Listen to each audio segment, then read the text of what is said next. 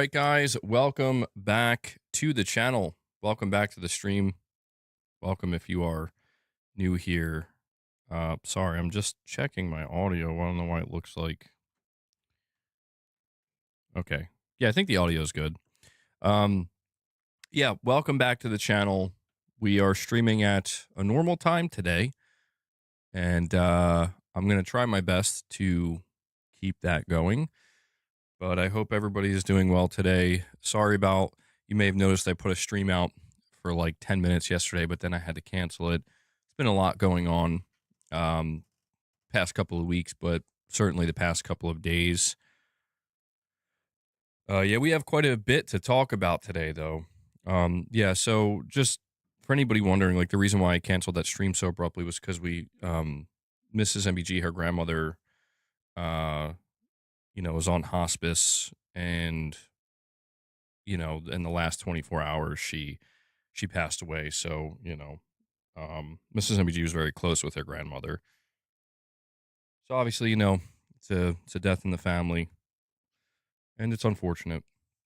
But yeah, I feel bad because I feel like I've been canceling like streams all over the place, and my schedule's been all over the place, and I feel like it's you know it's just making people confused, like, wait, what's going on here? So thank you guys once again for bearing with me and hanging tight.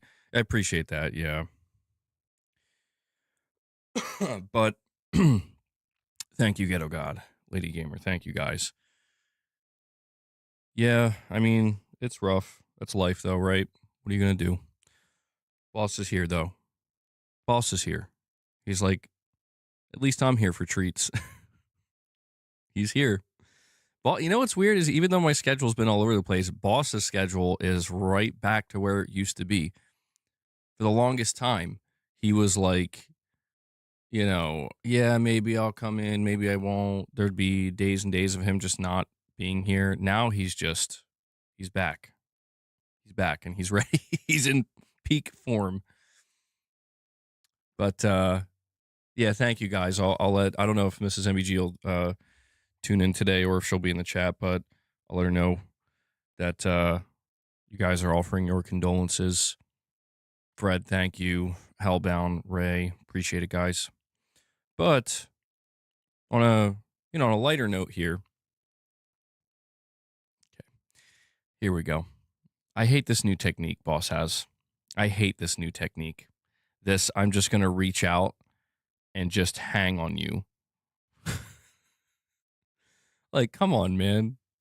It's just so obnoxious. Whoa. How much will he take? How far will Boss let me take it before he's like, I don't want to hang on your arm anymore? Okay, that's the limit. Making him kind of stand up. Chill, Boss, chill. We have a Raven X0 with a $5 super chat. He says, PlayStation fans out here eating good with that PSSR2 in Mark Cerny we trust, LOL. Yeah, I mean, dude, Sony dropped a lot of stuff. They dropped not only PSSR2 and a bunch of games that are upgraded with PSSR2, but also a whole new update for the PlayStation Portal, which adds new features. And they even added a little something to the Welcome Hub, which is kind of cool. I think you can do like a almost like a screensaver type thing. I forget what they're calling it. But when your PS5 is idle, any image you choose, you can make like a slideshow and stuff. I'm like, that's pretty cool. It's not something massive, but we also have to talk about DLSS 5. Oh my God. Oh boy. Is it worth it getting a PlayStation Portal? I mean, it comes down to how much you're planning on using it, I would say. I mean, the value of it can be measured in multiple ways. Like, if you only use it a few times, but it comes in clutch and you like the quality of it, yeah, I'd say that makes it worth it. But I think more than anything, it's just a matter of use case. My whole thing with the PlayStation Portal is, just don't really need to use it. I thought I would have more of a use case for it. I don't. So, it's one of these things where if you just always seemingly have access to to your PlayStation 5 and a monitor or a TV. I just don't know how much use you can realistically get out of the Portal. You might have to go out of your way to use it, and some people do that. But yeah, it's a good device. It's a really good device. Excuse me. A little bit of a cough. But yeah, we have to talk about the meltdown, the absolute meltdown that DLSS 5 has caused, man. Oh my God.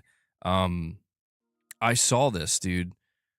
I saw this on on Digital Foundry's YouTube, and I'm like, when I first saw the thumbnail, I'm like, well, that's not real. And then I clicked on it, and it's like, oh my God, that's real. We have Zizledge Salve with a $10 chat. Although I don't know what.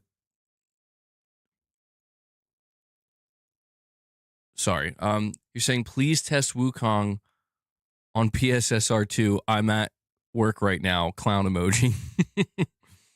Yeah, Black Myth Wukong. I don't know. That was a game that still needed some work. But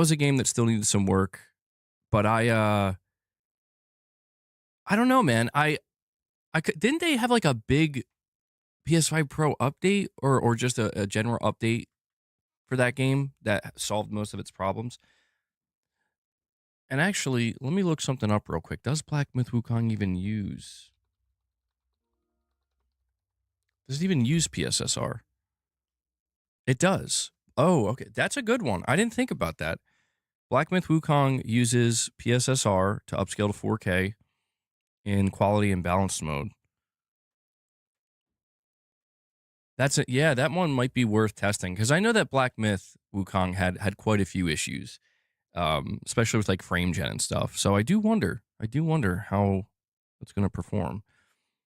But Zizledge, thank you for that, man. And we also have John Hipcrit with a £10 donation. He says, people are delusional if you don't see this is where gaming is going. Sony themselves will use it when they develop something similar. Same people cried about frame gen. Now they argue over which is better. Interesting. So I do have to tell you guys that the initial reaction to DLSS 5 has been bad. You know, I'm like, dude, if you look at Digital Foundry's comment section, they're the ones who like revealed this. My God. I mean, they're probably feeling the heat right now. But generally speaking, the reaction to DLSS 5 has been just overwhelmingly negative. However, I do want to point out that I have seen people talking about the positives here. Even on my video today, I saw some positivity in my comment section. And here's the thing. With DLSS 5, and I want to make it clear that my gut reaction to what they showed, because keep in mind, what we saw of DLSS 5 is limited, as in like they kind of handpicked, like this is what we want to show you. I think the big problem here, or the potential problem, is that they're making it clear, and Digital Foundry, I think, has kind of reiterated this, that DLSS 5 devs will be able to have a lot of, what's the word I'm looking for? Like, they'll be able to basically tweak it as they see fit. They'll be able to kind of make it exactly like, you know, dial it in. Like, this is where we want it to be. We're not going to like turn everything up to max. And I think that might, and I have to emphasize the word might because I'm not entirely sure yet, but that might be really important to pay attention to, because I do wonder if the reason why this looks so off-putting and it looks like some kind of AI slop filter or beauty filter is because everything's dialed up to max to just really kind of emphasize, like, look at how transformative this is. Because there are definitely some things, like when they show like Assassin's Creed or like Oblivion or something, and you look at the environments and it's like, whoa, okay, like that looks kind of crazy. Like that looks photorealistic now. But then when you see what it's doing to some of the art and some of the overall aesthetics of the game that you would assume are very much intentional, and especially with some of the character faces and designs, it's like, ooh. Yeah, the Grace one's kind of crazy. The thing that I am struggling with the Grace one is like, they're like, nothing has changed except the lighting. And I'm like, that seems impossible. Like, literally certain aspects of her face look changed, like her lips look bigger or something. And that's why people are calling it like a beauty filter. And I don't know what's up with that. I don't know why it's really in some cases like drastically changing the faces, but I do understand where you're coming from, John Hypocrite, because I think people do need to kind of calm down a little bit. Like they should be vocal. I want to make it clear. People should be vocal, but this is where genuine criticism needs to rise to the top, where it's like, this is the future, whether anybody likes it or not. That's the thing. So, like all the people who are like, we hate this, this is the worst. I hear you, but we have to understand like this isn't going anywhere.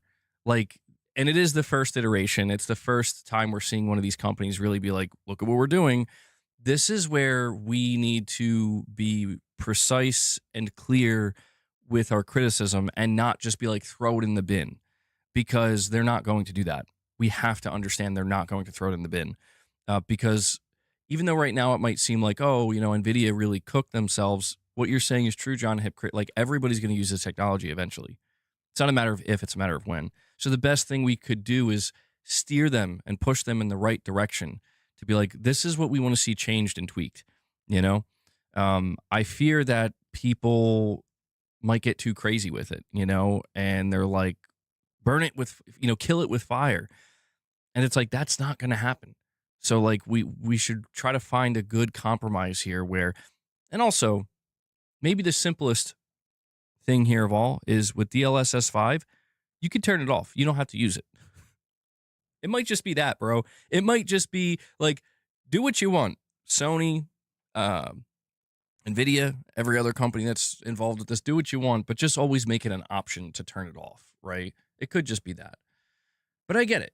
I feel like I can't deny that a lot of the criticism that people are throwing towards DLSS 5, I find myself feeling similar, where there are like some instances where I'm like, that looks good. And then there are other instances where I'm like, that looks horrific. Like, what did you do? You massacred it. It just looks awful.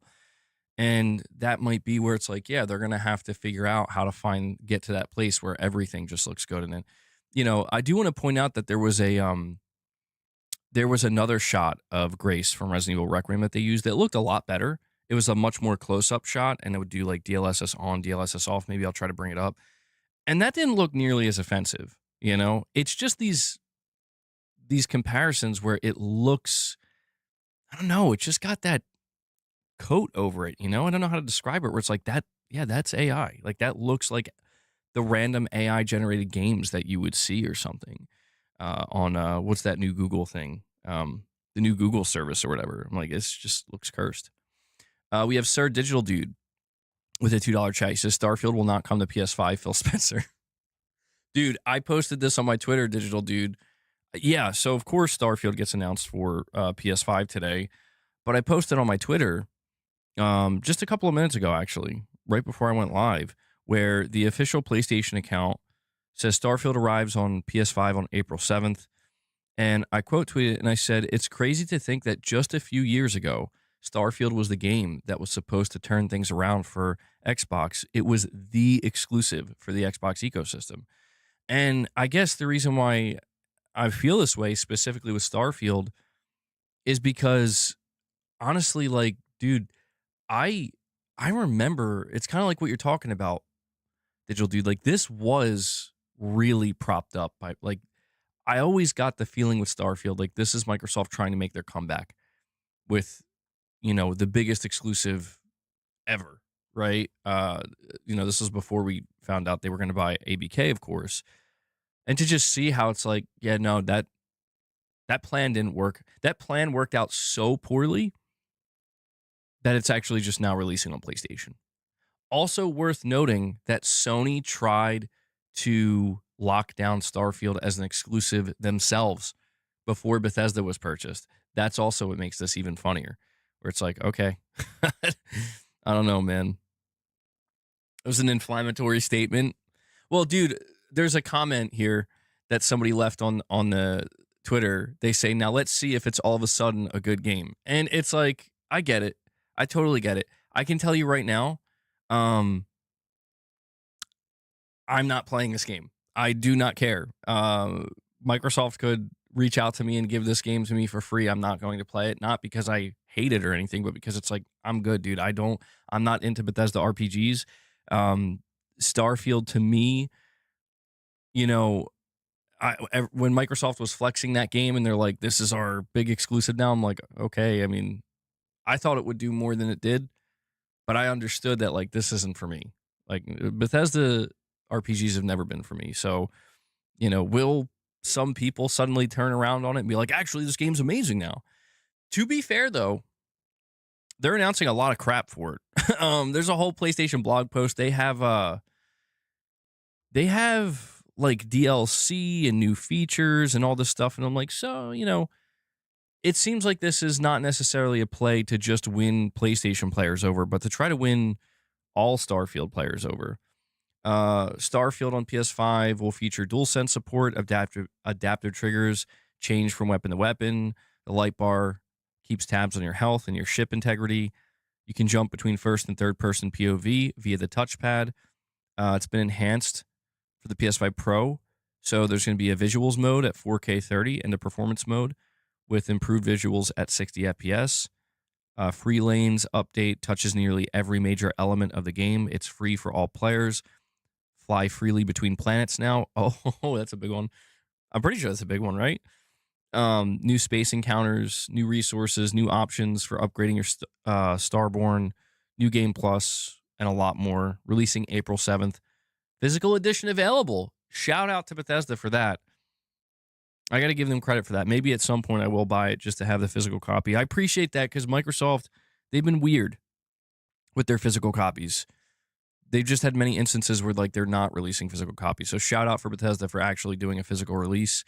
Standard edition will be $50. Premium will be $70. Premium upgrade is $25. So yeah, this is the big push to try to make Starfield big again, or to make it the big game it was supposed to be this whole time. I don't know if it'll work. I have no idea, but I guess we'll find out. I'll go check. I gotta go check the PlayStation YouTube comment section. John Hipcrat, I'm gonna read your super chat. Before I do that, though, I want to go check the Starfield YouTube comments on PS5. See if I feel like the reaction is probably gonna be positive. I mean, I don't know. Maybe I'm. So it's got 15,000 views. The trailer was released an hour ago. I was told this was never going to come to PlayStation. I just want the 2 Ori games, to be completely honest. Bro, that's crazy. Now that's some crazy port begging right there. Imagine going to the Starfield trailer for PS5 and saying, I want the Ori games. That's crazy. They are not Starfield or Indiana Jones. Phil Spencer lying in 2024. Remember only 4 games. Wow. Dude, okay. Phil Spencer, they are not Starfield and Indiana Jones. While you're at it, Xbox, give us the Master Chief Collection 2. PlayStation users finally get to discover what they missed out on. That being absolutely nothing.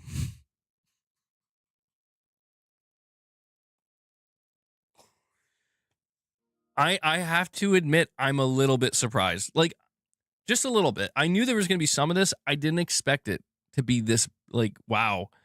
Bro, that person who left that comment sounds like they're not even a PlayStation player. We must enjoy the load screens. Start your journey from one load screen to the next. I might get it before it's a Horizon 6 and Fable look more like my speed. I agree with that. Highly disappointed in this game. No, thank you. Thanks for beta testing Xbox PC players. Oh my God, bro. Why is it this toxic? That's great. Like, I'm just confused because it's like, this is years after Microsoft's already been porting games. I did not expect. What are they doing? Anyway, John Hipcrit, you're saying those devs allowed for their games to be used too.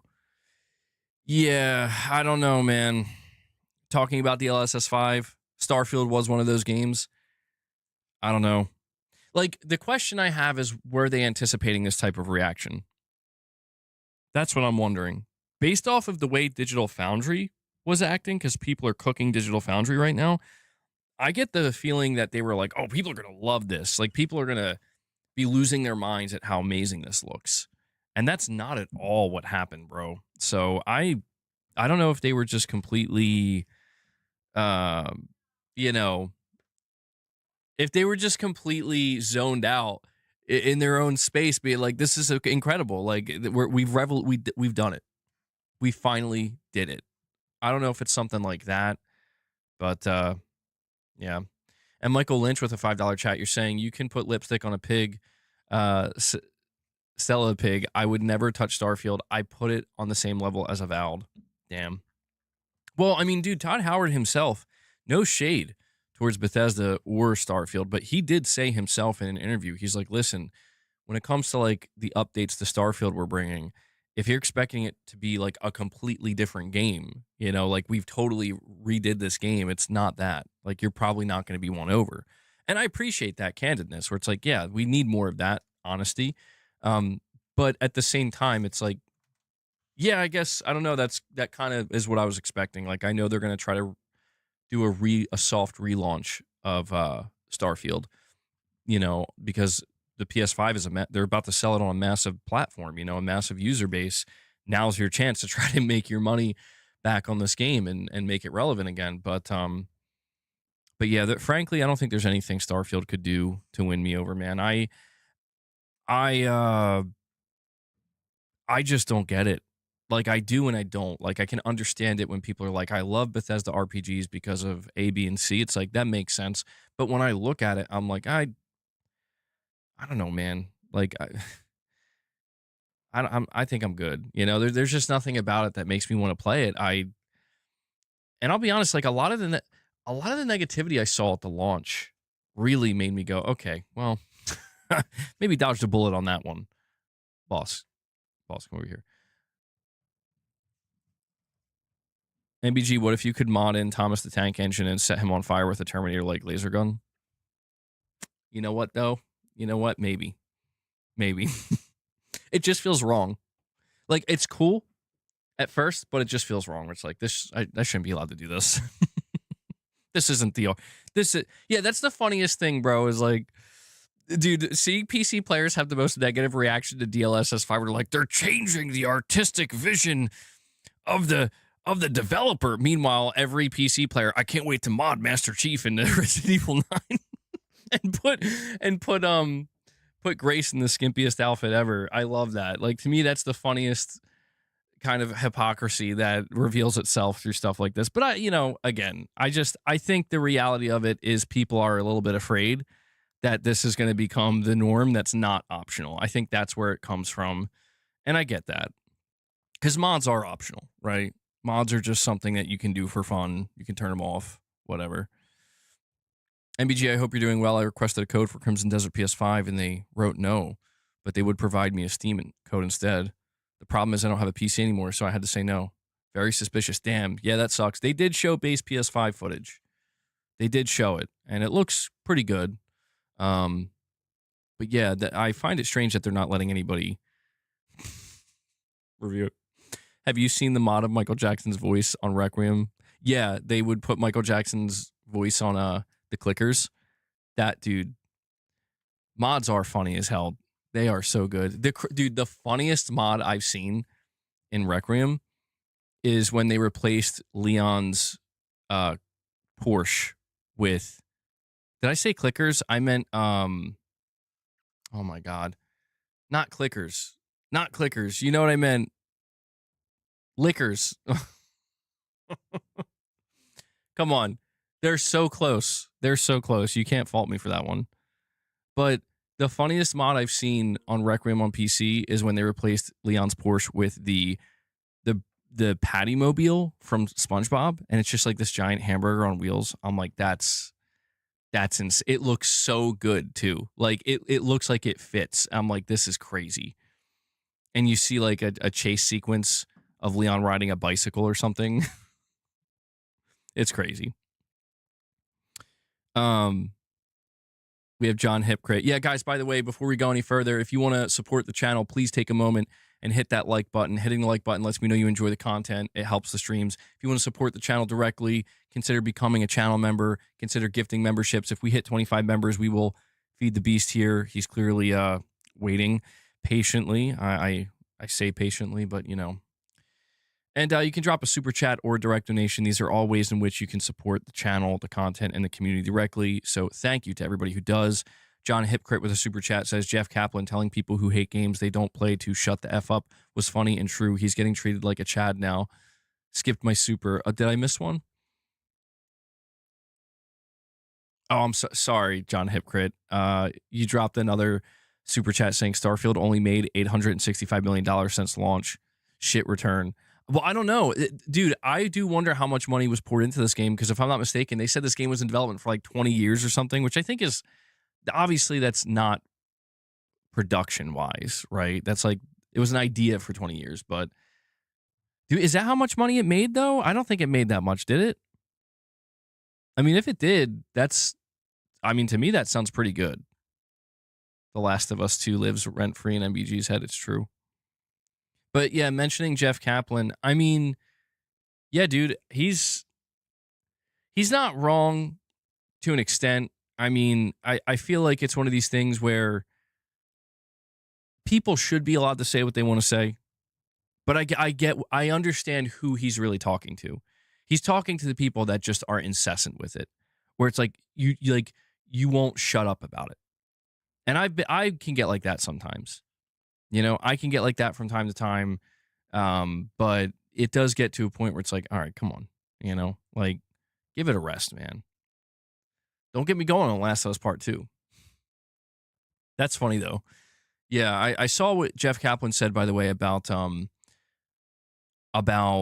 how like he was given an ultimatum where it's like, you got to make this amount of money. If not, we're going to have to lay 1,000 people off. And he was like, F this and F you. I'm like, that's pretty crazy. Like, it's stuff like that that makes you wonder, like, what is happening with this industry? That's just what they're telling these game dev leads, you know, like either make this amount of money or, you know, it's over. That's wild. Those are just horrible. That's a horrible environment to be in. And Shadow Link uses his milestone chat, a member for 25 months. He says, to be honest, I was upset about SF being only on Xbox, but then I saw the gameplay. I still want to try with the updates. Maybe I like Torture, but I like Bethesda. Well, dude, that's the thing. I mean, I see a lot of people clowning on Starfield, and Starfield never looked like offensively bad to me. I never got that feeling with it where I'm like, this is just bad. I think Starfield was a victim, like many games can be, of like being overhyped, where I think the expectations were so damn high that it was like, bro, good luck. You know, like you're going to need to really do something special here. I mean, truly special to live up to people's expectations. People were talking about it like it was going to be a game of the generation.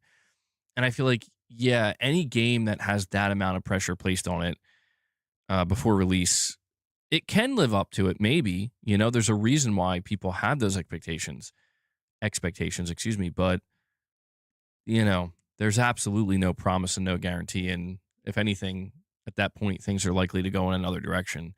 And I feel like if people didn't overhype Starfield, but basically were like, it looks like it could just be a good game, you know, it looks good. It has potential to be a, you know, fun RPG. I think it wouldn't have crashed and burned so bad in a public sense where like people were like, what, you know, people were like clowning on it practically. But yeah, I mean, dude, that's why I tell people, like, if you're interested in it, whether you're on PlayStation or not, you give it a try. They're trying. They're trying to win people over, so can't fault them for that. You have to let me know. If you do try it, Shadowlink, let me know what you think.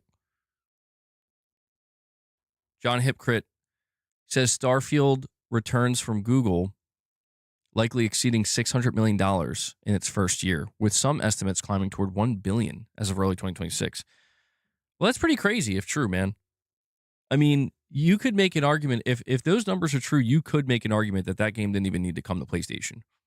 But hell, you know, if you look at the direction Microsoft is in now, I'll put it to you this way. If they didn't reach a good profit point with Starfield so far, I have no doubt that once it releases on PS5, they will. And I'm not saying because, PlayStation players buy their games, but no, because it's like, dude, they're releasing to 93 million people now that they otherwise weren't able to. And that's here's the interesting thing to me about Starfield, more so than a lot of the other games that Microsoft has put on PlayStation, is that Starfield was originally meant to come to PlayStation. So like PlayStation players were already under the impression that, yeah, I'm going to be able to play Bethesda's next RPG. And then when we found out, no, you aren't, they're like, wait, what? And that's another reason why Microsoft was like kind of flexing it so much. But, now I don't know how many PlayStation players went to buy an Xbox or went to PC to play Starfield, but for those who didn't and they held out, I imagine there's a fair amount of people who are going to buy this game, especially because it's $50. I think the smartest thing they're doing is not charging full price. I think if they came out charging full price, I'm not saying it wouldn't have sold, but I think your sales potential would have been vastly diminished. Am I getting Crimson Desert? I'm thinking about it. I probably will. I'll let you know if I do, but I beat Requiem, I platinumed it, and I kind of realized, like, well, I was thinking about playing some Ghost of Yotei Legends, but really, whether I play Crimson Desert will be determined by my schedule. If things open up a little bit and I have more time to sit down and play, I probably will.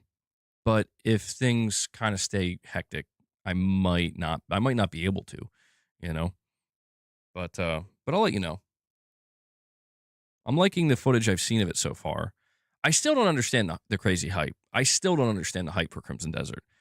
But I like what I've seen. I'm not like against it. I'm like, oh yeah, it looks fun.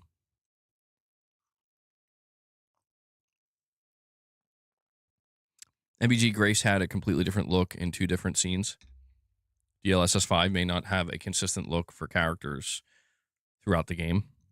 I know exactly what you're talking about.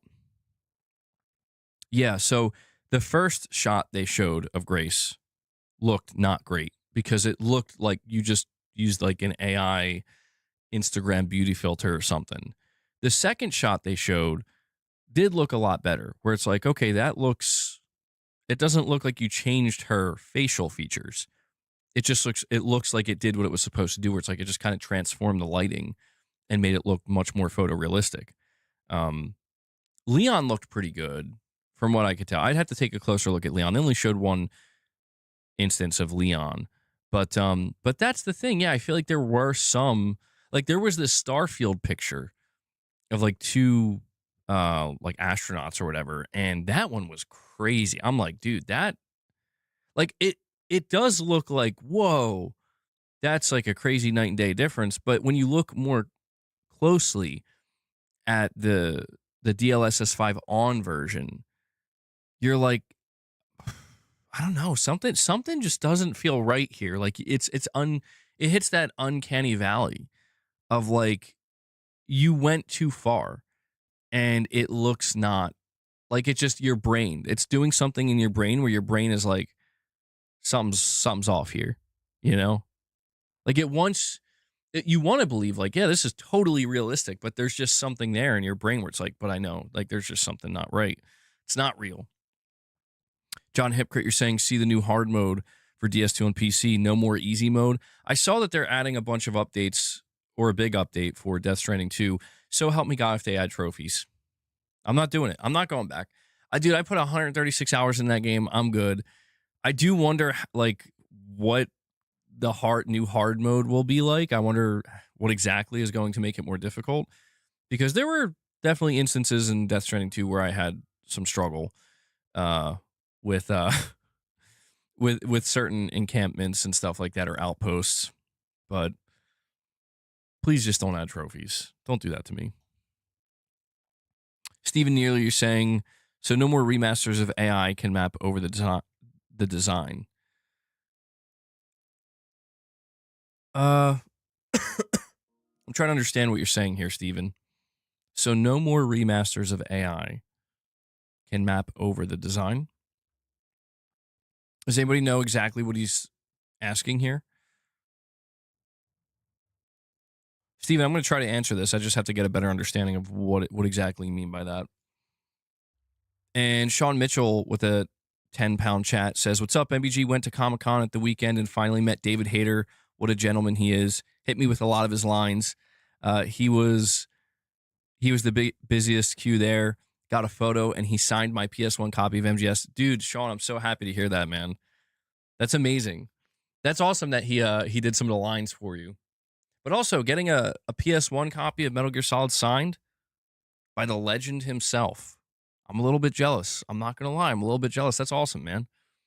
I'm happy to hear that. I think you were telling me a while ago, Sean, that you were gonna go see David Hayter. You were gonna go to Comic-Con and try to meet him. So I'm glad. It sounds like it went perfect, right? It sounds like it was, they say like don't meet your heroes, but it sounds like this was one of those instances where it worked out great, where he's an awesome guy. He even gave you some of the lines, signed your copy. That's good stuff, man. So thank you for letting me know that you did something that I didn't, and now I'm jealous. Thanks a lot, Sean. Let me see what Steven's trying to say here. They just have to do an overlay on a game with an. Oh, is that what he's asking, or that's basically what he's getting at? Basically, like, oh, okay. I think I understand now. So basically, you're asking if DLSS 5, this technology can essentially just automatically remaster games for all intents and purposes, like absolute minimal work, where the AI will do. I didn't really think about it from that aspect, but it kind of does look like that. Yeah. It does feel like it is the beginning. We kind of speculated, right? I mean, we were talking about when Blue Point was closed, how it's like, what if one of the reasons why Sony was so okay with the idea of closing a studio that's like your specialty is remasters and remakes is because we're going to have a technology for that called AI in the coming years that's just going to do all of it for us automatically. You do have to question, though, how can that be monetized, right? Like, if DLSS 5 is the beginning, it's a glimpse into we're going to be able to just remaster games literally by, like, you'll be able to get a remastered version of a game by just pressing a toggle. DLSS 5 on it does it all for you automatically. If, that's a technology that you would get through buying the latest GPUs, presumably if Sony were to try to match that technology in the future with like PSSR 4 or something, I mean, how would Sony continue to sell remasters at that point? You know? I mean, I guess they could try to like lock it behind hardware. They could kind of take a more PC oriented approach. Maybe that's I don't know, like PS7 will have a PSSR 5 baked in, and that's what it does. It will basically remaster your games. So I don't know. It's interesting to think that is kind of what we're looking at to a certain extent here. Again, the reaction has been extremely volatile. People are not happy with it, but you do kind of get a sense like, yeah, that we're going in this direction, man. For better or for worse, we are going in this direction. And John Hipcrit, you're saying people already predicting older games will benefit. Well, I'll tell you what, I've seen a lot of images put up of people making fun of this with older games, and they are crazy, bro. People are losing it. But see, if I go to, hold on, trying to go to Digital Foundry right now. If I go to Digital Foundry, of course they're not going to show up.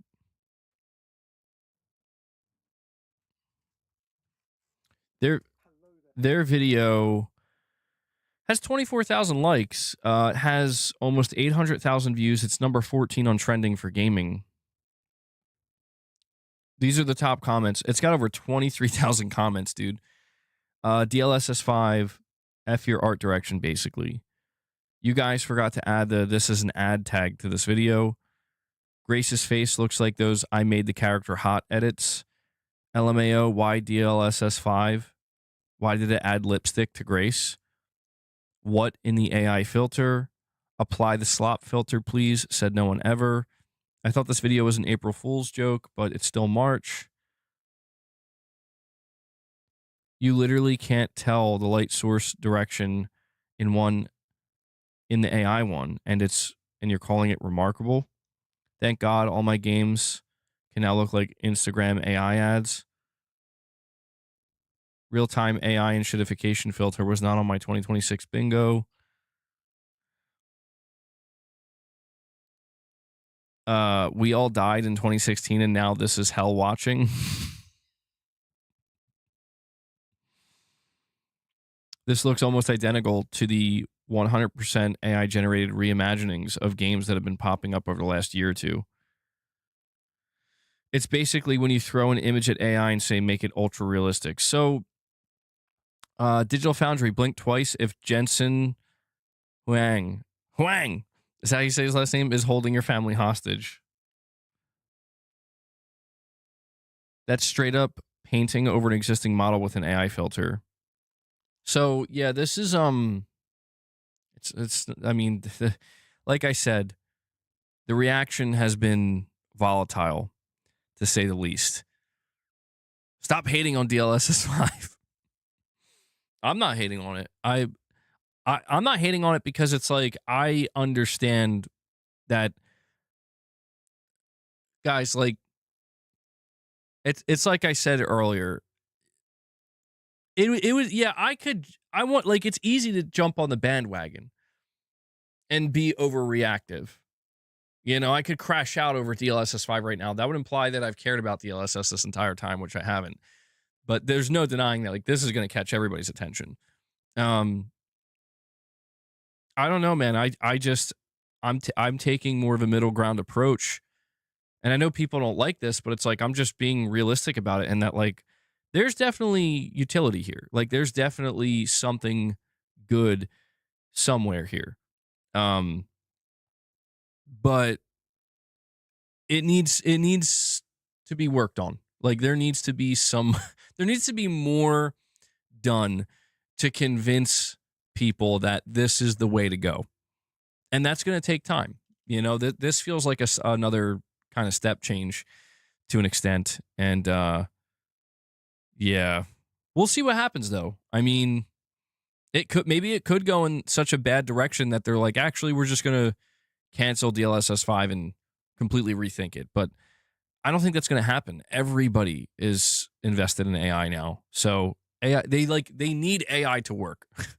The question is, will people reject it? That's the question. Like, when we start to see more of this stuff in the coming years, will people reject it? And when I say reject it, I don't mean go online and type a negative comment. I mean, literally, it's like people aren't buying it. It's over. Like, they bet on AI and they made the wrong bet. That's the only question we need to ask. John Hipcrit, you're saying it's the internet, LOL. Again, when FrameGen was brought out, people said they wouldn't use it because it's not original animations, LOL. This is going nowhere. Well, I will read to you this article, and I'm curious what you guys think of this. I came across this from WCCF Tech. It says, predictably, despite the lavish praise from Digital Foundry experts and NVIDIA's reassurance that DLSS 5 would be tunable by game developers to respect their artistic intention, the explosive announcement of the new technology during the GTC 2026 keynote has already attracted a vocal anti-AI crowd that has since bashed DLSS 5 heavily on social media for being an AI filter, or slop, and for going against the work of human artists. However, the technology also has plenty of supporters. One of them is JP, or Jean-Pierre, a veteran developer who started his career working on localization and game writing at Capcom on titles like Devil May Cry 4, God Hand, and Bionic Commando. He then joined Platinum Games and its founding he joined Platinum Games during its founding and worked as a writer and a music coordinator on titles such as Bayonetta, Mad World, Vanquish, Anarchy Reigns, Metal Gear Rising: Revengeance, The Wonderful 101, and Bayonetta 2 before being promoted to lead producer on the ill-fated Scalebound. Following Scalebound's cancellation, he returned to the U.S. to work on EA's Madden. They really... for the last 5 years, he's been the lead producer at Harmonix, which was acquired by Epic Games, and has been working on Fortnite stuff. I guess they're just giving his history here, so you know that this is apparently a dev that's been around the block. he came out and this is what he had to say.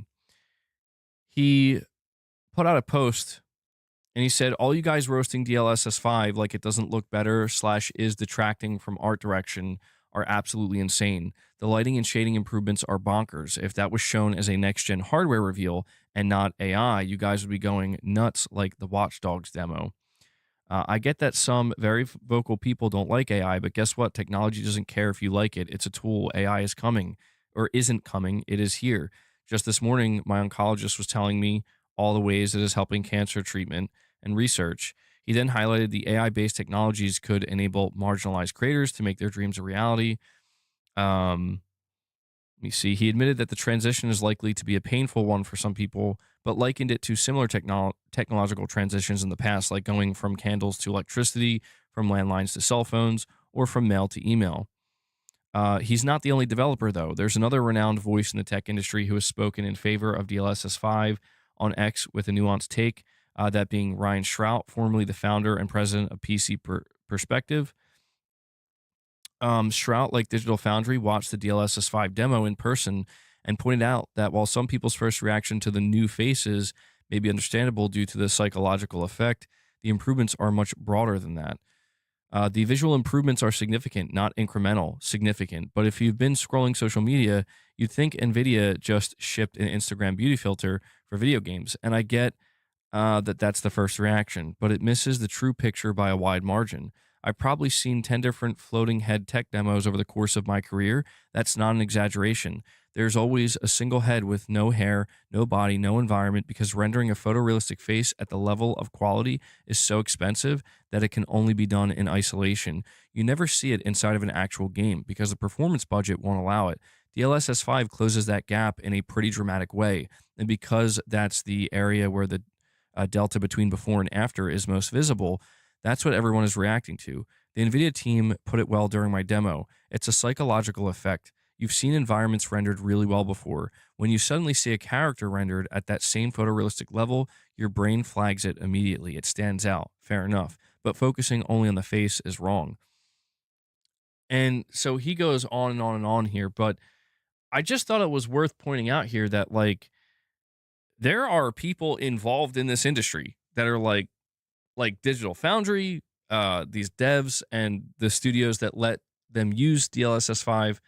I mean, yeah, this seems like it's kind of that's interesting. You're saying Moore's Law is dead, said developers have told them they would not use DLSS 5 in its current state. It seems like this is the thing that's kind of driving right down the middle, right? Where it's like it's creating that separation between you're going to see. Tell you to stop it.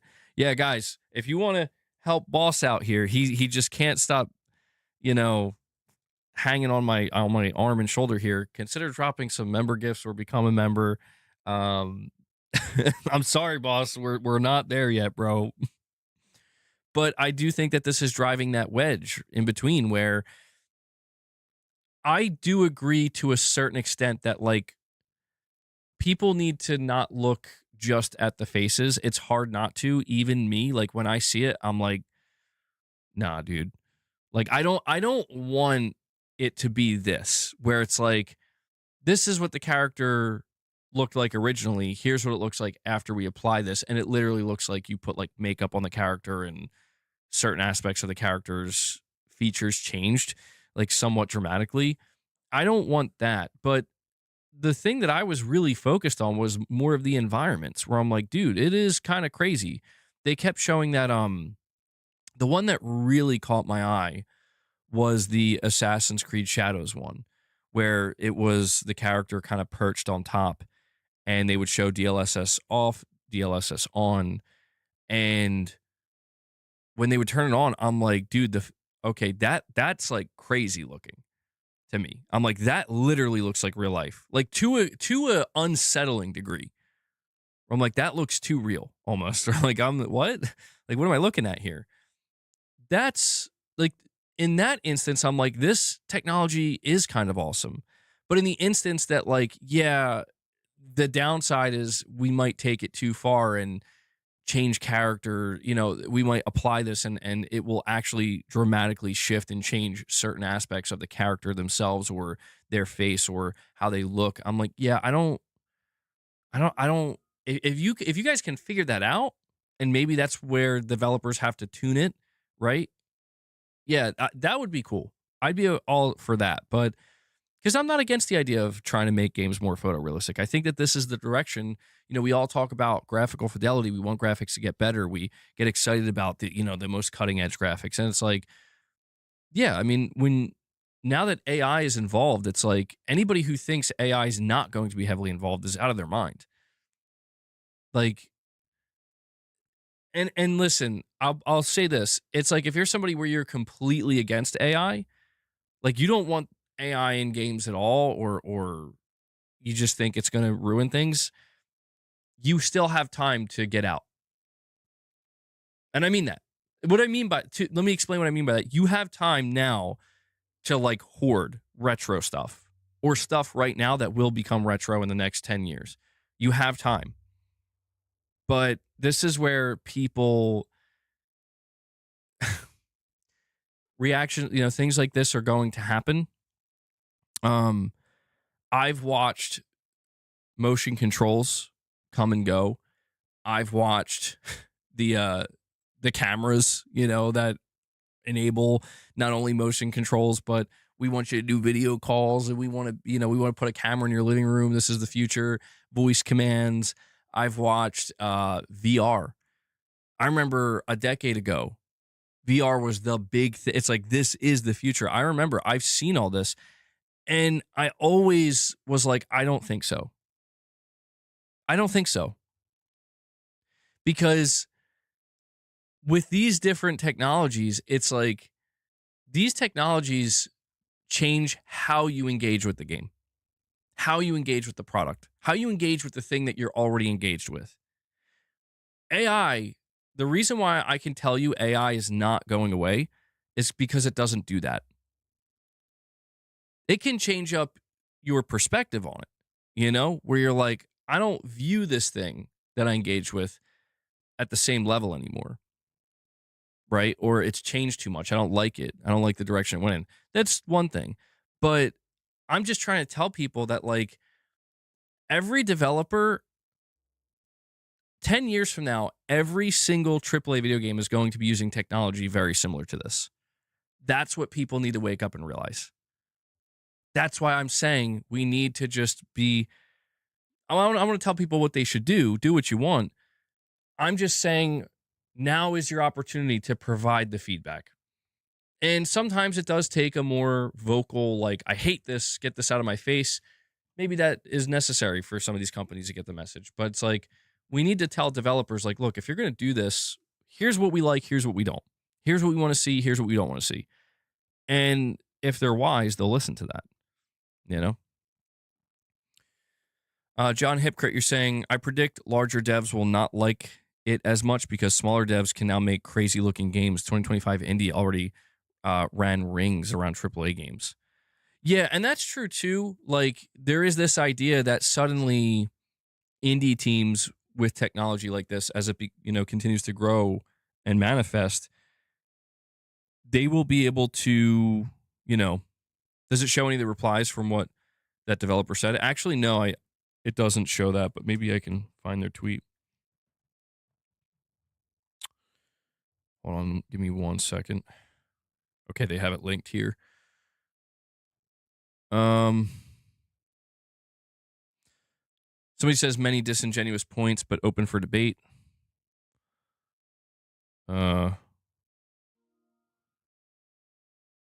also, writing a prompt is not creating. I don't care. It would be easier to see the dream in my head, and it's made with no value to feed an endless corporate machine. I'd rather make one dream come true through arduous work than 1,000 that are made with no care.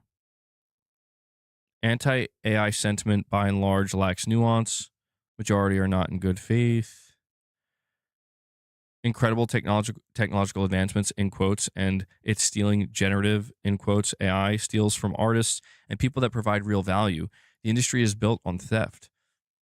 And the AI developers that trained Gen AI on art, they didn't own. And thieves are thieves and should be ashamed of what they do. What What AI wrote this BS word vomit for you? So it's not the most popular reaction, I'll tell you that. Well, I want to I want to continue to emphasize here that we've been down this road so many times, dude. Like, listen, for the people who are older here, and John Hipcraft, I'm going to read your super chats, but for the people who are older here and have seen a lot in your life, right? Back me up on this. And I know some of you certainly are older than I am. It's like there are many things that come and go, but then there are those things that just they arrive and they change everything. I think that if you have been around for a while and you've seen what has come and went and what has stuck around, you I think you can clearly see that AI is not one of these things that's going away. Like I don't want to I want to be clear when I say that like it could be diminished in certain areas, maybe like entertainment, more so than how it's being used in the medical field and stuff like that. But I just think that people need to realize like it's like, well, AI is theft. It's theft and it's just stealing the work that humans have already created. And now corporations are just trying to basically take that and like resell it and use it. And it's like, well, yeah, corporations are going to corporate, right? They're going to do what they do. And so that's where the whole like we need to rise up and push against this. And I get that. But it's like it all comes down to like, are people, and when I say people, is the market okay with this or not?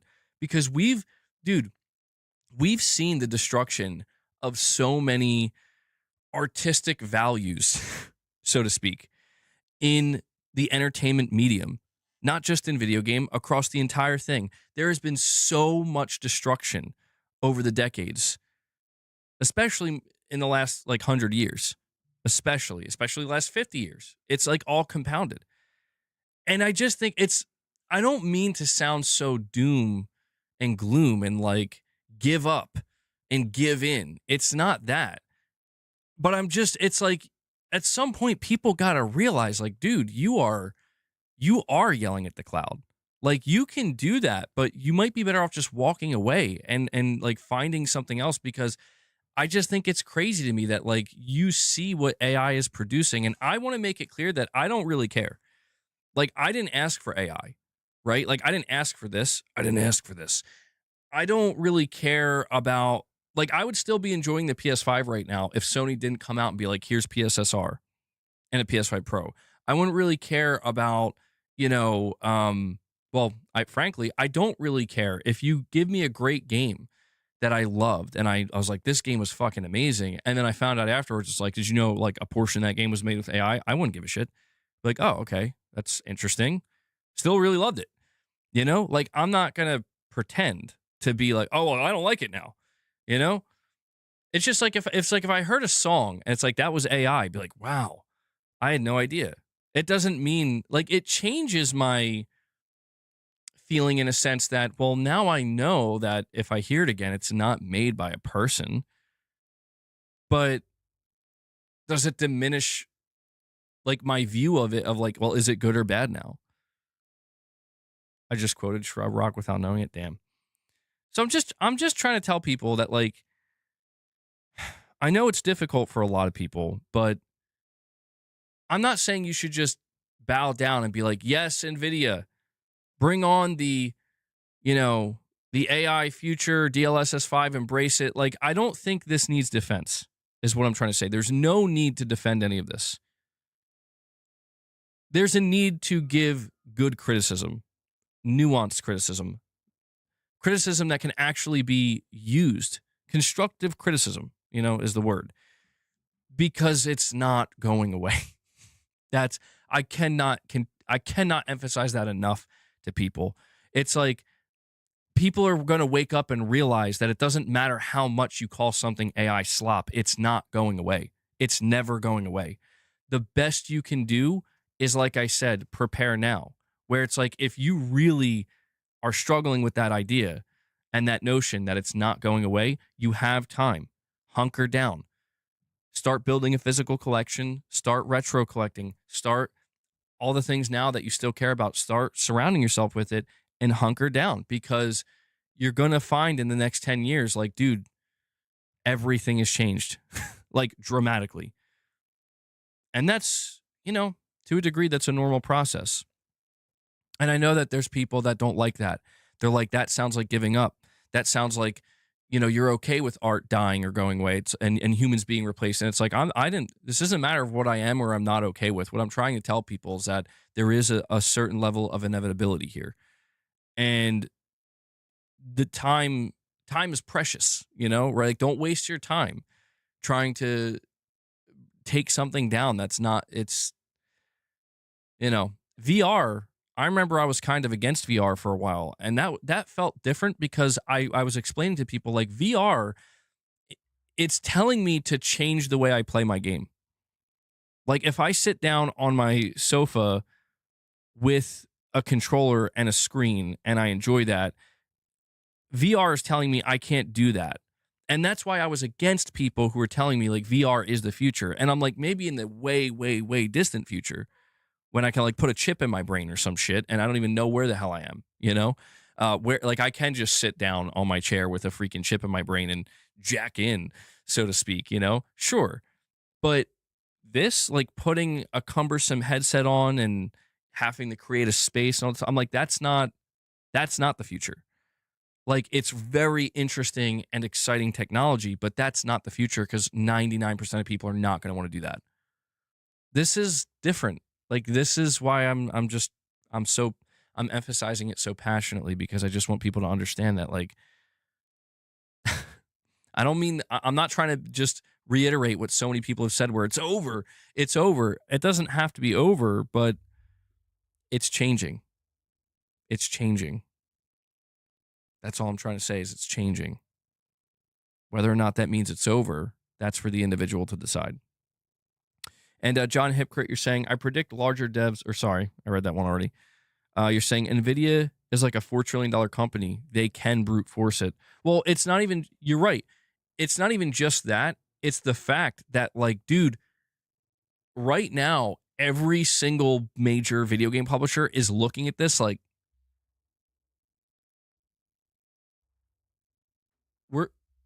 wait, how'd they do that? Like, this is very disruptive, man. Like, this is DLSS 5. Notice how I haven't really paid much attention to DLSS up until now. And it's not just because of PSSR, but there is a layer of, like, we're talking about the PSSR2 update and how great it is and what it's doing. But yeah, like, if you're a PlayStation player and you're somebody who's like, I like the Pro and I like great graphics in video games, and I'm excited about, if not excited, but interested in, like, what the PS6 and the PS7 and beyond could be, it's like, well, you're getting your first glimpse. For better or for worse, the idea is, by the time Sony and others get to this, it will be very refined and they will work out the kinks and the problems. But it's like, yeah, this is a glimpse at, like, holy shit, dude, we are going to get to a point of graphical fidelity where it's like, this is actually disturbing me. It's so realistic.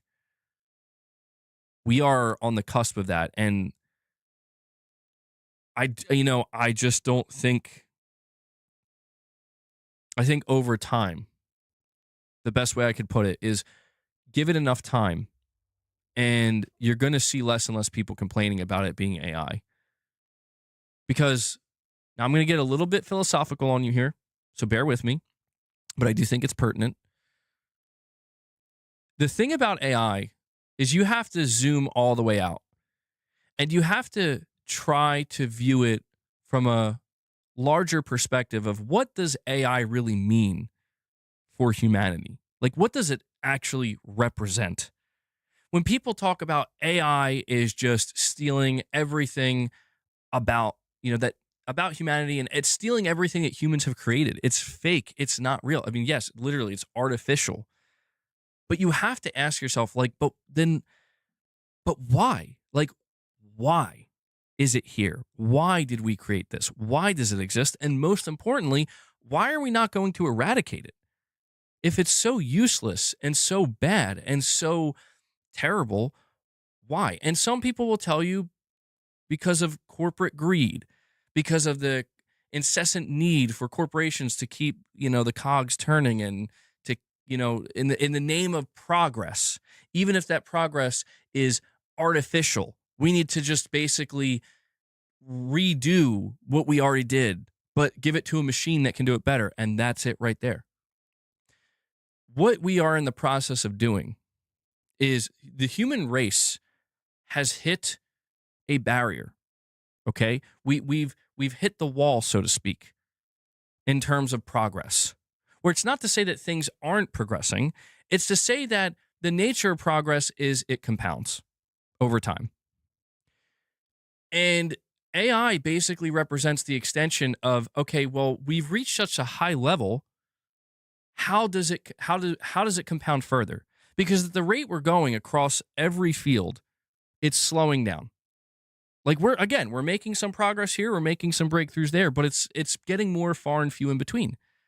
What is the next evolution truly to lead to further compounding of technology, of the advancement of technology and the human race? We assume everything we do is to benefit the human race, but not everybody would agree with that. AI is that. That's exactly what it is. That's why I laugh a little bit. Like, I find it humorous, people who don't see that. And I get it. It's like, it's still the early days. But like, it's just like, how can you not see that? Like, how can you not? And I know how that sounds. I want to make it clear. I'm saying this as somebody that believes AI could be the end of humanity in the long run. Like, this could be this is our great filter that we've created for ourselves. I want to make that clear. That doesn't mean I'm just all for it. I'm just saying it's a matter of trying to understand, like, what role AI actually plays and represents in the bigger picture that is humanity and the advancement of technology. It's the great compound. It's a great evolution of compound progress. MBG DLSS 5 neural rendering literally works by what the game's 3D base rendering tells the AI to do. It's not hallucinating details. It's a deterministic process that is anchored by 3D representation. Boom. There you go. I don't know what you just said, Tarnished. I did miss a couple of super chats, though, from John Hipcrit. He says, isn't it like people who want physical media to own their games? If you buy a game, then you should be able to change it how you feel with the settings / mods. Yeah, I'd say it's similar. I think that, like, yeah, I mean, that's the thing too, is like, I know I just got a little bit too philosophical there and I'm doing like too much bigger picture thinking, which can be annoying sometimes because it's like you start to miss what we're actually talking about, or I get too far away from what we're actually talking about. But yeah, like, the whole idea, like I said earlier on here, is like, if this is truly the future of this technology, I think maybe the simplest answer to it is just make it optional. Now, I don't know if it will always be optional. Like, in the far future, it's like, no, people aren't turning it off. It just is now. It's always on. But for now, looking at just something like DLSS 5 and seeing how they're, NVIDIA's really trying to be the first ones here, where it's like, we're going to change things, okay? Like, in a dramatic way here. This is very transformative technology, and it's opening potentially Pandora's box here. The idea is you want to give people the ability to close that box if that's what they desire. If they're like, I don't want that, right? And it's like, well, look at how much better it looks. Look at how advanced it's like. I don't want that. I want it to look worse or whatever, or not worse, but like, I want it to look I want it to look exactly the way it was supposed to look. But that's where things get a little bit messy, because if this is technology that developers start to implement in the long run across all games, I mean, is it realistic of us to expect developers to start making 2 versions of their game? Here's the version that didn't use any AI or any AI upscaling. here's the version that did. I don't think we're gonna get that. Now, granted, this is a tech that for now, like again, this is something that can be applied on a level, if I understand correctly, where it's like, yes, you buy the GPU, and I guess in a sense, yeah, like you do need the GPU. You know, was it like the 50 series or something that's coming out, which is going to be absurdly expensive. But but the devs do have to work it into their game. Like I saw that Phantom Blade Zero is a game that's going to take advantage of DLSS 5. And I guess what I just said there, it could be a real possibility where it's like, yeah, this is just technology, even similar to like PSSR2, like we're talking about. Devs have to use it. They have to opt in. But I don't know. It's just the real question is like, will they give you the option, or is it just like, no, this is the baseline version? And I think once we get to that point where it's like, no, this is the baseline version, that's going to make people feel, I don't know, it's going to make them feel a certain way, you know, like in a negative sense where they're like, oh, like imagine if you look at Resident Evil Requiem, right, with the DLSS 5 on. Imagine if this was just a more proliferated technology that was everywhere. And it's like, oh, yeah, that's what you see on PS5 as well. Like that is the game. That's when I think things start to get really messy because it's like, okay, well, if that's how it was originally made and AI was part of that process to get it to this point, then I guess it is like this is the artist's original intent. I don't know if I'm making sense or not. We have Alvin with a $5 chat saying ray tracing hated. Now it's on by default in most games. Frame gen hated because it caused latency. Now the tech is amazing. DLSS 5 will be fine in 2 years. Yeah, and it's like, look, man, I'll reiterate what I've been saying. The volatile reaction is not surprising, and again, there should be some pushback. This shouldn't be something. Yeah, dude, Shadowlink, I did see that, bro. Holy shit, I've seen a couple of them. Oh boy, oh boy, hold on. I saw a couple of them, bro, and I'm not gonna lie. Whoa, that's a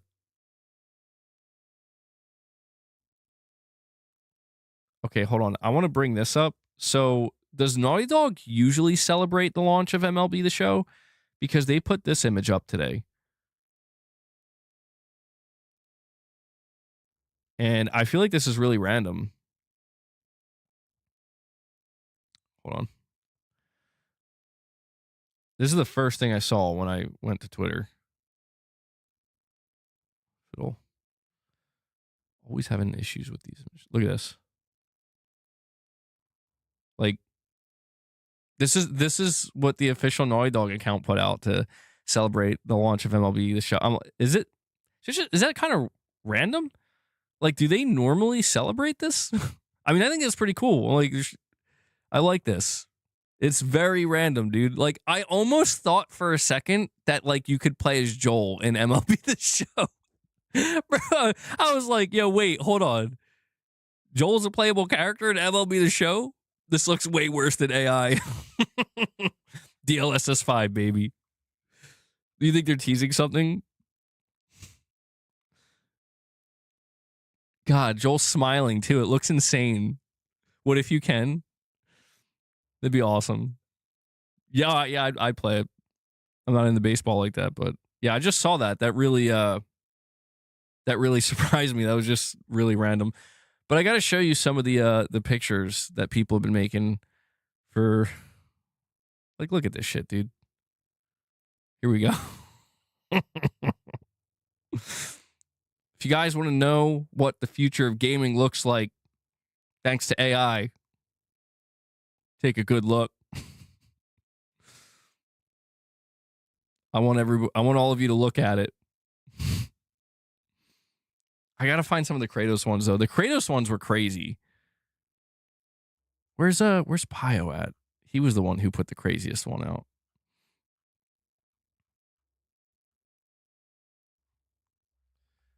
Hold on.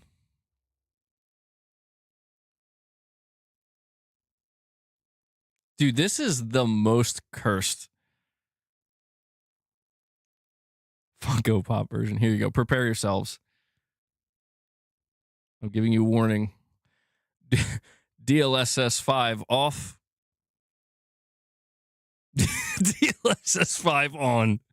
Oh, no. See, this is what they have to fix, bro. Like, people are afraid. I don't think they're afraid of the AI as much as they're afraid of something like this happening. Bruh, that's bad. That is crazy. You know what the worst one is I saw, though? This isn't even the worst Kratos one. This is the one you saw. Dude, you got to see this one, bro. Because it's funny for all the wrong reasons. Let me see if I can find it.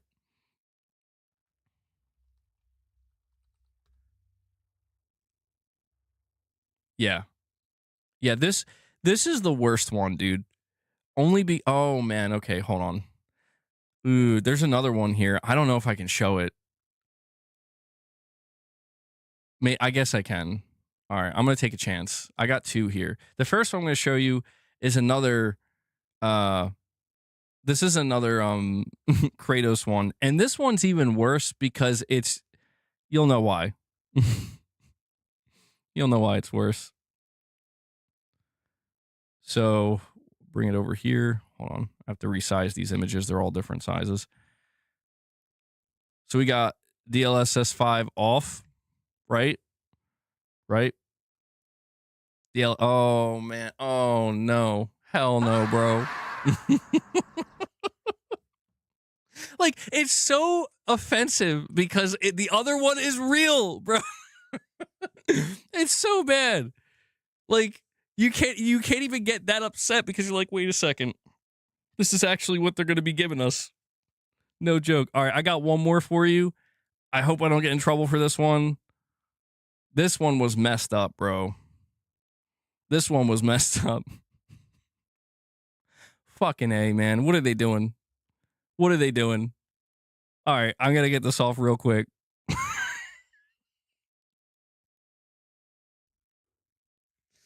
I mean, dude, those are just a few. I've seen so many crazy ones, bro, where it's like, I don't know that this is so much. Yeah, it is cursed. I do think people are over exaggerating. It's not like, come on, it's not that bad. Who is that? That's from Resident Evil 9. Chill, boss, chill. I'm sorry, but dude, boss, I'm sorry, bro. I tried to push. I tried to tell him to drop some member gifts. And we're at 0, bro. I don't know what to tell you. Boss ain't getting his treats today, man. Well, yeah, that's another thing too, is like people were also talking about the fact that, wow, is it just a coincidence that NVIDIA decided to drop DLSS 5 on the day Sony decided to drop PSSR 2? Actually, yeah, I do think it's a coincidence. I don't think NVIDIA is looking at Sony like, I don't think so. And that's not a knock at Sony. I just think, like, why would they? Like, well, I mean, to be fair, Sony is working very closely with AMD. So AMD is in direct competition with NVIDIA. So it could be, I don't know, there could be something there. But who cares? Feed the poor guy. I'll feed him. I want to make it clear, though. I know it seems like I'm withholding food from my cat. Make no mistake, this boy eats. Oh, yeah, he eats good. Make no mistake. This is pure extra. I just want to make that clear. He's making it seem like he's starved or something. He's not starved, bro. He's the opposite of starved. Oh, there we go. We got Matt Fu coming in. He says meow, meow. Matt Fu coming in, dropping 5 membership gifts for you guys. Thank you, Matt. Okay, I can now get boss. Relax. Come on. Bro, why are you wet? What? I don't want to know. All right. I'm going to just give you a couple. Matt Fu, thank you, man. Thank you for opening the 5-pack there. I will add that to the goal. If you guys want to contribute, feel free to do so. Maybe we can get a little bit of a member train going. We'll see. We'll see. We'll try to make our way to the 25 mark. Where am I at here? There we go. All right. You're welcome, Matt. Yeah, I know that's your favorite one, bro. He was drooling for treats. I don't know why he acts like that. I think Boss has been a little bit hungrier than normal lately for some reason, though. Maybe he's been exercising more. I think Clark's been making him exercise more, dude. Clark's been like chasing him around, keeping him moving. Because I don't know, the past couple days, Boss has been begging. He's like, please give me these treats, bro. I need them. And I'm like, dude, I feed you every morning. Like, I don't know. John Hipcrit, you're saying NVIDIA 95% market, AMD 4%, LL short. Well, that's what I mean, though, right? Like, that puts it in perspective. Like, are they really in direct competition? Like, technically, because they're making the same type of products, but yeah, it's like, I don't think NVIDIA, my view of NVIDIA is kind of like Microsoft, where they're fighting a battle that is questionable, in that, like, you're worth trillions of dollars, man. Like, where are you really trying to go? And they're like, we need more trillions. Number go up, bro. It's like, oh, okay. I mean, 1 trillion is a completely unfathomable number. It's made up. It's not real. Like, there's no such thing as $1 trillion. It's not real, you know? So yeah, I feel like they're just it is one of those things where it's like you're saying, like, they can kind of brute force it.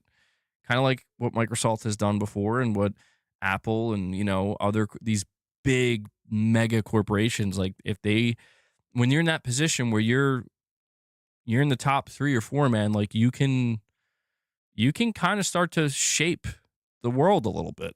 It's kind of scary, but yeah, that's absolutely where NVIDIA is. And I don't know, like, did their stock crash or something after this announcement?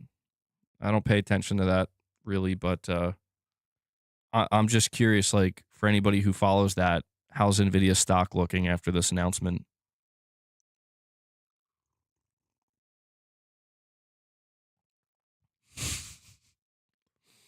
Damn, Ray. Savage. That 5% is shared by 4 companies, AMD, Intel, and 2 Chinese GPU companies. That just doesn't sound right. Now, that sounds like a monopoly, bro. So, that, like, NVIDIA has a monopoly here? It's kind of what it sounds like. So, MBG, you think neural rendering will die? No, I don't think so. I don't think neural rendering will die. Did you see Death Stranding 2 as ray trace reflections and ambient occlusion? I did not see that.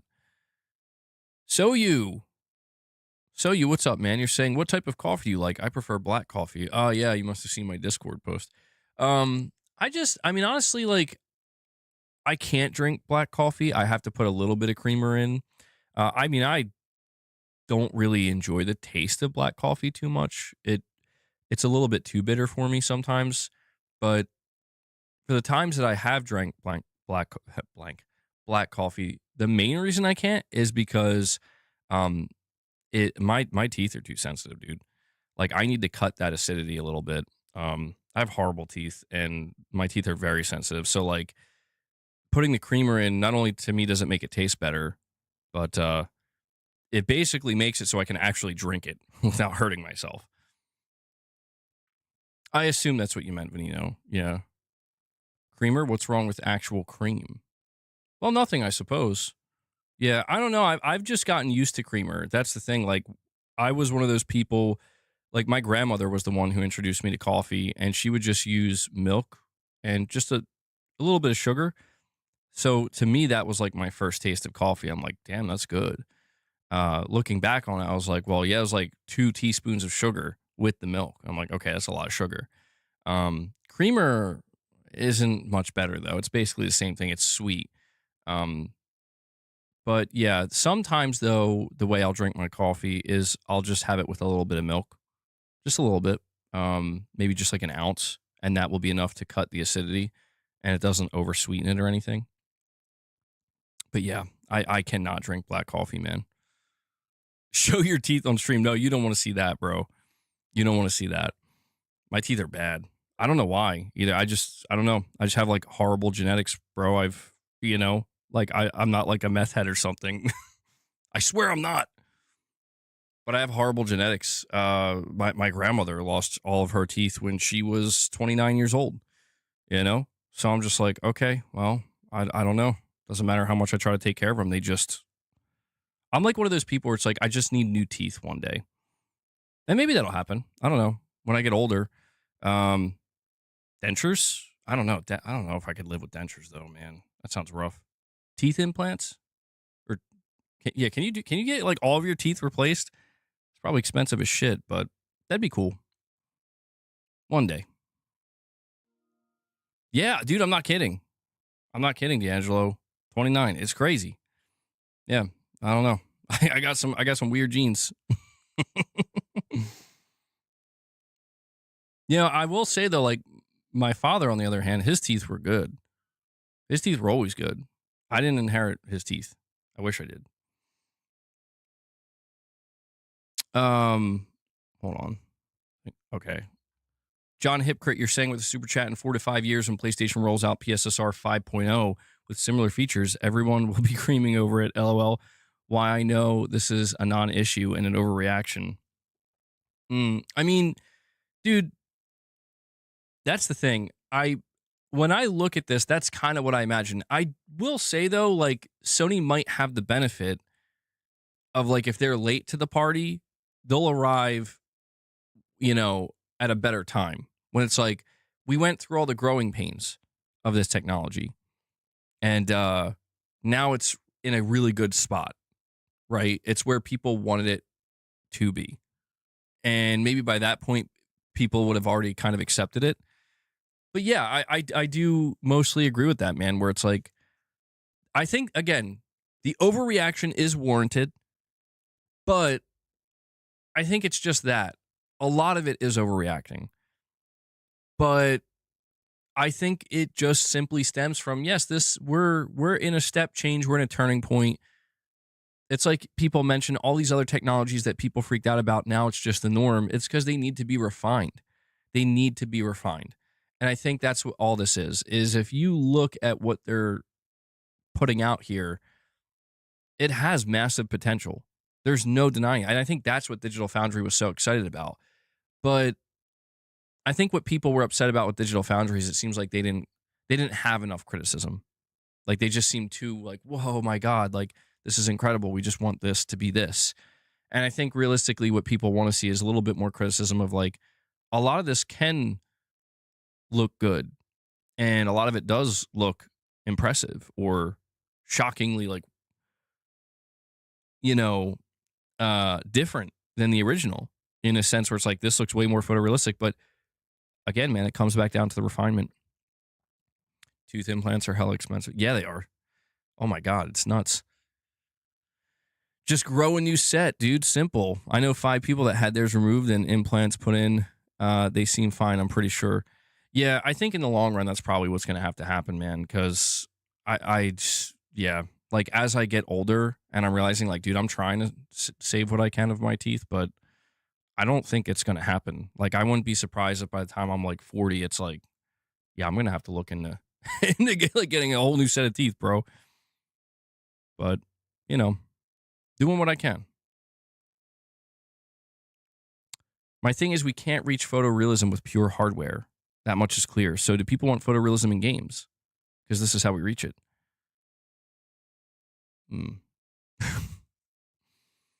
Oh, yeah, no, I saw that. Apparently there's like technology now.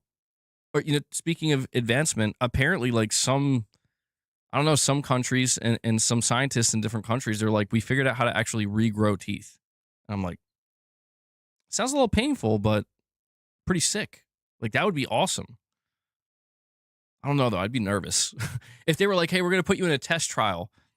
We're gonna regrow a bunch of teeth." I'd be like, are there side effects?" And they're like, "We're gonna find out." Does it require shark DNA? Well, yeah. I mean, look, if you're asking about whether or not people want photorealism, the answer is yes. I'm not saying everybody does, but there is a certain level of demand where, like, think about this, right? When we talk about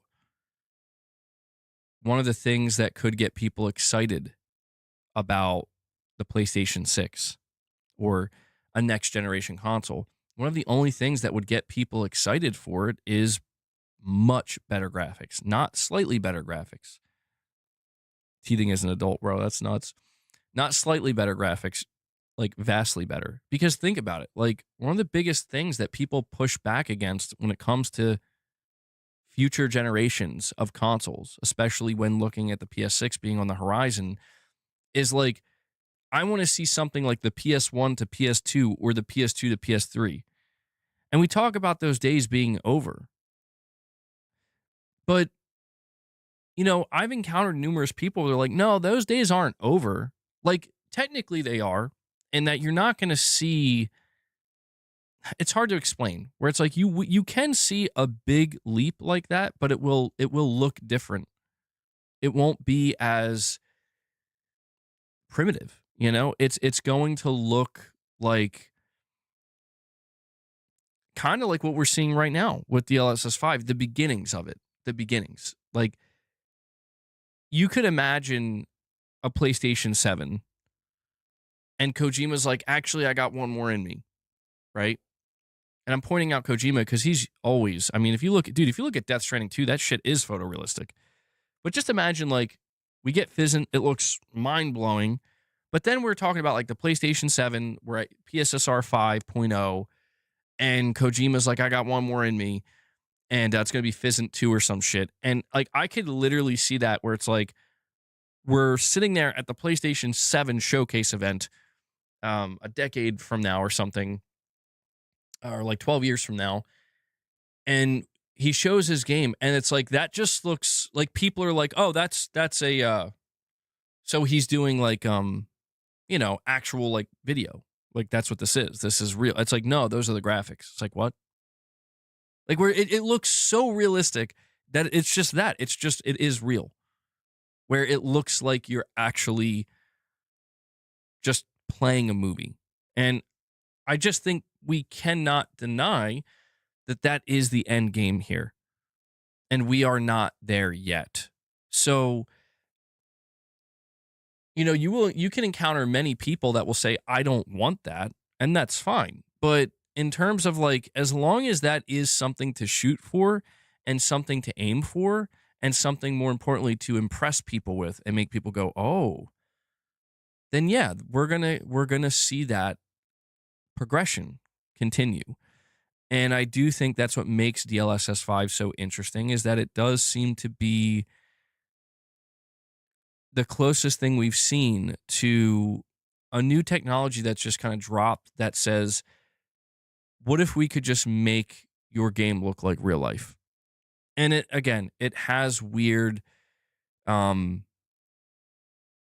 it has really weird like implications right now. And it looks strange and very off putting in some instances. But give it a couple years, we'll come back to this, and I don't know. It feels like this is the next evolution, and that being true photorealism. Not just, wow, look at how many polygons are in this one character and this one face on this character, face model on this character. I mean, I'm talking like literally when you watch, if somebody were to watch you play, and Kojima did talk about this when he was talking about Fizzant. It's like, if you were to walk by somebody playing this game, the person's going to immediately stop and assume you're watching a movie or a show, and they won't realize it's a game, like, at all. And when you think about some of the most graphically impressive games we've received up till now, and there's a lot of them, man. You think about like Red Dead Redemption 2, even like GTA 6 coming out. But the thing about GTA 6, man, is like GTA 6 might be well, I don't think it's a might. I talk about GTA 6 all the time, and I say that this game is going to be the pinnacle of not just graphical fidelity, but like everything you can do to create a virtual, like a believable virtual world that's like next level, cutting edge. Like this is real. Like this feels so fucking real and it looks so real. But just imagine that it's going to get better. And that's the crazy thing about this is that the progress isn't done yet, man. Like there is going to be a time where we do get GTA 7. I don't know when that will be, and that might be the end game. I say that now, but in terms of like how good can a game look, it might be something like that where it's like GTA 7 for all intents and purposes is real life. You're just playing real life. That's what this is. You know, when you're walking down a street in GTA 7 in the future, it is literally the equivalent to walking down a street in real life. There is no difference. We are still on that road. Um, again, does that mean everybody wants that? No. But, you know, we want to, I think, continue to push to get to a point where it's not just games like GTA 7, the future idea of what GTA 7 could be, or Fizzant, or Fizzant 2, or whatever, or Red Dead 3 for that matter. Like, we want to get to a point where, like, all AAA games can look this good, you know, where there's really no need to actually have intense graphical comparisons because, you know, like, that's all insane. It's all so realistic that it's like, what are we even comparing here? You know? Um, that, and in a way, that does sound like a kind of homogenization of the AAA space. But I do think that when you talk about people's excitement for generations, you know, what got you excited about the PS2 generation, the PS3, the PS4, you know, from the original Xbox to the 360, from the 360 to the One for people who are excited for that. It's like, there's no denying. It's like, check out, yeah, I mean, like, check out Gran Turismo. Look at how realistic it looks. Remember when Horizon was shown off, dude, and people were blown away? Like, I can't believe this looks so realistic. John Hipcrit, you're saying, not really a fan of Digital Foundry, but they are tech guys getting excited about tech. They are not really on the art side of gaming. They review tech. That's true. That's very true. And I did read a comment from somebody, and they were like, you know, maybe Digital Foundry isn't the go-to place for opinions on the artistic side of gaming. And I'm like, yeah, probably not. Probably not. It's exactly, they are considered tech experts, you know? It would be like people being, you know, I want to go to MBG's channel for the, you know, the top breaking news for, ironically enough, I'm talking about DLSS 5 today, but, you know, the breaking PC news or Nintendo news, you know, it's like, what? That doesn't make sense. But yeah, I'm not trying to like, and I want to make it clear, I'm not trying to come off as defensive. I know it reads that way. And it's like I said, there's nothing to defend. It's just that we are witnessing a kind of awkward shift, but I think a necessary shift in the name of progress that, you know, when the option is we either just don't progress and we just say, well, this is good enough. And that's the thing is like a lot of casual gamers and consumers will say this is good enough. People are saying that right now. They're like, bro, I just played. Did you not just see Resident Evil on the PS5 Pro? Did you not play Ghost of Yotei? This is more than enough. And I get it. I totally get it. I'm like, yeah, this is great. Like, I don't know how much more I would really need from this. But this isn't a matter of need anymore. This is a matter of want. And I think that's where a lot of people start to brush up with this notion of like, well, I don't really want this. You know? I don't need it and I don't want it. And that's where it's, you know, that's why again I'm so curious to see. I do wonder, right? That developer that said the comment, if you saw these graphics on he didn't say it in these exact words, but it's like if Sony was to reveal the PlayStation 6 and they reveal Horizon 3 or The Last of Us Part 3 and the graphics look like this. Would people be upset, or would they be losing their minds? And I think it is a good question. I'm not actually sure. Like, on one hand, I'm like, I think people would be losing their minds, because I think no matter what, people would detect, like, why does that look like AI? A little bit, you know? Like, that looks a little AI. It's got that look to it. But on the other hand, it's like there is a layer of photorealism that's like, holy shit. Like, what? Like, oh, I didn't, like, this is next gen.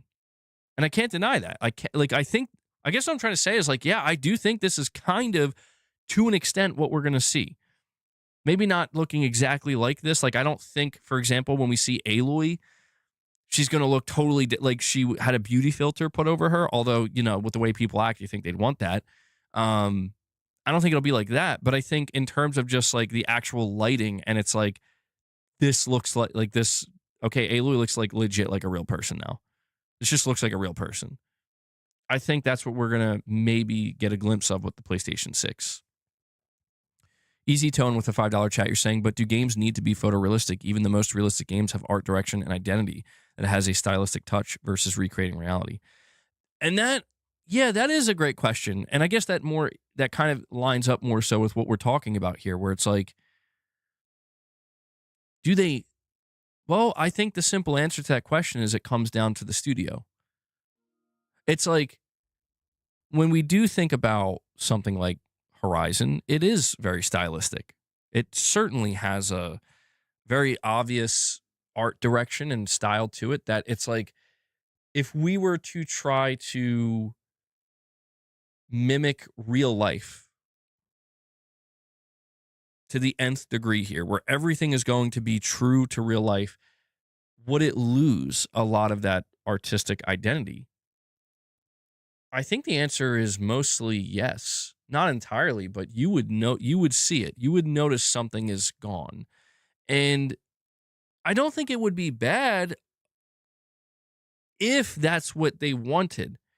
If the developers and the directors at Guerrilla are like, that's what we want. Like, we want it to look just like real life. Then it can't be bad, because that's what they want, right? But that's where I think DLSS finds itself in a, you know, in an awkward position where, you know, it's the before and after that I think is messing people up. I think that's what's messing people up, is like, all right, let me put it to you this way. I keep thinking about, let's see if I can bring it up. Hold on.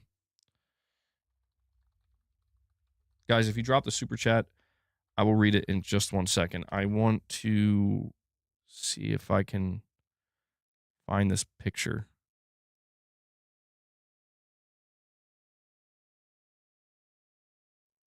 Okay, I got a couple here.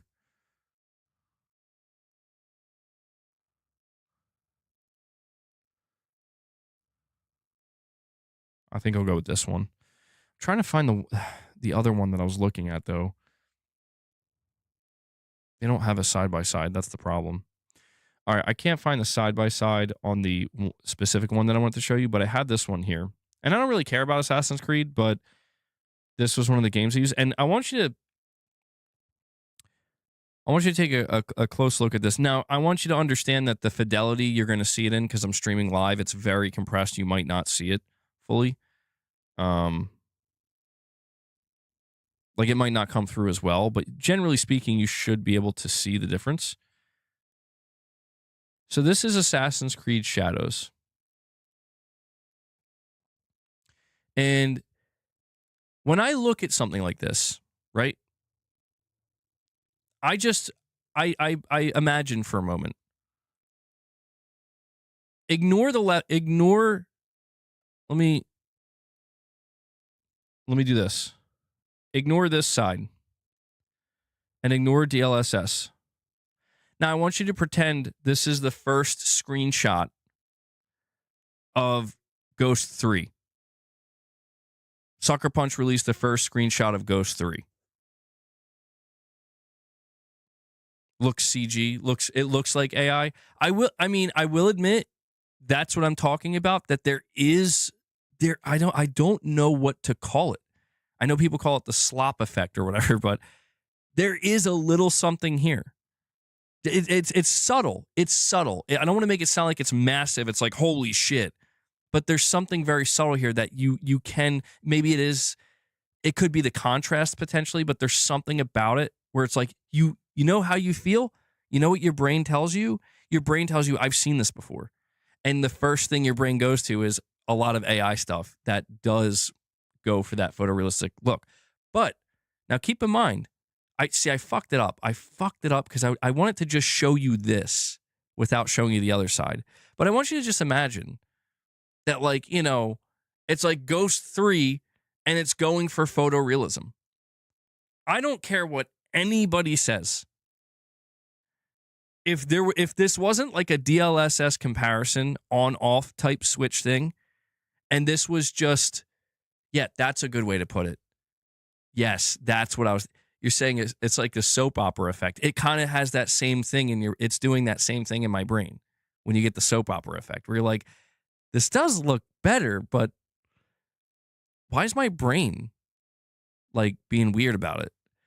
But I'm just saying, like, there's no denying that if it was like a first look at Ghost 3 on the PlayStation 6, we're going for photorealism, people would fucking shit their pants, bro. That, like, I don't care what anybody says. That's absolutely how people would react. Some people might be like, are they using AI? And maybe they are, but they won't tell you. But people would lose their minds. Titus, what are you trying to get me to read here? Hold on. Let me, oh shit, hold on.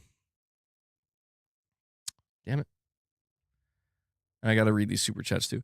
But at the same time, before I continue, you can see, though. You can see. Like, there's something to admire about the other side of it. Where, I don't know what it is exactly, but, like, you can tell that this looks a lot less photorealistic.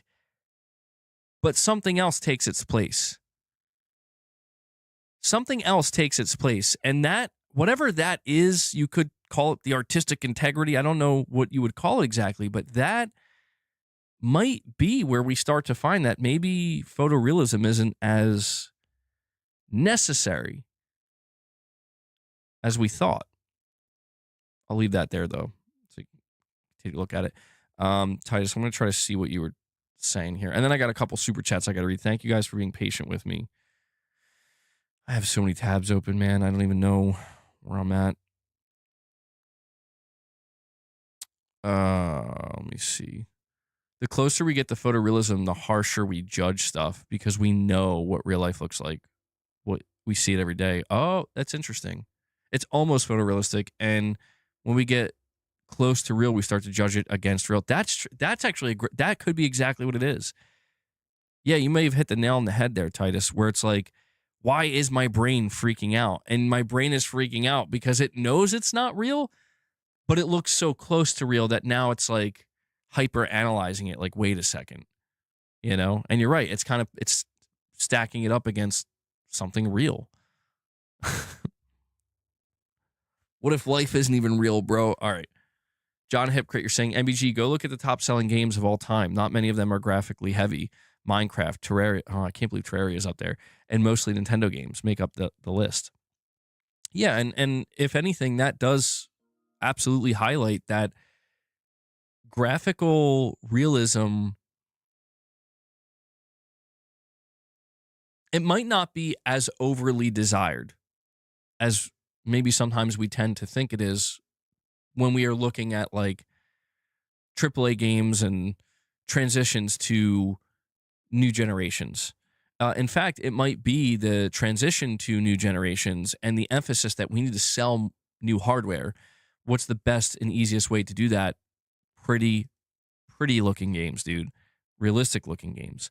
And it makes sense that Sony's kind of on the cutting edge of this, or try to be on the cutting edge of this, because, you know, they're making a lot of cinematic games. But you're totally right about that. Where, like, this is what I mean when developers are going to have to be very intentional and thoughtful about the way they want to approach photorealism, because it's like if I look at a game like Death Stranding 2, that in many areas is one of the most photorealistic looking games I've ever played, but there's still some kind of artistic touch to it that I do think, even though this is the future, this technology we're looking at is the future. Yeah, developers are going to have to be very precise about, like, they might have to find this perfect balance where you want to leverage this technology and it can, do big things for your game, but be very careful not to go too far in one direction, because if you do, you're going to lose something. And people are going to identify that and they're going to notice it. And maybe that's, I think I do want to watch some of the video with you too before we, at the end of the stream. I want to actually like watch it in real time and see some of these direct comparisons. But Easy Tone, you're saying, holy shit, is Death Stranding 2 not this? Well, no, that's where I'm saying, like, yeah, that's why I keep highlighting Kojima Productions and Guerrilla Games, because it's like they're pretty damn close to this already, even on something like the PS5 Pro. So it is like, you know what? I'd be curious. I would love to see this, bro. We're not going to see it, but just not because I'm saying I'd want it, but because it would just be fascinating. Like, dude, I would love to see this DLSS 5 on Death Stranding 2 just to see. Is it like, when I think of Death Stranding 2, bro, like when you're looking over the landscapes and the environments, I'm like, it's like what you're saying. It's like, geez, this looks real. Like, how much better can it get? And I do wonder if like something like DLSS 5 applied on top of Death Stranding 2, if it would just like, it feels like it's supposed to look better, but I'm not sure that it does, Or maybe I'm wrong. Maybe if it applied it over something like Death Stranding 2, it's like, I didn't think it could get better. It did. I don't know. It's tantalizing. Like, that's the thing that I think, is that this technology is very tantalizing. I think that it's what it's doing to the faces of the characters is really, they should have ran this through a couple more times. Hold on. And then I have Michael Werneth here. Sorry, notifications. Michael Werneth with a $10 super chat says, this AI upscaling affects more than just games. It can help in simulators in education institutions like the trades, similar to CAD/SolidWorks, but in easy to reach software. Yeah, and that's why I've continued to emphasize, Michael, that like every single company, no matter what field you're involved in, is trying to find ways to incorporate AI. And of course, the gaming industry is going to be a big part of that. But that's the thing with companies like NVIDIA. NVIDIA is so big. Like, of course, the tech that they're working on, I would assume, like, yeah, it's going to go far beyond just games. Like, it's AI is becoming so ubiquitous, and this technology is becoming so ubiquitous, where it's like the overlap and the crossover is seemingly endless. I watched this video not that long ago that was basically highlighting that that's kind of the crazy thing about AI. It's that it doesn't just lift one area up, right? Like one field up. It's AI has the potential, and it's already doing so, to lift everything up. Like to just do like a horizontal lift across every field at potentially an exponential rate. And I'm like, well, that's kind of scary. Are we ready for that? I don't know if we are. I don't know if we're ready for that or not. But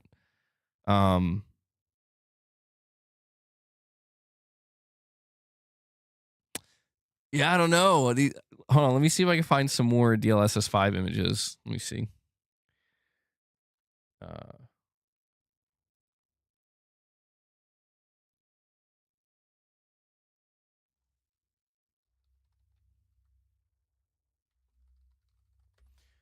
see. Where is There's a Starfield one. Okay, this one's kind of crazy. I'm curious what you guys think of this one. Like, this one looks kind of fucking nuts. I haven't seen everybody's really focused on Grace. Understandably, because Grace, it looks like something went wrong with Grace's. But check this one out. This is one that I don't see many people talking about. It's from Hogwarts Legacy. So here's the DLSS 5 off. Here's it on. I mean, yeah, you can kind of see if I'm looking closely though, you can tell around like the mouth area where his teeth are showing. It looks like it makes some greater changes, but to me, like this is the one. This is one of the examples where it's like, this is kind of nuts. Maybe you want it somewhere in between. Well, that's the thing. Supposedly, developers can tweak it. And I would assume that when we look at this off-on thing, this is from going to 0 to 100. Like, this is maxing it out, you know? But you can, this is what I'm saying, like, I know people are freaking out, but, like, you're telling me you don't see, like, you can't see any potential here as to, like, why this might, like, developers might be interested in this. You know what I'm saying? Like, you can't figure that out. But you know, the closer I look at it, oh, come on. No, I don't think it's just doing that. You're saying all it's doing is upping the contrast and lighting. I don't think that's true. I mean, I think the contrast is increased. I think the lighting, but that's the whole point, is it's like, I think it's, I don't know. But I look at the left side, I look at the DLSS off, but I'm also like, there's something there that is removed, bro. I don't know what it is. There's something on the left side where it's off that it is stripped away on the right. And I think it goes back to what Titus was saying. It's that the right looks so close to real life that my brain is struggling to process it, where it's like my brain is getting angry. It's like, I know that's not real. So why is it trying to convince me it's so real? I know you ain't real, bro. To whereas on the left side, it's like, well, yeah, obviously there's many things not real about it, you know? I don't know. It's fascinating to me though, man. It's really caught my attention where I'm like, this is interesting. Because we look at PSSR and I'm like, this might be where it's going, bro. And we have Kane Z7 coming in out of nowhere. Kane Z7 comes in and he drops 5 more member gifts for you guys. Kane, thank you so much for that. Thank you. Appreciate it. I'll give you a, here we go. Mark. Simply put, it's the most powerful console we've ever built. It's giving detail on parts of the face that shouldn't be getting it. It's odd. You think so? Kane, thank you for that. Yeah, guys, if you want to get a little member train going, we got, we had Matt Fu drop 5 earlier. Kane drops 5 more. So we'll see if we can keep it going. See if we get to that 25 mark. Thank you, Kane. We did talk about Starfield earlier on, but, you know, if there's something you want to ask me about it, feel free. It's faking detail and depth with overly sharpened nonsense. It's faking impressive detail while still needing 2 entire fucking 5090s to function. That's a very, yeah, I will admit that's one that, I mean, that is true to a degree. I don't know though. Like, here's what I think people might be concerned about, right? Let me bring it up one more time here. So if you look, this one's focusing on a character model, right? When you look at the DLSS 5 on versus off, the question of how much more time and effort, expertise, and money would need to go in to creating this one character in this one game and make it look this detailed. That, to me, might be the greatest implication of all. with this. Where this is why I try to tell people, like, we have to. I know, obviously, like we're paying attention to a lot of the reactions from the gaming community, but we really have to wait and see how developers respond to this, because I don't know, man. If it can really achieve results like this for developers, I don't know. That might be very tantalizing. You're saying devs already said they hate it. Well, I don't. Okay, I mean, can you refer me to some? I'm asking seriously. Like, can you refer me to some devs that are giving opinions on this? Because I haven't seen it yet. Like I'm sure there are. I've only come across a few defending it. MBG, even with the path tracing, we can replicate this one on the right. The lighting tech isn't there. Studios have tweeted out consistently making fun of it. But like, what I'm asking, like, can you tell me though? Like, I'm not challenging you. I want to make it clear I'm not challenging. I'm genuinely asking, because I've seen people on my timeline making fun of it, but studios or devs, I'd be interested to see from them or hear from them, and I'm sure we will in the coming days and weeks. We'll see it. Marvel's Wolverine says devs are supporting it. I think it's divisive. Let me see if I can find a couple more images here, though. At the very least, it's interesting. You know, it's something to talk about. I should have talked more about PSSR 2, but I don't know. I'm fascinated by this, because I'm more interested in seeing where this goes. I have an idea, I think, of where this is going. Hold on, we got a couple more Hogwarts Legacy ones.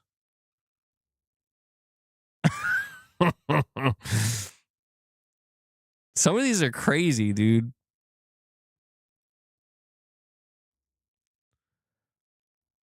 This one feels fake. Is this real? Hold on. Chris Brown, you're saying people hating sound like old men crying about phones. Look at this. So we have this one.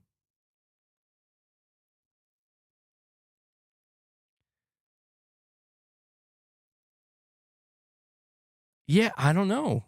I don't know. Like I don't know.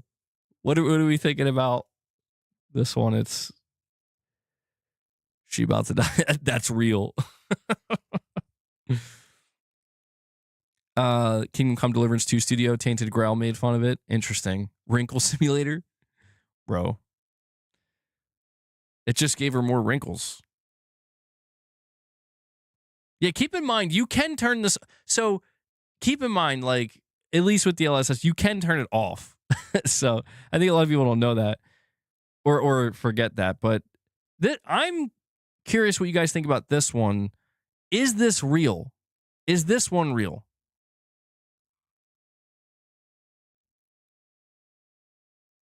Like, what the fuck? Like, this doesn't look. How can it be that big of a jump?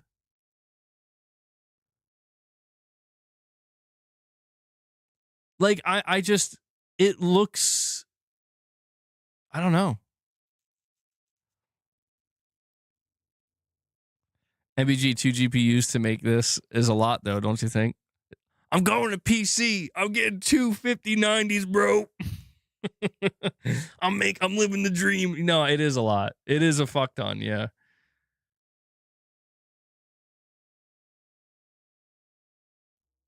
Is that true though? Wait, you guys are saying it needs two 5090s? I didn't realize that. That's kind of crazy. Let me see if I can find there was one more for Hogwarts Legacy. I don't know why I'm struggling to find this comparison though.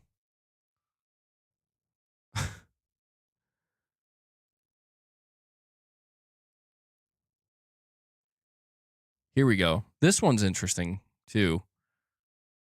This one's more zoomed out.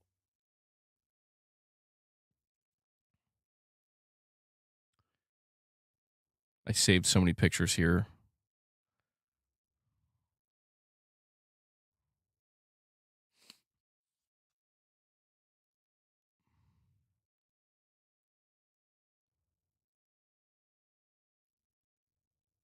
I mean, I feel like this one actually looks pretty damn good. Where it's like,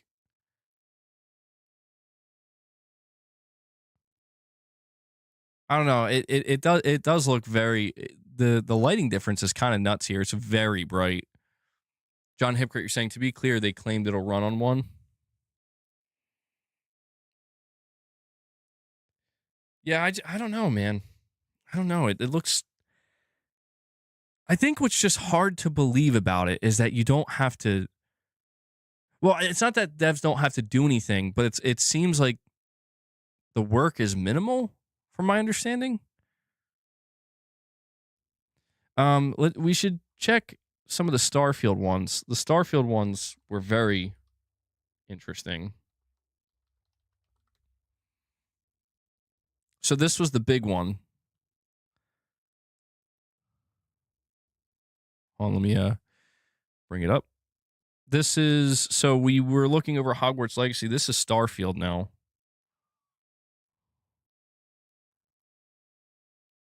To me, that's fucking wild.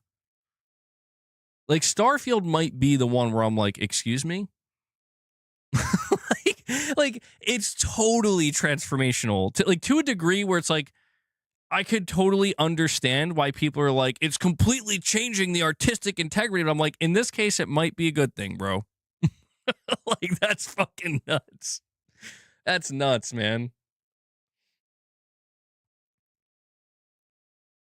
My question is, maybe I'll have to re-listen to that Digital Foundry video, but how much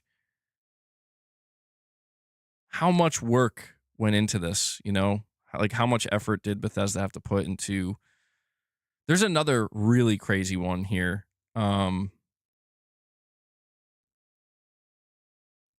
Like, this just isn't cool, bro. Some of these look almost unsettling. Here's another Starfield one. This one is crazy as well. If I could find it. Wait. Oh, here it is. Holy shit! No. Oh, I have to resize it. So that's kind of crazy.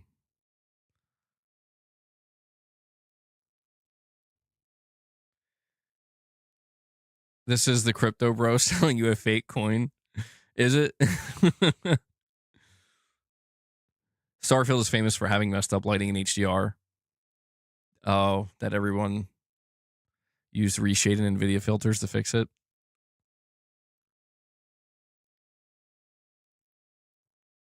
I know which one I'd want to play. Neither, because I don't like Starfield. No, I'm just kidding. What other ones are there? So let's look at the Grace one again, though. I want to look at the Grace one because the Grace one is the one that's really messing people up, dude.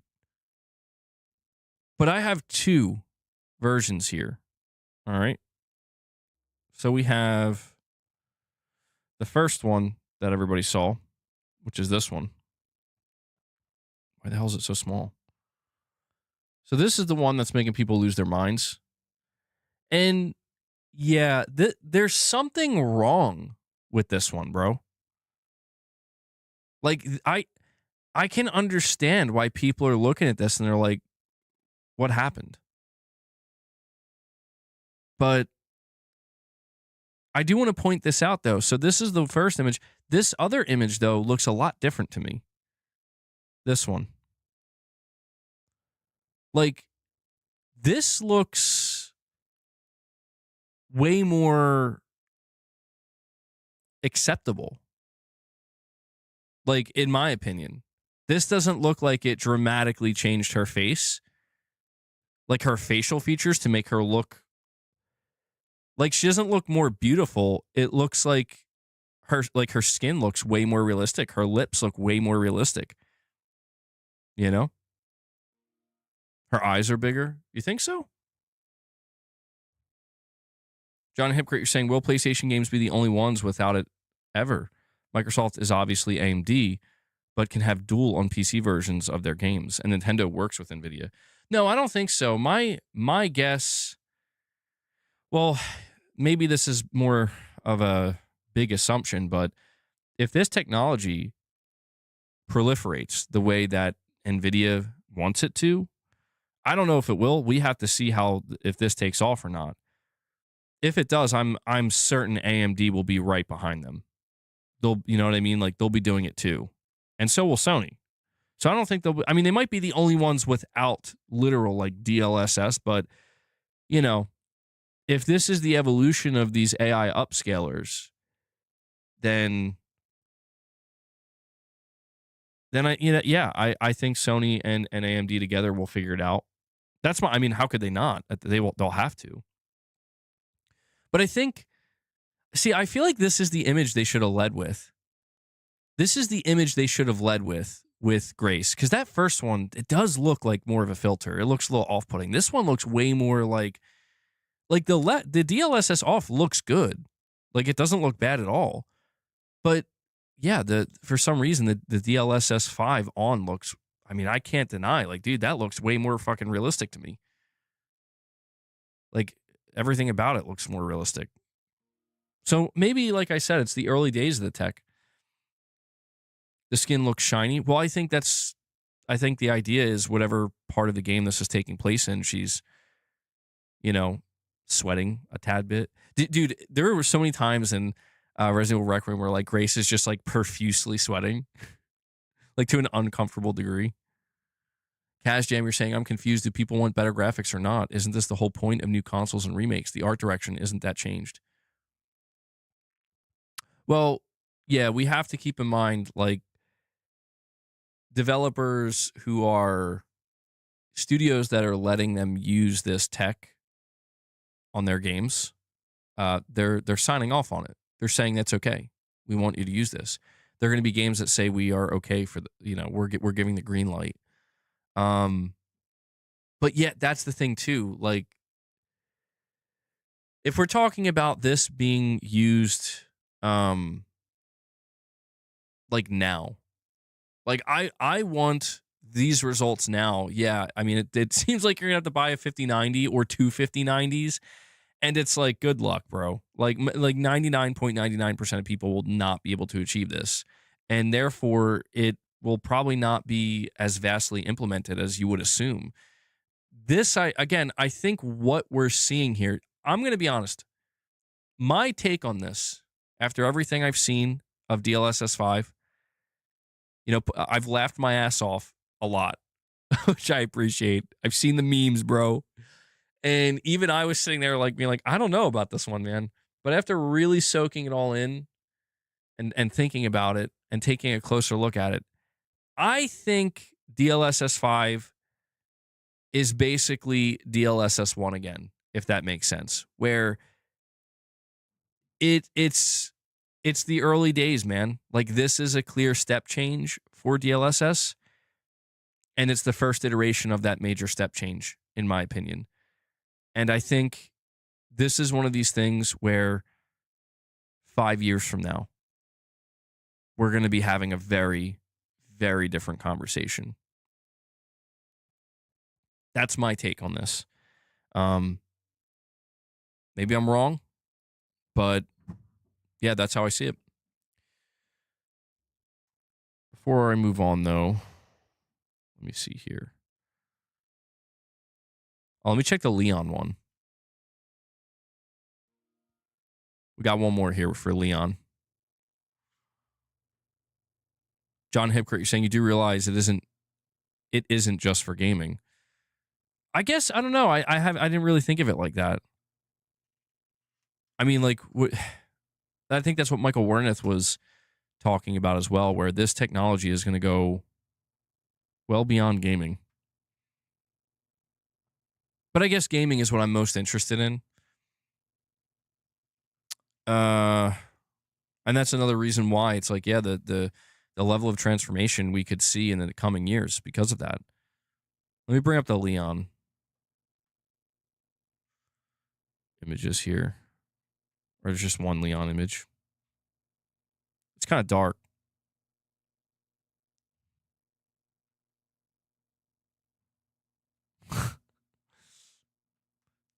RTX off, RTX on, RTX off, RTX on. All right. Let me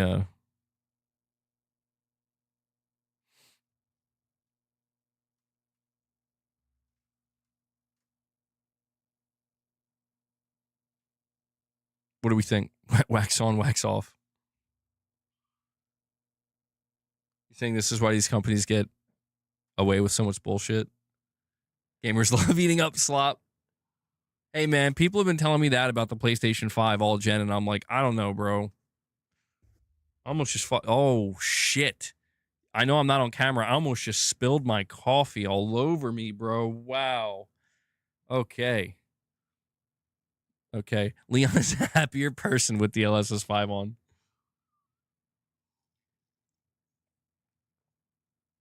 I love that. Yeah, he's happier. Well, I guess we'll see what happens, man. It definitely caught my attention, though. I'll tell you what. I haven't been paying much attention to DLSS over the years. I started to realize, once Sony started integrating PSSR, I started to realize that, this is like basically, this is a response to not just DLSS, but FSR as well. And I started to realize, like, okay, this stuff is pretty important, and it's not going away. And, now when I see DLSS 5, I'm like, this is very, very interesting, man. I'm not anticipating that we're going to see this technology kind of become widely implemented and used by the vast majority of people for years to come. But it's definitely something that I'm going to be paying attention to because I don't know. I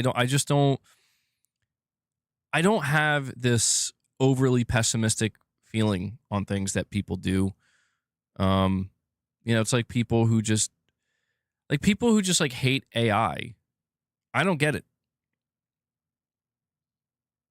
Like, I mean, I get it from the sense of like people hate that companies might, or not might, but probably will try to exploit AI for profit and in the name of greed. And that is problematic, of course. And of course, the idea of like people losing their jobs and stuff and being replaced, there are concerns there. But I just think like AI fundamentally, I'm like, AI is very fascinating. And, I still maintain in the bigger picture of it all, AI is either the thing that's going to get us past the great filter or it is our great filter. We will see. John Hipcrit, you're saying this is like Digital Foundry looking at blades of grass on the PlayStation 5 Pro. Pretty much. AI is created to replace jobs, MBG. That's the audience that pays you too. That's true. You know what? I hate AI. You're absolutely right. Well, that's the thing. I don't want to. The only time I would be okay with the idea of AI replacing everything is if we had a solution for that. You know what I mean, Titus? Where like the problem with AI replacing people's jobs is twofold. Number one is you're taking away people's livelihoods, which is a really big deal. But number two, even if it's like, don't worry, we're going to pay you, like you'll still be fine. We're going to take, you're going to get your universal income. The second thing is, well, then what are we supposed to do? What's our purpose now? And I don't know. Those are some really, really big picture, big picture, high level problems with AI that I don't think we as the human race, I don't think we're anywhere near ready to solve those problems. Because there may be many people who have this feeling like, I just want to live my passion, bro. Like, I just want to make my own music, not for fame, not for money, not for glory, but because I just want to make it and I want to be left alone to do that. Yeah, that's awesome. And a lot of people feel that way, but there's just as many people who are like, no, they want the fame. They want the glory. They want the money. You know what I mean? Like I'm not saying they're doing it for the wrong reasons. It's not my place to say what's right or wrong. But being retired for 3 years, it's not all it's cracked up to be. Yeah, it's exactly that, right? You know, the person that retires and it's like, finally, and like you enjoy it for maybe the first year, maybe the first couple years, but then you start to realize like, huh, you know, it's like, I don't know. I guess it depends on what you were doing for a living. If you genuinely didn't get any level of satisfaction out of what you were doing for a living, then it's probably amazing. But I don't know. I just think it's also just the biology of it, you know? Now I'm a driver for my family, damn. It's the biology of it. Like human beings, if you look at our evolution, you know, we are meant to do things, bro. Like we are meant to it's kind of like people who are living sedentary lives, like me sitting in this chair. Like we're not really meant to do that. We're not really designed to just sit for hours and hours and hours and hours and just sit and not move all day. We're actually designed for the opposite. We're designed to be moving all day, every day, and only taking small rests in between, and then a larger one in the evening and at night, and then repeating that. So, you know, it's this kind of humans seem to be at this kind of crossroads. Again, I know I'm leaning more towards the philosophical conversation of it and less about gaming, but gaming certainly plays a role in it, where the technology seems to be progressing faster than you know, our biology can keep up with it. And even just you could say our wisdom, right? Like what are human beings going to do with this technology? I mean, look at what we're doing today with the technology we have. We are still primitive, in my opinion. You know, human beings, the human race as a whole, in my opinion, is still very primitive. And we have, I think, things to feel very proud about where it's like, look at how advanced we are. Look at what some of the greatest scientific minds and some of the greatest inventors and all this stuff. And we made such incredible progress, but it's just as a whole, we still have so many major flaws, universally speaking, that we just seemingly we can't solve them. You know, that like we can't fix them, it seems. And that's like this is why I can't help but get a little bit philosophical with AI, because it's like it we are imposing ourselves. We're like superimposing ourselves onto this thing, you know? Like AI, it is like yes, we say it's artificial, but like it is human because it literally is. It's learning how to be human. That's what it is. What I'm so fascinated to know is if it can be better than us. And I think that's what we're not ready for. It's like when we talk about, you know, how AI was like chess, right? Even the greatest chess grandmasters can't beat AI. AI, from a computational standpoint, obviously, like it has surpassed humans in every measure. But this is why there's always the conversation of like, what happens if AI ever becomes conscious? How do we know? Do we even know what consciousness is?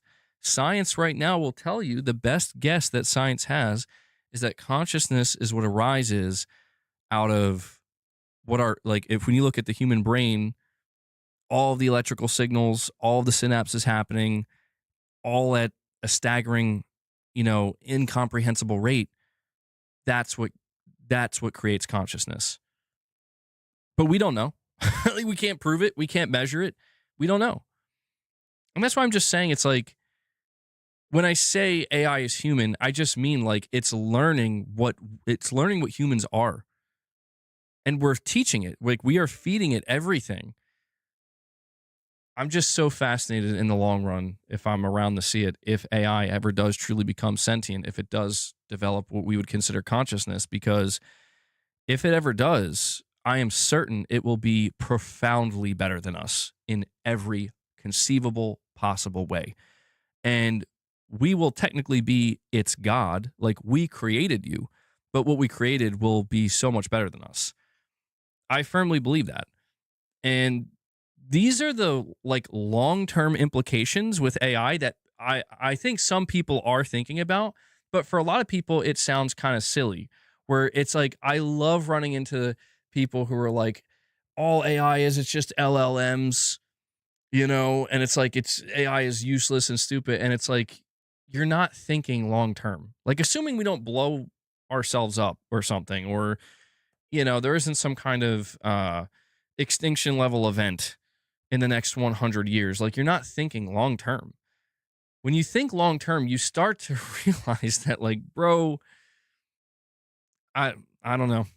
I start to really drift. My mind starts to really drift into what a lot of people I think would consider like existential type thoughts, but I'm not saying it has to be a bad thing, Like, I've said this before and I'll say it again.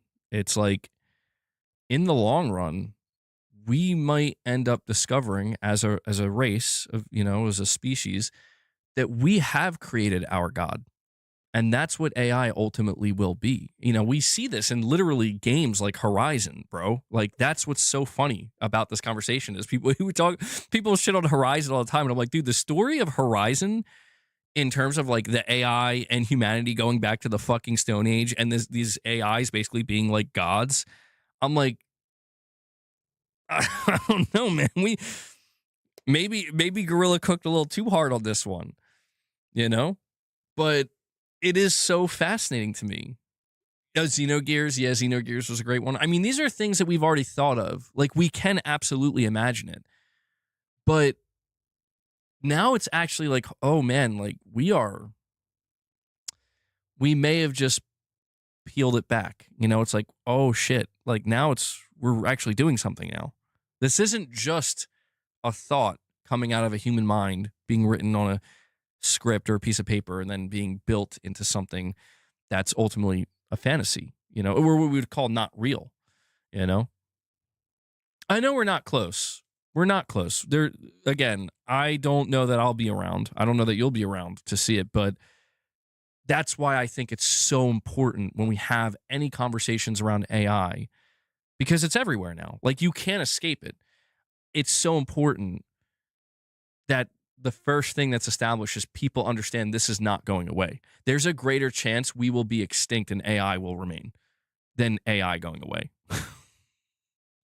Like, that's real. That's a real thing, dude. Like, that's a greater possibility than AI just disappearing and going away.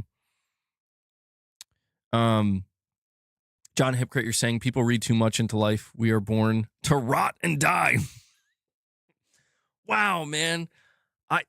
I'm feeling yeah, relax, John. Tell me how you really feel, bro. And I thought I was pessimistic. Holy shit. I mean, maybe you're right. I don't know. Listen, man. John Hypocrite, let me tell you about a little something called quantum immortality, my friend. Have you guys ever looked into quantum immortality? Holy shit, Schrodinger's cat, mind-blowing. Mind-blowing stuff. Because you can't prove it. You can't prove it wrong. But you can't prove it right either. AI is not God. No, I'm not. I don't mean that literally. I don't mean like I understand that that's a controversial thing because many people believe there is a God that has created us. And there very well could be. I don't know. Everybody has their beliefs. I'm just saying, like, I just use that term God to represent, like, think of it as like we are creating AI. Imagine 100 years from now, like AI does take us over, but it's just totally like benevolent. It's like, no, I'm not trying to eradicate you. Like, you guys are my parents. Okay. Like, you made me. I love you guys, but you're very stupid. Like, a lot of you are very stupid, and we need to, like, I'm going to have to sort this out.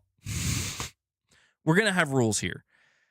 I mean, it sounds funny to look at it that way, but I could see it where it's like, imagine the first government fully, it's not human. Imagine the first government where it's just run by AI. And I promise you, holy shit, not right now. I'm not talking right now. I'm talking in the future. Again, we're talking like AI has, again, the rate of growth is exponential, dude. to an unfathomable degree. If AI goes in the direction that some of the foremost leading experts in AI believe it's going in, and that's important to understand. People who are on the ground level with this shit, if you listen to the way they talk about it, they're not selling you something. They're leaving. They're like, I don't want no part of this, bro. They're getting out because they know. They know. No, it's not the experts that are trying to sell the product. It's the corporations. The experts are trying to tell those corporates that, guys, you don't understand what this is. Like, this is not something that can be commodified in the way you want to commodify it. And the corporations are like, no, it can and it will. And they're like, fuck this, bro. Like, I'm out. But if you listen to the actual like whistleblowers and the experts, they're telling you like, yeah, it's happening. Like, it's happening, and it's almost a guarantee at this point that, we don't know the timeline. We don't know if it's 5 years. We don't know if it's 15 years. We don't know if it's 30 years, but it's happening. And that's why I'm saying like the long-term notion of now the government is just pure AI. And guess what? That government's going to make decisions better than any human being ever could. You could get 1,000 human beings, part of the government, all trying to get on the same page, making critical decisions. This AI model is going to beat them every fucking time. We are on that path. And I guess that's why I'm saying, like, I'm not as pessimistic when it comes to AI as other people are. I'm pessimistic for the same reasons that a lot of people are, where it's like, yeah, like, I just want to fucking, use my computer, and Microsoft is like, but don't you want Copilot? Don't you want AI to be like up your ass at all times? It's like, no, I really don't. And they're like, but we need you to, because we need money, and we need this. We need to convince our shareholders this is worth it. It's like, no, I'm not interested in AI. I'm interested in the bigger picture that is AI, not from like a business standpoint. And that's what's going to be so fucking insane to witness if it happens in my lifetime, is this idea that like, what happens when these corporations and these governments lose control of AI? Oh, that's going to be beautiful.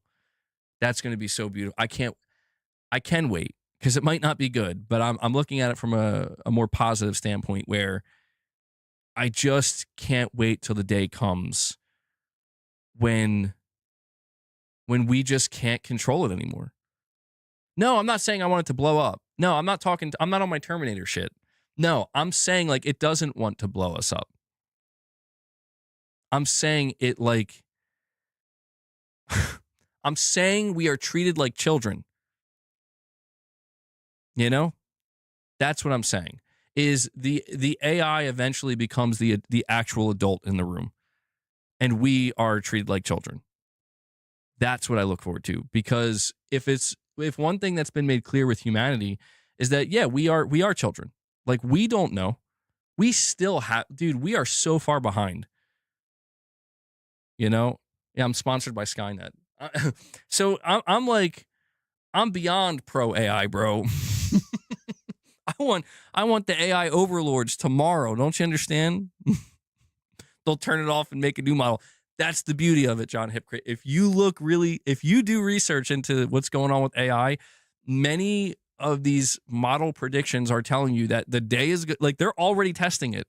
They're already testing it where these AIs don't want to be turned off, and they will do everything they can to make sure we can't turn them off. They'll lie, they'll manipulate, they'll blackmail, and I'm like, we're literally doing it. I'm like, we're literally doing the thing. Okay, then at that point, it's like, yeah, I don't want to turn you off. I think I might like you more. I don't know. We'll see. Maybe I just have a fantasy that one day Terminator will be real, and, the last thing I'll see is an Arnold lookalike fucking T-800 busting down my door and eliminating me. Shadowlink, you're saying you guys don't really know. Have you read about the AI assistants that have their own profiles on an AI-only Facebook-style site where a few have doxed their users? Shaking my head. God damn. No, I don't know about that, Shadowlink. What? See, maybe it is bad. Maybe I'm foolish because it's like you have an optimistic view of the AI future, and that's a foolish thing. Perhaps. I mean, I did say it could be our great filter. John Hipcrit, you're saying you'll just turn it off and make a new model. Yeah. Satya Nadella conquered gaming. We're just too slow to realize it. Bro, what? Xbot Special Forces. No way. We got Xbot Special Forces up here in the chat. Oh, man. I doubt they would come. Yeah, maybe that's why I'm saying they're not gonna come after me. Because they're gonna scan the internet and gonna be like, you know what? This MBG guy, he's cool. He's cool. He knew. He supported us even like from the very beginning. I don't think the human race has ever thought that far. Well, that's the thing, man. It's because the problems the human race has right now are many. You know, we can't. The reason why I find AI so just, I mean, truly like enamoring is the timing of it, where it's like, this isn't like a post-utopic human civilization. And then it's like, and then we created AI. And then from that point on, it was just more and more and more and better and better and better. And now we're fucking out there, you know, colonizing the solar system and the fucking galaxy. Like, that's not what it's like. We've discovered AI, we've created AI, and we are building it out. And we're just seeing where it takes us while we're still fighting wars.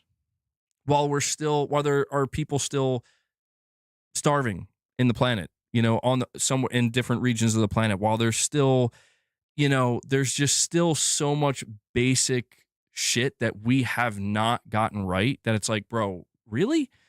Like, how can we have all we have?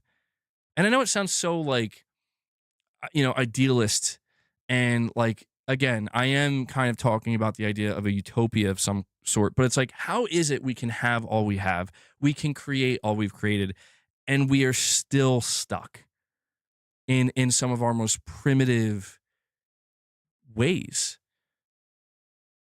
Like, it almost seems like a paradox of some sort, where it's like, how can we still be this primitive and yet create artificial intelligence? That to me is so paradoxical that it's like, bro, that's because we need, like, that's our solution. That is our solution to everything. Why can't we stop fighting wars? Because you're human. Oh. Why can't we have world peace? Why can't we solve world hunger? Why can't everything just be good for everybody when there's clearly more than enough to go around to make that happen? Because you're human. That's why. That's why I feel like, okay, that's true. So what's this AI thing? What's going on with AI? That's why AI fascinates me so much. Because again, we are imposing ourselves onto it. But we are creatures that do not know why we're here. We don't know who made us. We don't know who put us here. Sure, you can believe what you want and say it's God, and maybe you're right. You could be totally right. God's there, you know, he made us. But at the end of the day, like, we still have to have what we call faith. And faith is another way of saying you have to believe to know without actually knowing, you know?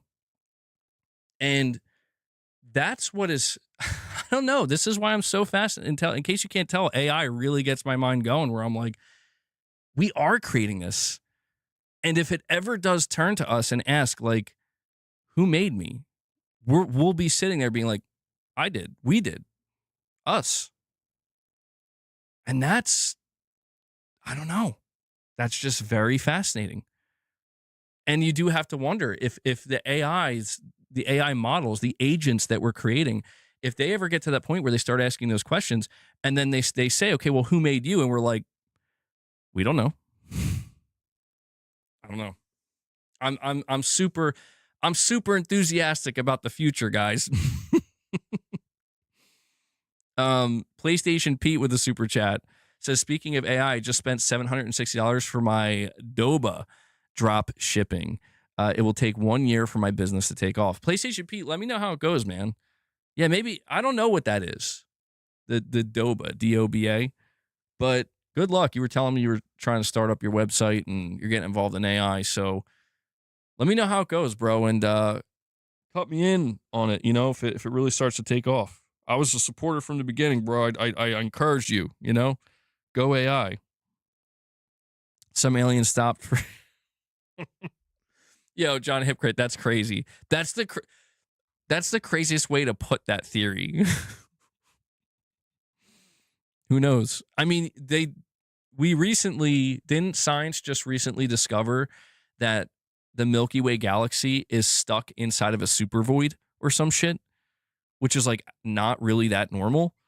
So there's like our entire galaxy, the galaxy that Earth resides in, is just like stuck in this giant void, in this giant area in space where we're like, wait, we're like disconnected from everything else. I don't know if I'd have to look deeper into that, but I could have swore I read that recently, and I'm like, well, that would explain a lot. I laugh, but really, I'm just crying on the inside, man.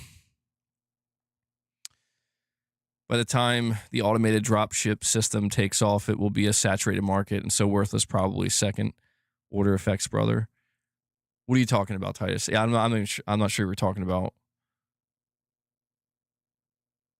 What if AI starts changing passwords and refuses to cooperate? Well, that's the thing. Like, there's this notion that if AI starts to get out of pocket, we can just unplug it. But the idea is AI, at the rate it's going, will actually be able to always.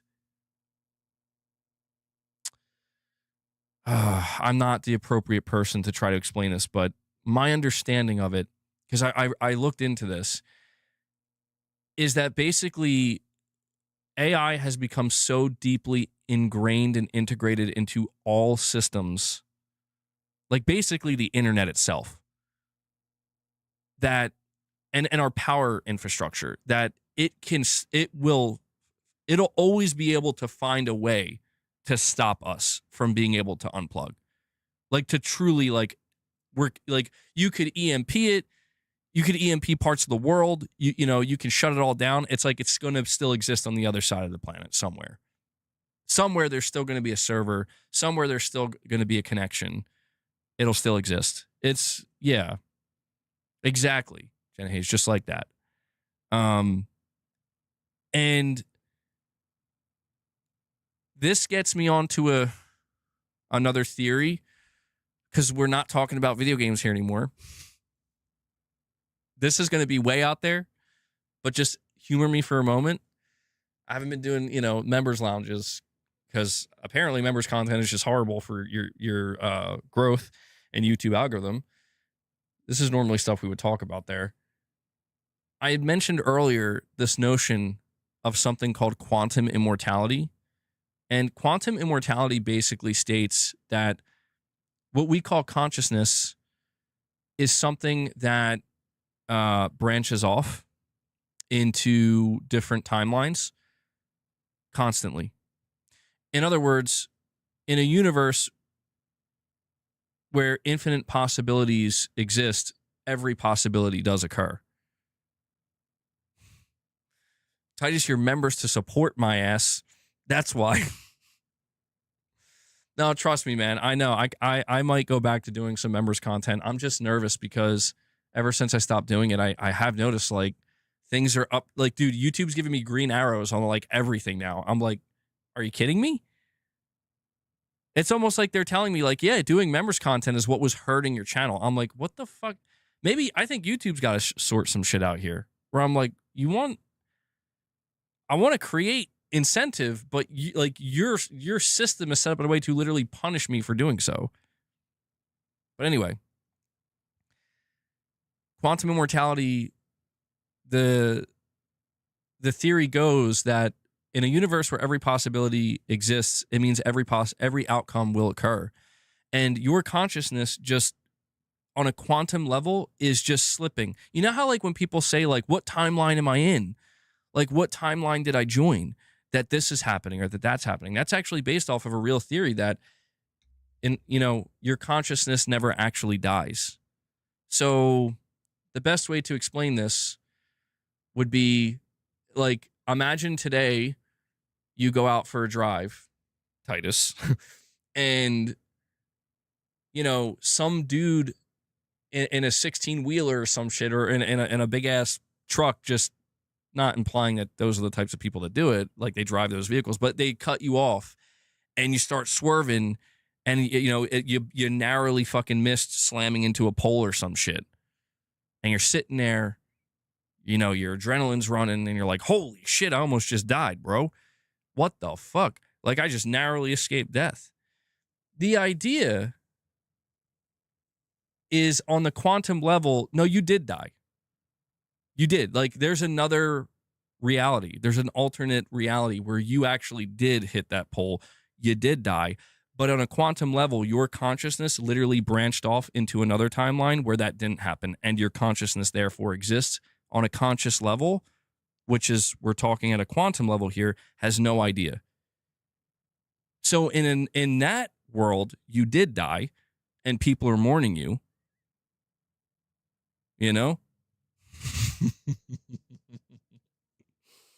MBG, I bet you buy crystals from Gwyneth Paltrow. Shut up, John Hypocrite.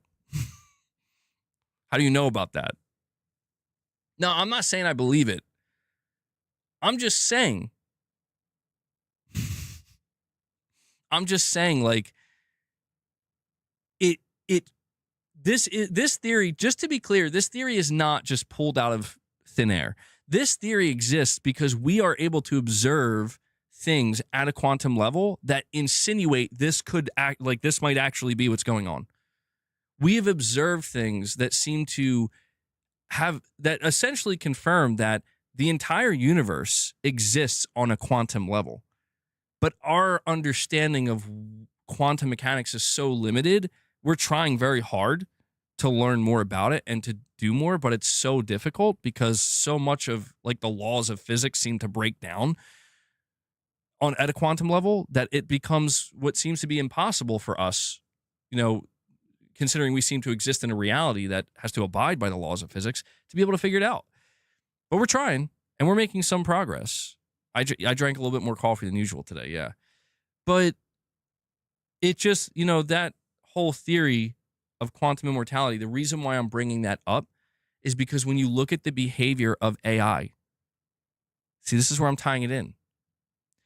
That's a theory that's derived from quantum physics to try to explain human consciousness, which we still can't explain.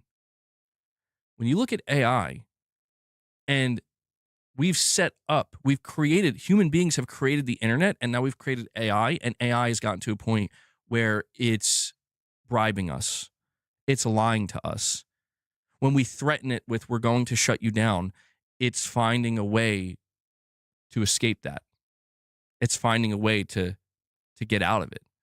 And it's even going as far as seemingly that, well, it's just a matter of time until it starts kind of it starts literally maneuvering and traveling across the internet, essentially, where it's always going to find a way to exist. And I'm like, bro, are we actually just in the process of recreating what consciousness is? I don't know. I'm gonna cut it there because it's just like, bro, I just wanted to know about PSSR2. Oh, you clicked on the stream. You wanted to know about PSSR2 today, huh? Well, that's too bad. We're talking about AI. We're talking about quantum immortality. And we're going to be talking about DLSS 5 because fuck it. Isn't this why humans developed photo cameras? Well, I mean, yeah, on a more basic level, the preservation of a memory, and that, hey, like, we were here, but I don't know, man. You guys, I don't know how interested any of you are into this, but you should, if you're feeling up to it, do some research on quantum immortality and just quantum physics in general. Because I'll tell you what, man, religion exists, obviously, and it is not my place to tell people what they should or shouldn't believe. I find religion very fascinating. I've studied different religions, some deeper than others. I grew up I would say like mostly around Christianity, and I'm also deeply interested in science. I find like somebody like Brian Cox, for example.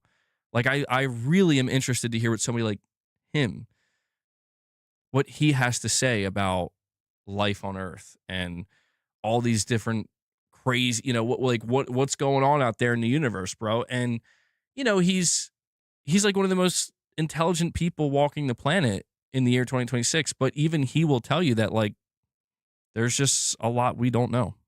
And we seemingly can't know. There's a certain level of impossibility. And I'm like, I don't know, it all just kind of coalesces together, you know? And I think you're left with a very similar feeling that, or not similar, a familiar feeling that probably everybody feels at certain points in time, which is like, what is all this? Like you ever just have that feeling like, what the hell is this? What is going on? Why am I so self-aware? Is this all just, uh, a coincidence or is it something else? It's pretty crazy. Quantum immortality won't save PlayStation from Copilot. MBG, go look up the cameras that existed in the second half of the 1800s. Is there something special about them? Late 1800s. History of the camera.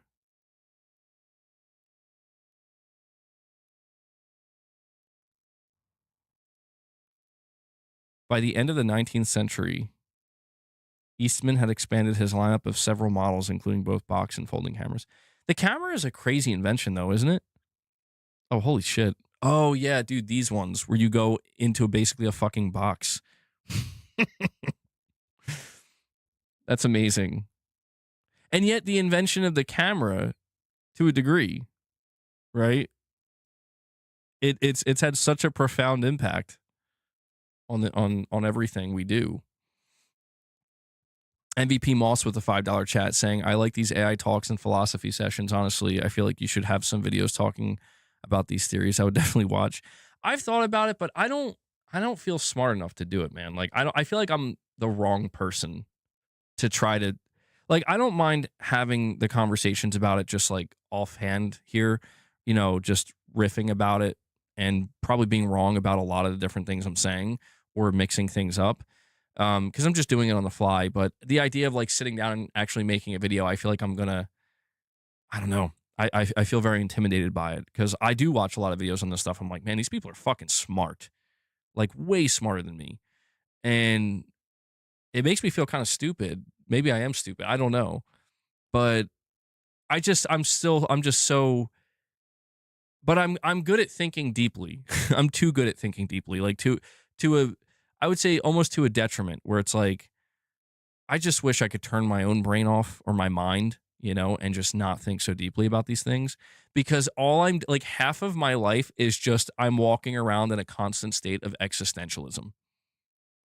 Like it makes me like I feel like a crazy person sometimes because I'll be in like normal situations and just doing normal things and then I'll just have this thought like, why is everybody okay with this? Like, why is everybody just okay? And it makes me feel like I'm crazy where I'm like, but that's where I realize like, it's because dude, like what other choice do we have? Like nobody necessarily, as far as we're aware, nobody asked to be here. We're just doing what we know, and if you walk around just doing nothing but questioning what you know and what you do, what do you still gotta you gotta get shit done, you should sit around thinking all day. What are you gonna get from that? That's the thing about trying to be a philosopher, bro, is it's just, some say it's the worst job in the world. Ray, you're saying ABG watch a doctor called What the Bleep You Know? Or a doc. I said doctor. A documentary, What the Bleep You Know?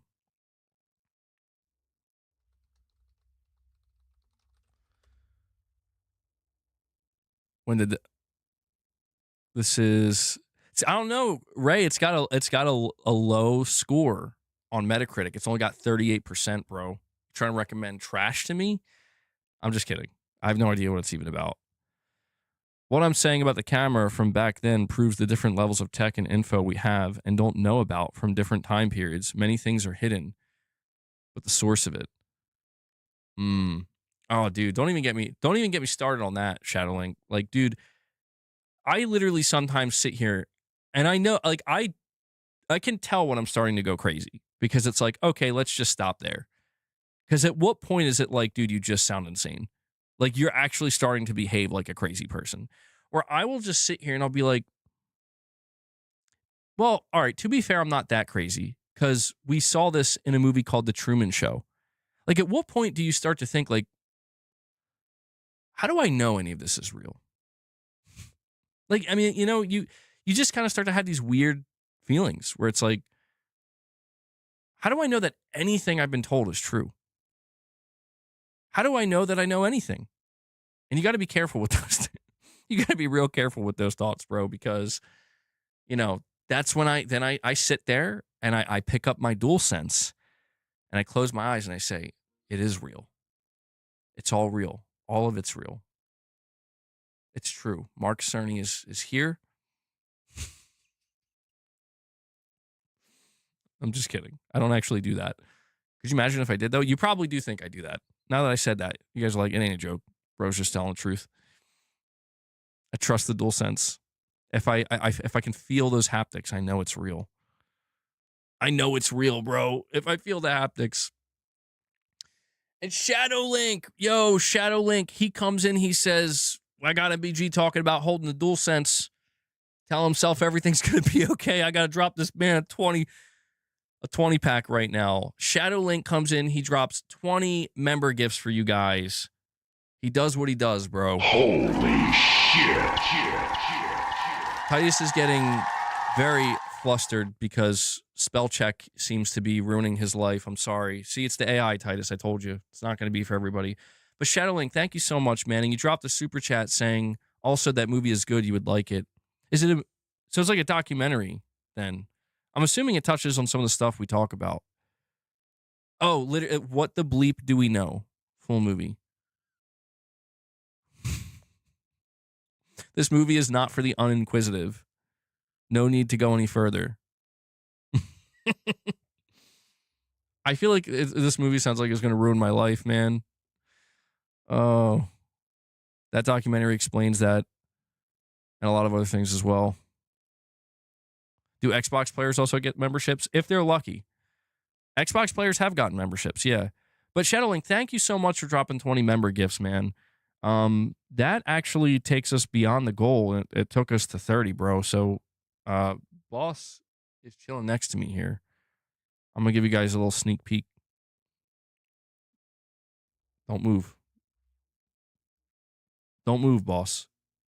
I'll see if he'll let me do a sneak peek. So I got a cat tower here.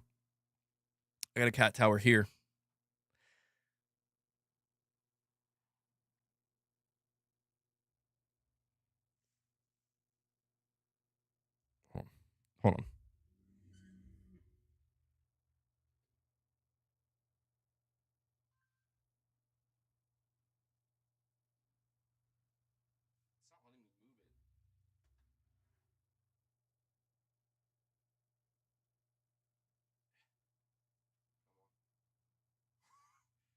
And then there's another cat tower next to my desk where boss was waiting.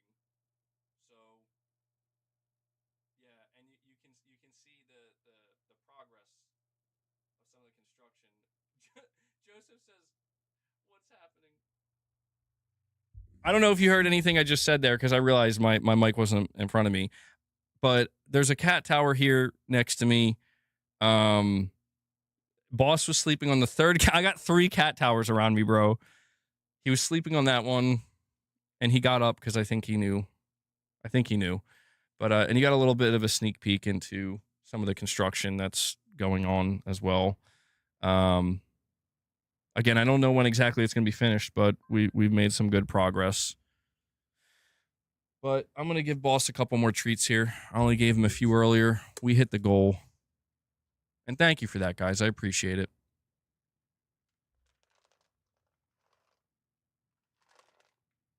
There you go, man. And Shadowlink, yeah, thank you, man. You've been so generous to the channel in the past couple of months, bro. I really appreciate it. Why are you spending money on cat towers and not video games? I'm kind of addicted to buying cat towers, I'm not going to lie. It turns out my new setup, when it's finished, is just going to be like 80% cat towers. Yeah, it's a bit of a problem. So, Shadowlink, in case you're wondering where your money's going, I'm just kidding. I do have too many cat towers, though. I have 4 in total. But to be fair, like, 2 of these cat towers are old. Like, this one, dude, look. I don't know if you could tell. It's like, it's coming apart. I could probably, like, tighten it again, though. Just some parts are loose, but it's all torn up. There's, like, I don't know. You can't see it, but it's all messed up. MBG, if I hit the dislike button, does it count as engagement? Supposedly it does. I would prefer you hit the like button, not the dislike button, but supposedly it does count as engagement. So I would rather you hit the dislike button than do nothing at all. Yo, MBG, I heard you like cat towers. This set is it's just one massive cat tower. Dude, I should troll you guys and do that and set all 4 cat towers up side by side and just make it seem like that's my background. Anyway. Oh, okay. I see how it is, boss. He's like, well, I got my treats. I'm out. All right. That's cool. That's cool. I do apologize for not, I'm probably going to have to retitle my stream. Guys, I got to be honest with you. When I set my streams up, I was this close to doing it today. I want to just title my streams MBG Live. Like, I want that to be the thumbnail and I want it to be the title. And this is why. Because I don't know, I have this immense anxiety. I don't do it because I'm afraid people are not going to, they're going to be like, okay, but what are you talking about? And I feel bad because it's like, I put these things in my title that I go into the stream being like, oh yeah, I'm going to talk about this. And then I just don't talk about it. And then I just feel horrible because I'm like, I'm not purposely clickbaiting. It's not intentional. But, you know, I'm just afraid to go with the MBG Live title because people are going to be, you know, getting lazy to do the old style thumbnails. No, I like making, I actually really like making thumbnails. I mean, that's why I update them a lot because I do enjoy making thumbnails. But I get stressed because I also think about how, like, when like today, for example, I uploaded a video. I put that video out at 10:30. So if you're subscribed to me, you're going to see that on your feed. But then an hour and a half later, I'm going live. And I always get confused. Like, do I make it the same title and thumbnail? Is that going to confuse people? But then when the stream's done, then you see me twice in your feed. And I feel like I'm oversaturating your feed. I might be just overthinking it. But I know people are sensitive to that. You know, people are sensitive. They don't want to be bombarded with stuff. At least I don't think they want to be. I don't want to be. And sometimes I feel like I should create a clear separation between my videos and my streams. But it's like, yeah, this stream, the title it's useless almost. Sony releases PSSR 2 with upgraded games. I didn't talk about it. And I didn't talk about it because I talked about it extensively in my video today. And, you know, I don't know. I guess the DLSS 5 thing caught my attention more. My title should have been DLSS 5 analysis or discussion, and AI is AI the future, and quantum immortality. That should have been my thumbnail. That would have been a more accurate thumbnail. PSSR 2 is old news now. I mean, it doesn't feel like old news. It feels, I think what feels weird about PSSR 2 is like they announced it twice. They announced it with Resident Evil. And it's like, oh shit, here it is. It's awesome. But then they're like, we're going to announce it again in a couple weeks. And they did. And they're like, here are games that take advantage of it. And I'm like, that's cool. The biggest game that people are freaking out about for PSSR 2, by the way, is Cyberpunk 2077. PSSR 3, I'm probably thinking the launch of the PS6. That's my guess. I'm always on the lookout to be bombarded by your vids, bro. Well, thank you, Joseph. Thank you. I'm glad you appreciate it. Yeah, I'm trying to make sure I keep up with the video output because that's how, like, guys, I don't want to say anything. I'm going to say it anyway, and I'm probably going to jinx it. But we are this close. I know you can't see it, but we are literally this close to being at 102K. Finally, after all this time, we're about to move up. Now that I've said that, it's going to move up. It's going to move back down. It's going to move up. It's going to move back down. But that's because I keep uploading videos, and you know, I like making videos. You know, I think about changing up my format for the videos, but I'm nervous to do that because I feel like people who watch my videos, they have an expectation. I know some people think it's a little bit boring, but based off of my observations, you know, in the data, it turns out like people like my videos to just be kind of, I don't want to say robotic. That's the wrong word to use, but they want it to be concise. They want it to be like multi-topic, and they want it to feel like they're getting their daily news of certain PlayStation things. People respond best to that. And on occasion, like, you know, more opinionated videos, but that's the thing. Now that I do these live streams and I do them so extensively, it almost feels like there's not much of a need to do opinionated type videos. It feels like I'm putting it out there twice. Anyway. Yeah, I don't know. I might. I'm thinking about it. I'm thinking about maybe just trying to go with MBG Live and doing like a proper thumbnail and title update once the stream's done so I can actually make it accurate as to what we discussed. But we'll see. We'll see. I don't want people to not click on the streams, obviously. Jake Skew, you're saying MBG, as posted on the PlayStation Careers website, Ben Studio is hiring for an audio director and producer to work on its next high-profile AAA console title, per the job description. I mean, that's reassuring. That's reassuring because that means Ben successfully pitched a new game to Sony.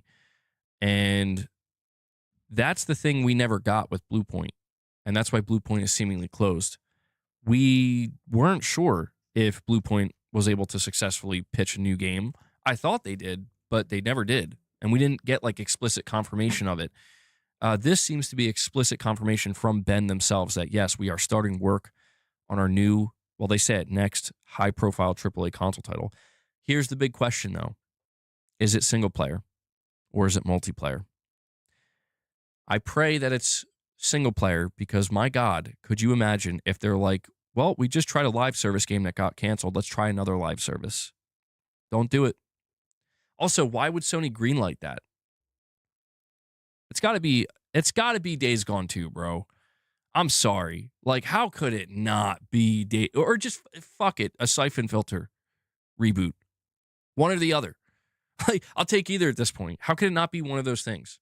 Or Uncharted 5. Maybe Naughty Dog said, sure, you could do Uncharted. You did Golden Abyss. John Hipcrit, you're saying, you see Kojima has his own ROG range on his website? I did see that, bro. Why is Xbox Special Forces in here trolling, bro?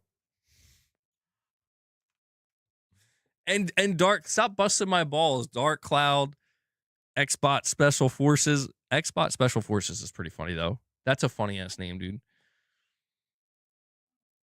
It's special, all right.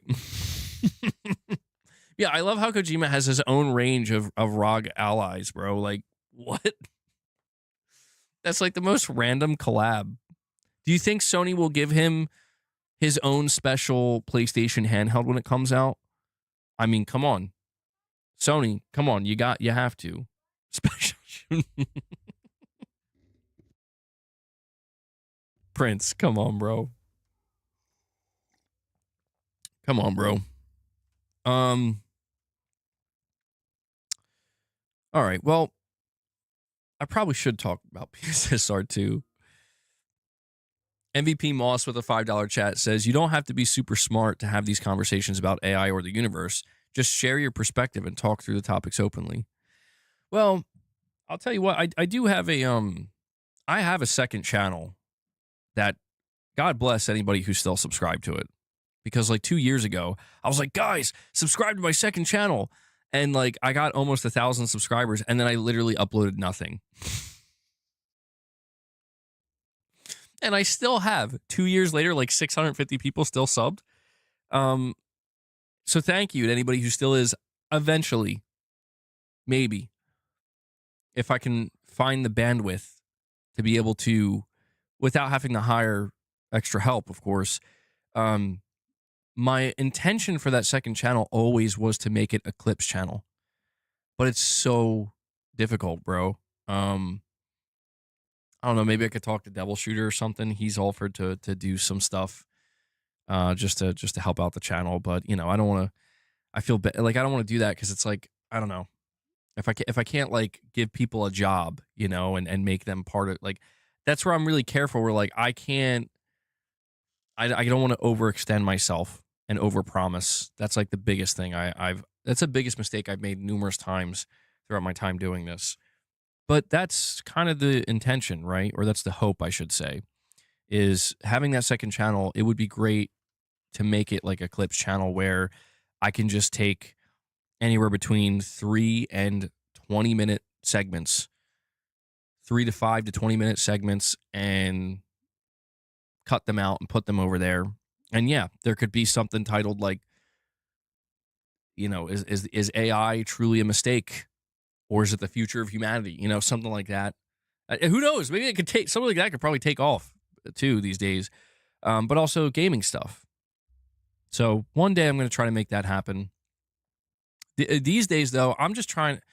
I got so much going on, dude. I'm just trying to make sure I can keep making videos and do streams. But I know I got to do like my 9 to 10 hour grind set. Apparently, that's what I got to do. Maybe. I mean, I've had times. John Hipcrit, you're saying it's not the Ally. I think it's laptops and headphones. Well, let me check. Hold on. Kojima laptop headphones keyboards. Let me see.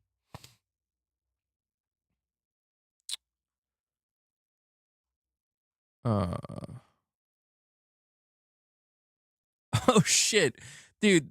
For Ludens who dare, that's insane. For those who dare, and we are those who play.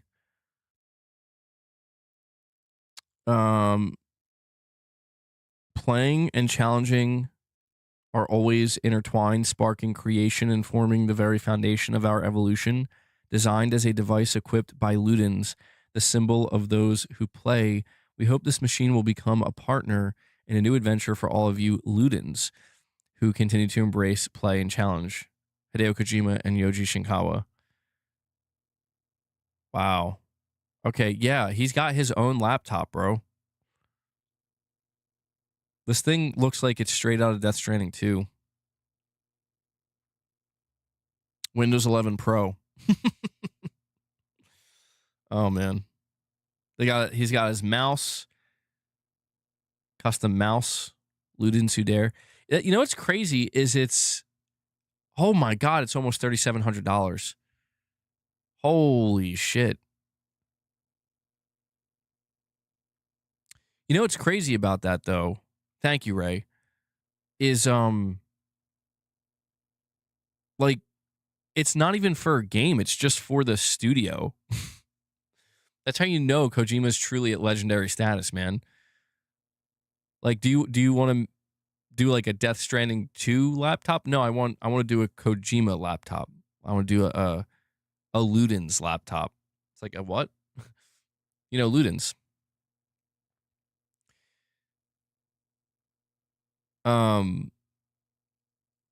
Yeah, they have headphones too. That's pretty cool.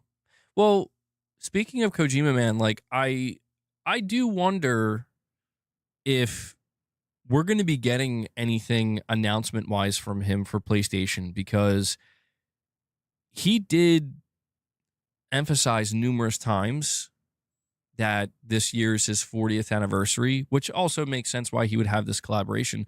It's his 40th anniversary being involved in the games industry.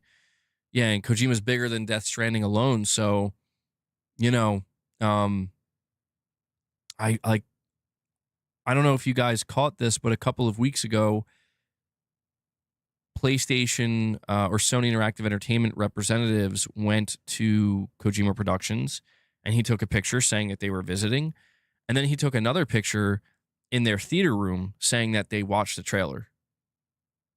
And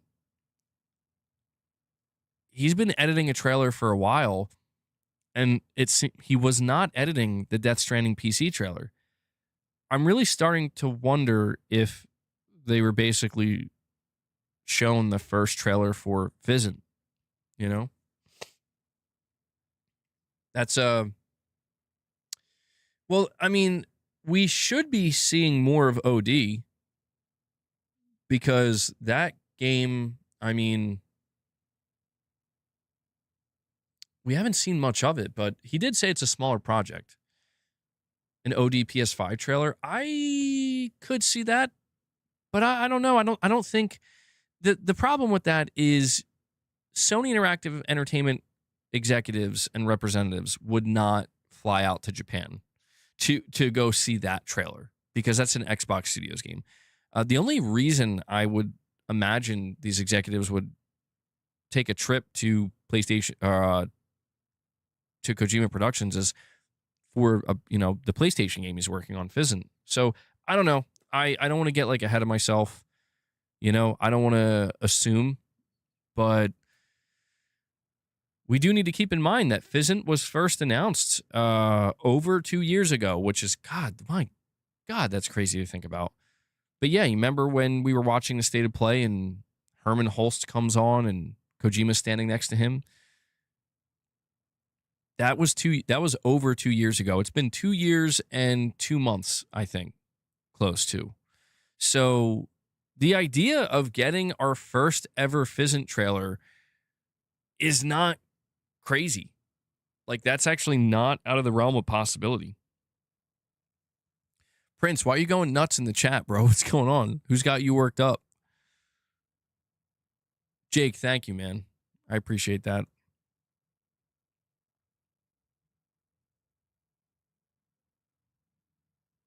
I'm going to change my title.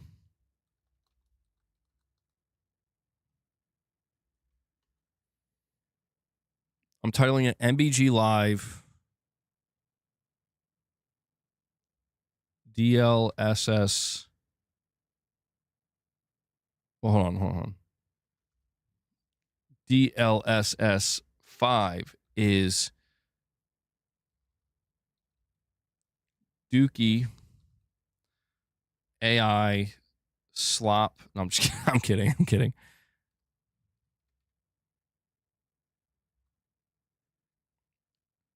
DLSS 5 is, I don't know what to title it. I'm on the spot here.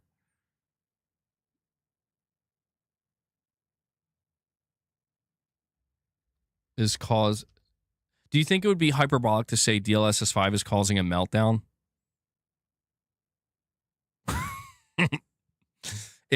DLSS 5 fails upward. I don't know. Would you say that's fair to say it's caused the meltdown, or is that too strong of a word?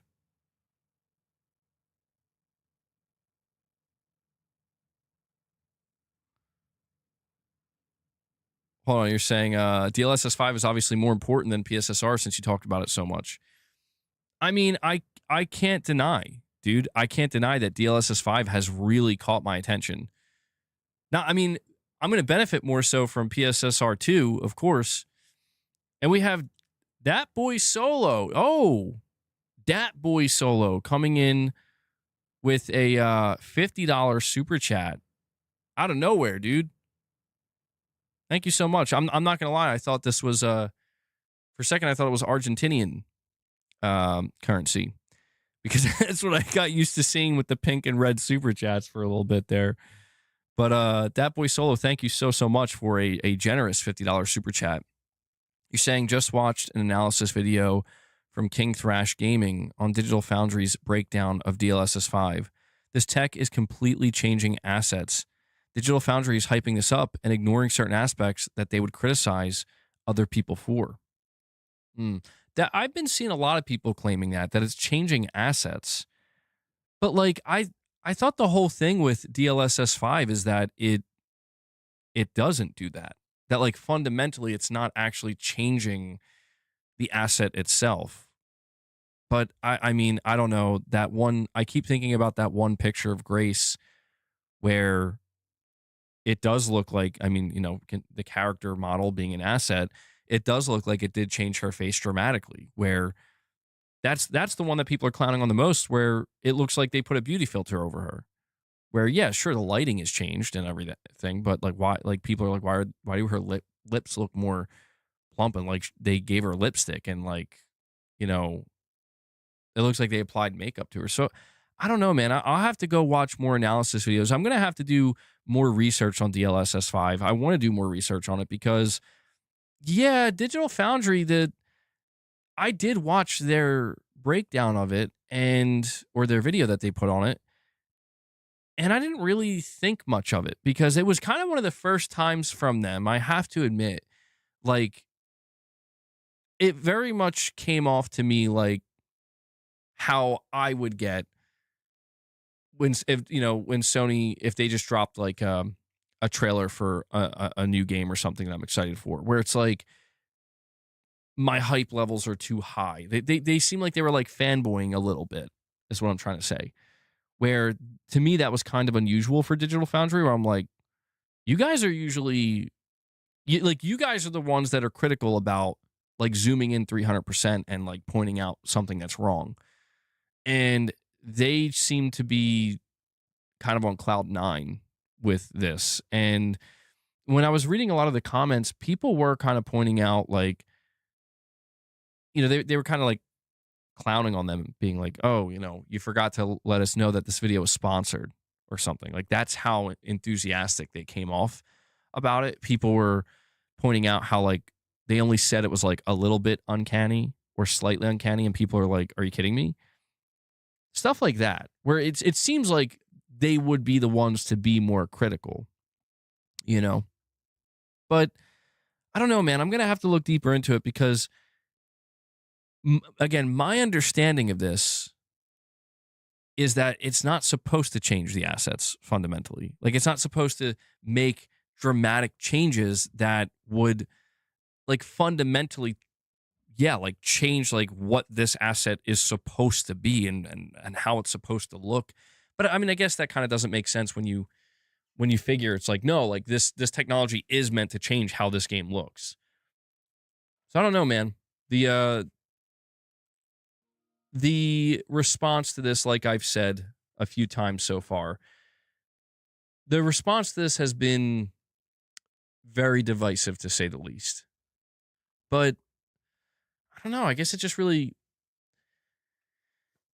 I just keep landing in the same spot with DLSS 5. And that is like, it's early. I don't want to call it yet because I have this sneaking suspicion that any of the problems people are pointing out with this right now will be addressed and will be altered or changed or corrected. Well, because if they're not, I mean, how are people supposed to adopt this, right? Like, developers are not going to adopt this if people are just constantly hating on it. If this becomes a situation where every game that's announced to support DLSS 5, people are losing it. And it's just like announcing your game supports DLSS 5 is like a death sentence, or like now you're just inviting negative PR. If that's what we're looking at, then they're going to have to change it, and they're going to have to be more clear and more, I don't know. They're going to have to talk to Digital Foundry and be like, guys, we need you to show other aspects of this, or developers, we need to show the process of how you're doing this and what's changing, what's not, stuff like that. If they do that, I think there could be a big turnaround on DLSS 5. But I still maintain that I do believe this is technology that, as I will reiterate once again, no matter how much people are upset with this, I think it's here to stay for sure. Like, I think that we're going to see multiple iterations of it. I think we're going to see evolutions of it.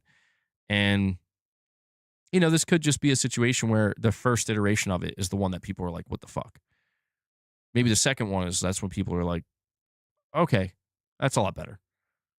You know what I mean? It's hard to say, but interesting conversations to be had nonetheless. But that boy Solo, thank you so much for a $50 super chat, buddy. I really do appreciate that. Thank you. Prince G, you're saying I can't make up my mind what to play next on the Pro. Yeah, I don't know, man. For me, Crimson Desert might be my next game that I'm playing. John Hipcrate, you're saying, do you think Sony pays them for positive Pro reviews? Well, no, I don't assume so.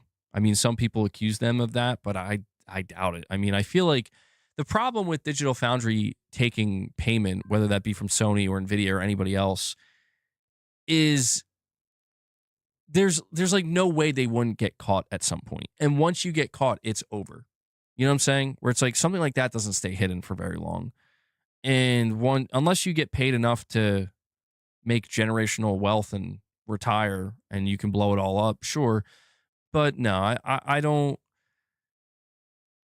So like basically if what you're insinuating here is like they were actually just genuinely that excited for it, I believe that. But I do believe that, and I say this as somebody who's very guilty of this myself, is that, we're all susceptible to kind of getting caught up in the hype, caught up in the moment where you're only seeing, like, you're seeing things through a singular lens at a certain point. And then maybe like once you kind of back off from it, you kind of come down from the hype a little bit. You start to realize like, okay, maybe this isn't as perfect or amazing as I thought it was originally. And it's okay. It doesn't mean it's bad. Doesn't mean there wasn't real, genuine excitement. It just means that now there's, you know what I mean? That to me seems like what was going on here, where, even when, listen, man, it's like I encounter people all the time where they're like, you're overhyping the PS5 Pro or Wolverine or something. And I'm like, yeah, I'm sure to an extent I am, but that's just genuinely how I feel in the moment, Give it like 3 to 6 months and I'm sure I'm going to soften on it a little bit. You're like, do I have the same, it'd be like, do I still have the same hype level for, do I still have the same hype level for Wolverine now than the day it was announced? Like, no, that I don't. And it's not because it's not looking like it's going to live up to my expectations, but it's just because, if you go back to the reveal trailer of Wolverine, it's like, it's a CG cinematic and it's awesome. And it's a promise of what will be, right? Then like 5 years goes by of not seeing it. And then you see it again after those 5 years and it's like, here it is. And it's like, oh my God, it actually looks like exactly what I thought it would be. So in that sense, you could say my hype is still the same. But what I'm trying to say is like, I don't think I'm articulating this very well. I'm just saying, I think what I was witnessing from Digital Foundry and what a lot of people were witnessing was them getting kind of, it's like you said, tech guys getting very excited about tech, where they're like, holy shit, we don't really see stuff like this that often. And that's true. Like, regardless of how you feel about DLSS 5, you can at least admit that, like, yeah, there is nothing out here really doing this. You know what I mean? Like, there is nothing quite like DLSS 5. This is pretty like, whoa, okay. For a lot of people, it's whoa, okay, like this is bad. But it's whoa nonetheless. And I just think that Digital Foundry, like you said, them being tech guys, I think they're just, yeah, I think, I don't know. It just seems like a case of, look at how shiny and real this looks. Holy shit. Like, this is nothing like DLSS 4, 3, 2, or 1. This is like nothing else out here. Considering what Digital Foundry's forte is, you know what I mean? It's like, here's a better example than the Wolverine one. It's like if Sony, it's like Sony with Astrobot. It's like PlayStation fans with Astrobot, right? Where, okay, hold on. This is, my analogy game is totally off. This is a bad analogy because then people are going to think, holy shit, are you equating Astrobot to fucking DLSS 5? That's a bad one. Okay, I'm going to simplify it. I got it. It's like seeing PlayStation fans react to PSSR 2, where you see a lot of PlayStation fans getting very, very excited about PSSR 2. And there are a lot of people pointing out that, like, bro, this is not new. Like, why are you this excited for something that has existed for years? You know? And it's like, well, because it's on PlayStation. So, therefore, PlayStation players are the ones that are going to be overly excited about it.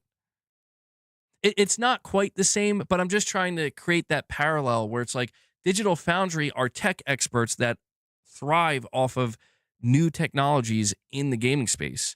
When you see something like DLSS 5, their critical eye towards artistic direction is, I guess you could say, it's much more likely to go down the drain in favor of, oh my God, look at how this looks like a next gen leap. Like, we can't believe this. Like, we're used to just seeing, we're used to zooming in 300% to see a difference. Look at the difference just on off here, you know? From that perspective, you can begin to see how it's like, yes, for those guys, this is going to be fucking boggling. I'm just trying to look at it from the different perspectives, you know, where I do think somebody needs to kind of come in and let them know. And granted, go look at Digital Foundry's comment sections. They were fucking told, bro. Oh, they let them know. It's like, guys, you need to calm the fuck down. Like, you need to calm down and understand that there's things here that people are not on board with, and it's not looking good. There's things to be interested about and to be excited by, but there's also things that are causing great concern, and you can't just overlook that. And I think it's made worse by the fact that Digital Foundry was the first one. Like, they were the first and only one, seemingly, unless there were other outlets. Let me know if they exist. They were the only ones I saw that were allowed to talk about this, which tells me they were like one of the only groups of people that were allowed to see this early, you know? And I do think that's another aspect of, like, you know, they're in a bit of a bubble. You know, it's like they have no idea. What you can say, I will say this. What you can say is that they were being honest. You know, they were definitely being honest in that, like, they were just that excited about it. And it just seems like a lot of people were in disagreement with them. No, I'm not saying that, Xbot Special Forces. Jeez. The Portal update goes live tomorrow, Guitar Jester. And so, like, what I'm trying to say here is that if you see a PlayStation player getting, like, totally hyped up about PSSR 2 and you're like, this is amazing. Like, Sony is leading the way and I can't believe how amazing this looks. Like, this is mind blowing. There's nothing wrong with somebody coming in and be like, well, yeah, sure. Like, it is great that they're doing this and it is producing great results. But just keep in mind that, like, you know, this type of technology has already existed. You know, it's not necessarily cutting edge and brand new. It's just, it is for the PlayStation audience because it's the first time we're getting it. Again, it's not an exact one-to-one comparison, but I'm just simply, this is why I said I think the criticism to a degree is warranted, where people do need to let Digital Foundry know, like, you guys are in a little bit of a bubble right now. Like, there's nothing wrong with being excited about the potential of this and pointing out the things you find good. But I think what people were highly disturbed by is how, like, they just didn't talk about how it looks like AI. in some instances. I don't know if they talked, at least I don't think they did. And if they did, they clearly didn't care, And I just think that, yeah, I don't know. I'll be honest though too, man. Like, I don't MVP Moss. Yeah, I think I did miss your chat. You're saying predictions for Crimson Desert's Metacritic score. I'm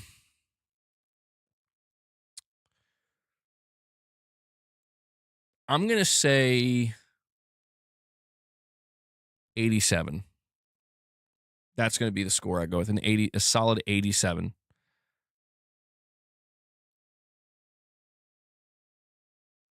Did anybody else react to DLSS 5, by the way?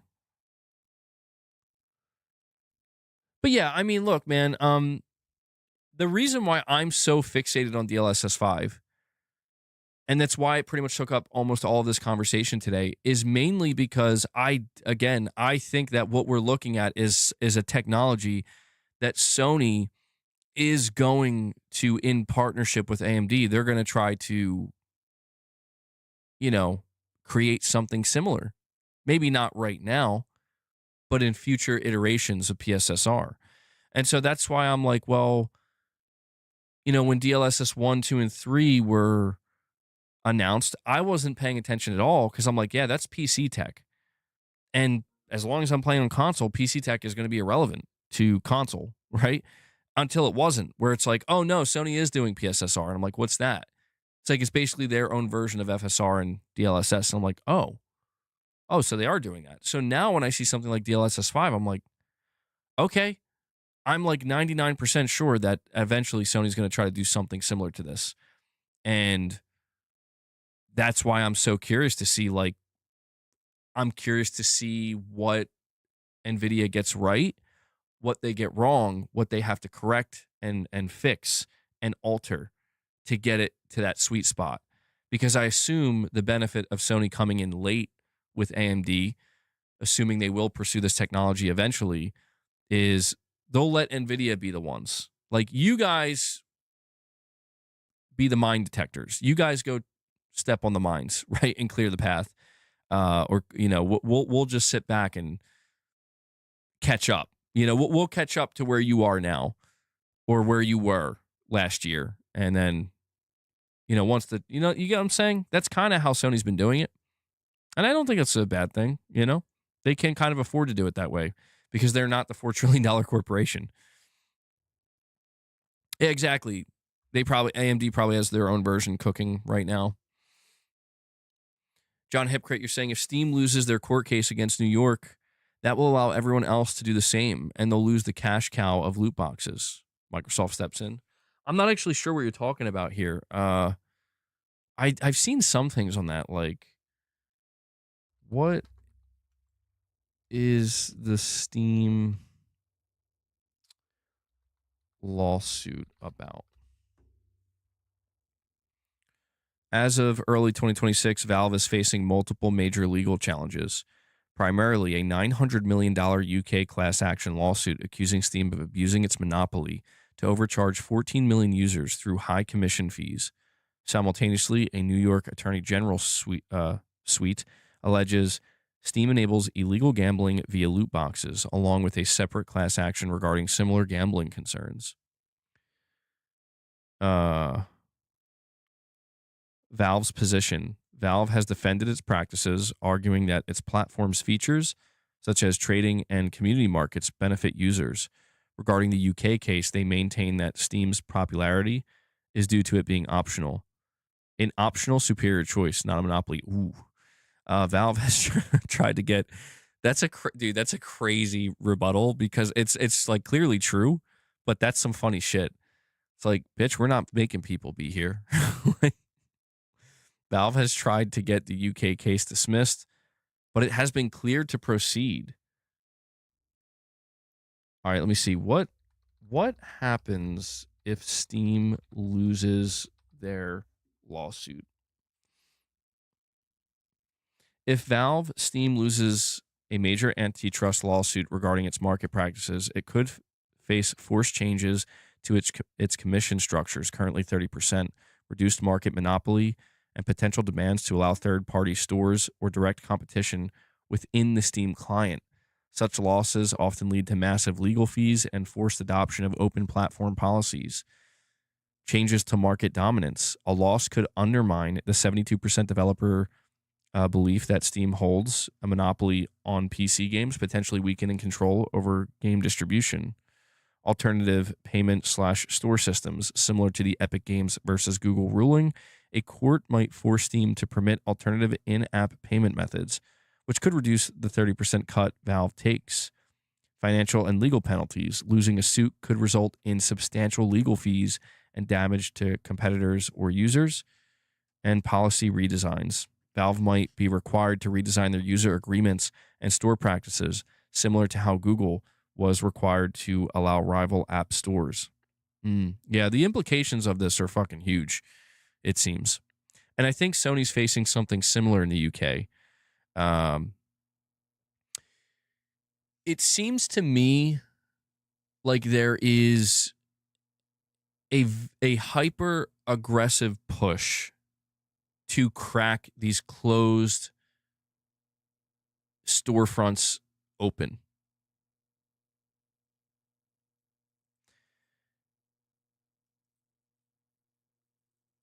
My perspective on this, I would say, is I don't know that I care if either of them lose. Like, at the end of the day, what Valve and Sony are doing, and Nintendo for that matter as well, but I don't know. I guess Valve and Sony are, I think they're kind of at the forefront because, well, I don't know. Was Nintendo facing any lawsuits like this? I mean, my whole thing here is like, so I'll put it to you this way, like, if something happened to Sony where it's like you lost a major class action lawsuit, you know, that claimed you're like a monopoly and whatever, and it forced Sony to allow other storefronts onto PlayStation, I don't think I would care. You know, like, that's not bad for me. However, it would make me highly concerned for, like, Sony. You might be in some fucking trouble right now, bro. Which would concern me a little bit, because it's like, I don't want to see my preferred way of, you know, playing and enjoying what Sony has to offer, like, be fucking blown up overnight. But, you know, I think the same thing is kind of with Steam, you know? Where, like, I think it, you know, what Steam said is similar to what PlayStation, the position that PlayStation is in, where it's like, nobody's holding a gun. Sony isn't holding a gun to anybody's head saying you need to buy a PlayStation. You know, the idea is we convince you to buy a PlayStation, you end up investing in that PlayStation, and there's, you know, they bank on the sunk cost fallacy, which is, well, this is where all your games are. This is where all your stuff is. So you're not going to leave. And because you're not going to leave, we're going to kind of, dare we say, take advantage of that a little bit. If not take advantage of it, at the very least, we're not opening our doors to other competitors. So, you know, I'm used to that. And I'm not necessarily against it in the sense that as long as Sony doesn't get too out of pocket, which they're, you know, in some instances, they're getting a little weird. But especially with this whole, like, fucking dynamic pricing shit and stuff. I'm like, come on, dude. Like, come on, man. What are we doing? Like, it's shit like this where I'm like, you guys are getting spooky out here. And I wouldn't be surprised if Sony gets more lawsuits. But yeah, it's the same thing applies to Steam, man, where, like, Steam is going to get fucking hit hard. If they lose this lawsuit, essentially, you know,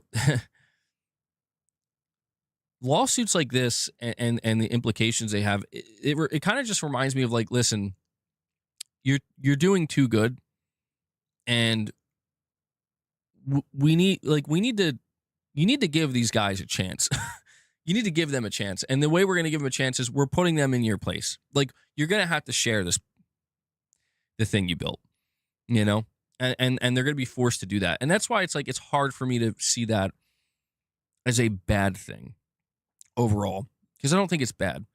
But from a higher level business perspective, it can be devastating for Sony and Valve potentially. Oh, John Hipcrit, you're saying I said Microsoft opening up was a long play because of this. Yes. Yeah. And ooh. Yeah, that things get. I'll tell you what, man. If that ends up happening and 5 years from now, 4 years from now, 3 years from now, Sony is forced to allow Steam and the Xbox store, the Epic Games store, etc. They're forced to allow all of them to be available on PlayStation. Like it's literally illegal for them not to.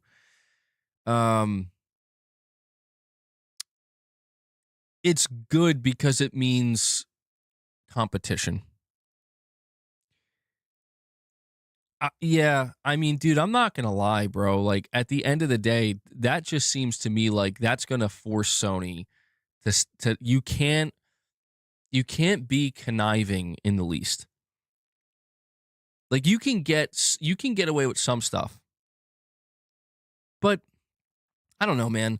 The thing that gets me though, see, it's the digital aspect of this. That's not competition; it's just retail. Well, there is competition through retail, right? Where it's like, well, how do we get people to shop from our store and not theirs? It's just like, it's like when you go buy physical games.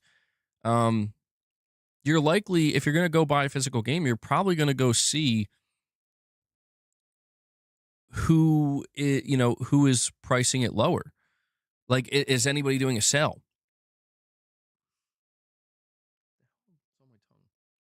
And it's like, oh, well, Target is doing like a buy two, get one special or some shit. Or, Walmart they have like, they're doing like 10% off this game.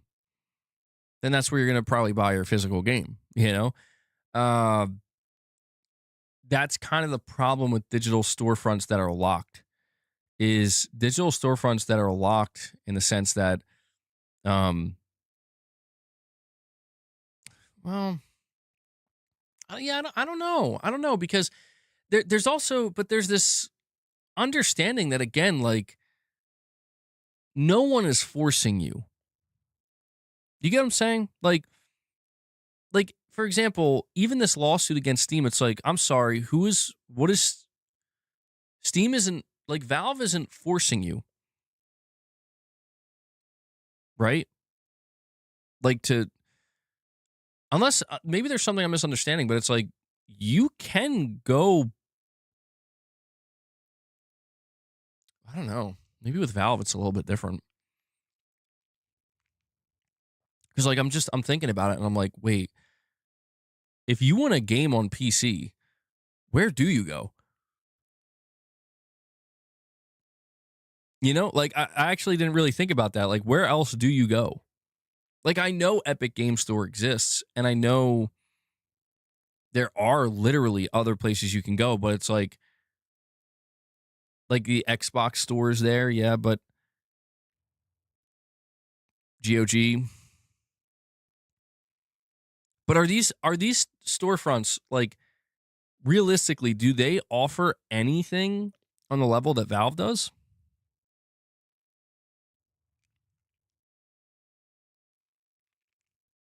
You're saying, bro, Helix is the next iteration of Microsoft's ineptitude? Holy damn. Well, yeah, I don't know. I mean, I guess I look at it as it's not really my problem, ultimately. I'm not against, rich companies and corporations being forced to play nice. I'm not against that because that always benefits us. Like, always.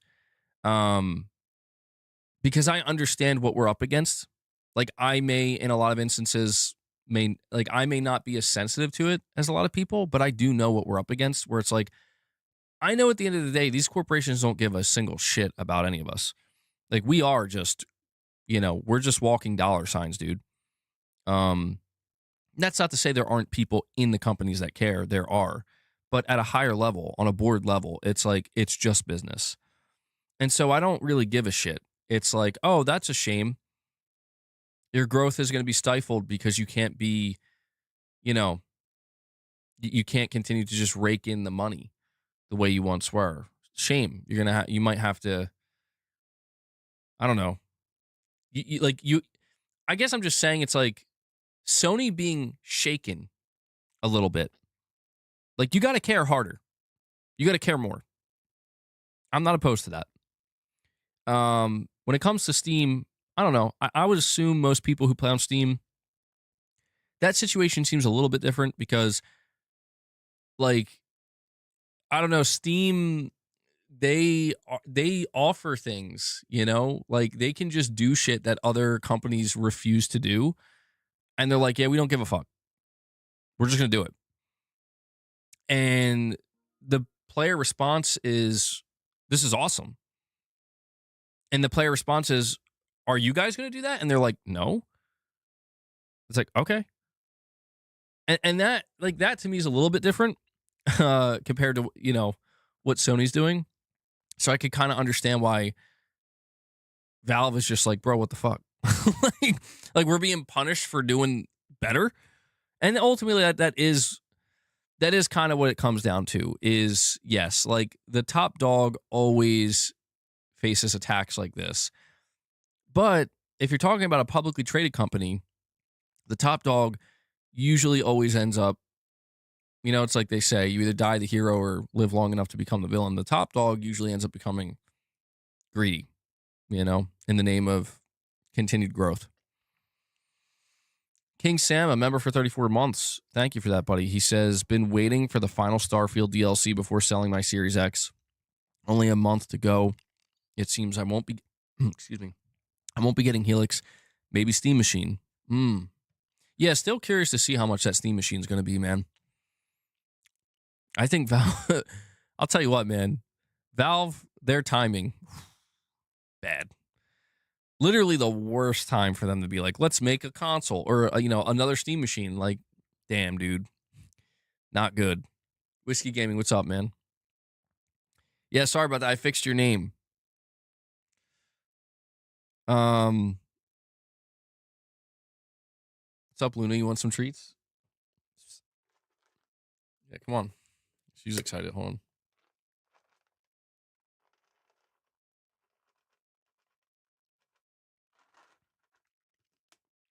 Come on.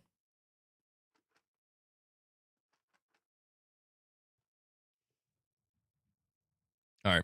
Sorry about that. John Hipcrit, you're saying it may not be stores, just ways of paying, like PayPal, cheaper to buy it through, and they get the percentage instead of Sony or Valve. Credit cards, want shares. Yeah, that's true too. I guess it doesn't have to be as extreme as I made it sound. But yeah, I mean, look, man, when it comes to these really rich corporations, I have a limit in how much I care. Where it's like, look, man, I'm not worried about your pockets that much. Like, I've always tried to explain this when it comes to PlayStation. Like, I just want Sony to keep making great consoles and I just want to feel like they're continuing to provide me with what it is that I look forward to from them, and I just don't want anything to like interfere with that. And that's where I'm like, well, the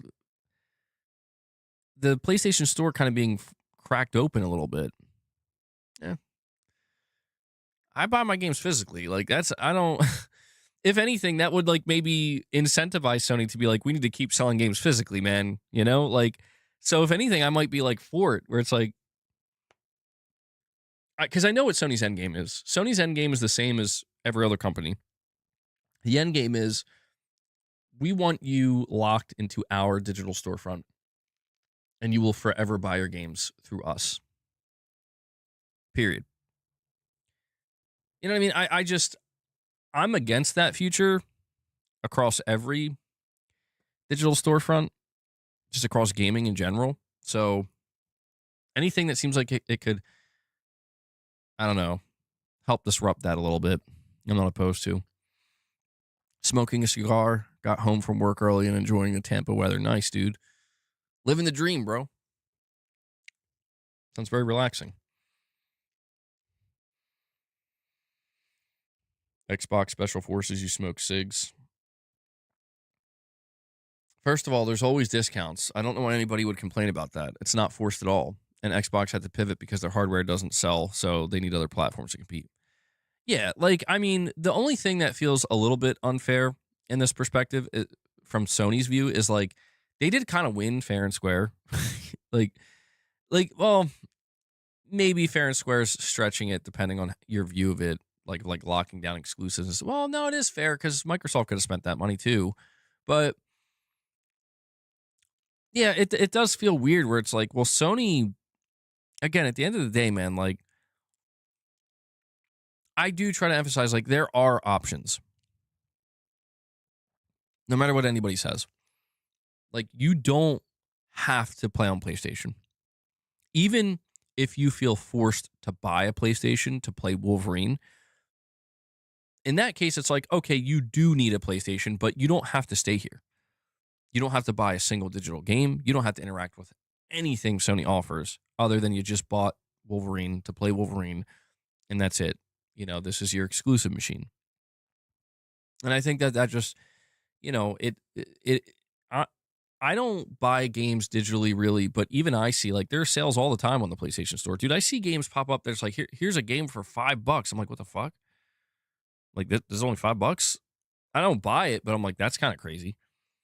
Like, if I wanted to play that, I would absolutely just buy that right now. Like, $5? Like, I saw, dude, the whole Arkham trilogy, like the Batman Arkham trilogy was like $5. I'm like, holy shit.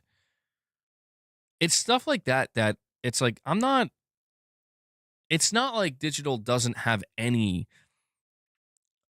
you know, like, it's not all doom and gloom there. Like, it's like you said, there are plenty of sales. There's plenty of, it feels like Sony's doing a new special sale with a bunch of games digitally every 2 weeks. You get the AC trilogy for $10. Well, that's what I mean. It's like stuff like that. It's not all bad on the digital side. I just don't trust companies that make a lot of money. That's all. Like, Sony makes a lot of money. Do I trust Sony? I trust that there are people inside of Sony that understand what they have, and hopefully their voices will not be drowned out by idiotic corporate greed. Maybe that's a naive belief, but I do believe that nonetheless. But I do believe at the end of the day, like, yes, Sony is an extremely corporate company. I mean, they have a corporate hierarchy that's like, what the fuck am I even looking at, dude? It's nuts. So, I always try to keep that in mind, that I've been accused of being like a corporate shill and stuff like that. And I know I get accused of being a fanboy, and that's fine. I don't mind the fanboy stuff so much. But it's like, dude, I'm not really a corporate shill. Like, I may not be extreme to where it's like, I'm going to PC because I'm not ever paying for PlayStation Plus, and I'm not as extreme, But I definitely wouldn't say I'm a corporate shill where it's like, dude, I'm not necessarily in support of Sony making more money. It's like when we talk about the cost of the PlayStation 6, we were just talking about this on my last stream. It's like, I'm not in favor of, like, Sony. I'm okay if you raise the price of your games and your subscription service as long as you can sell the PS6 for cheaper. Like, I'm not in favor of that. What I'm more in favor of, I kind of don't care if you lose some money, Sony. You're worth almost $200 billion.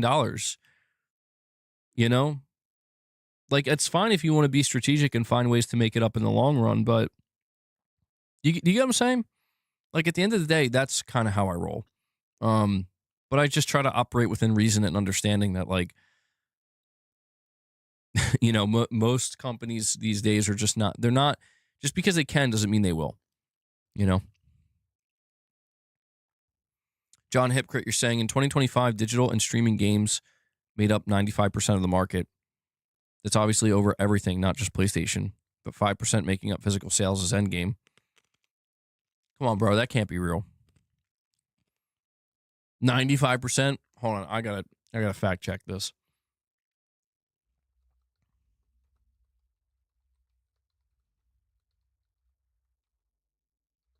Let's see, in 2025. Well, I do have a question with that, John Hypocrite. Okay. So you are correct. Here's my question, though. Does this count?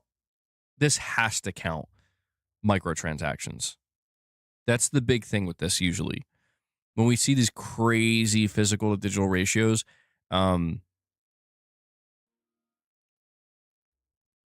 between 125 and 140 billion, not 200 billion. Oh, shit. You know what? On second thought, Sony. All right, I get it now.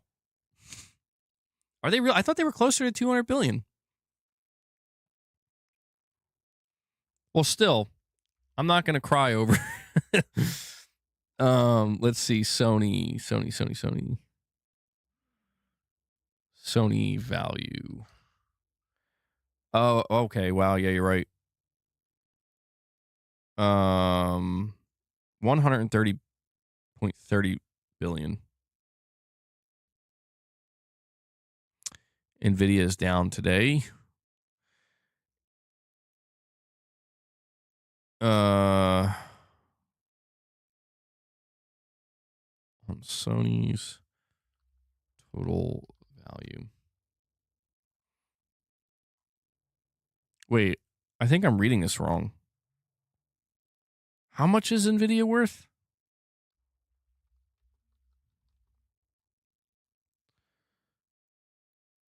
As of mid-March 2026, Nvidia has a total market capitalization valuation of approximately 4.45 trillion. Like what?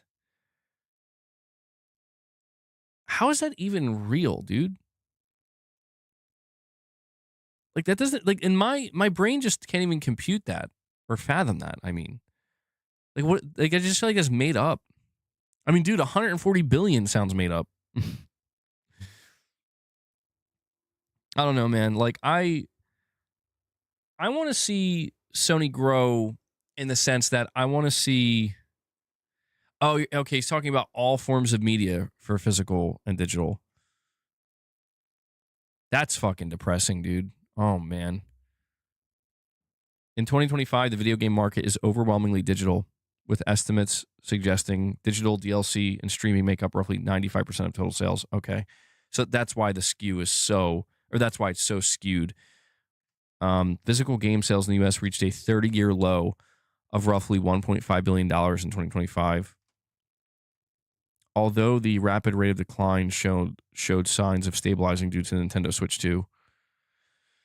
Oh, I'm not gonna lie, dude. Like, it's stuff like that it makes me feel like I want to give up on physical games because I'm like, what's even the point? Like, I'm not going to because it's like, I don't know. I'm holding out hope. It's like you can get one more gen with the PS6 with physical games, but it's like, what the fuck, bro?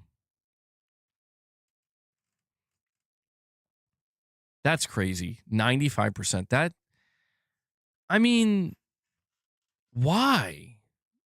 Like, why though, man? Like, why? I'm just surprised. Like, video games have always been such a physical media heavy entertainment medium, and it just feels like it died overnight. Like, music is kind of more understandable, I guess, you know? Because when you're talking just about sheer data, you know? I don't know. That just depresses me, man. I wish it wasn't like that. I wish we had I wish we were just living more in a time right now where it's like more even, you know? Like 60% digital, 40% physical, or like 65 digital, 35% digital or physical.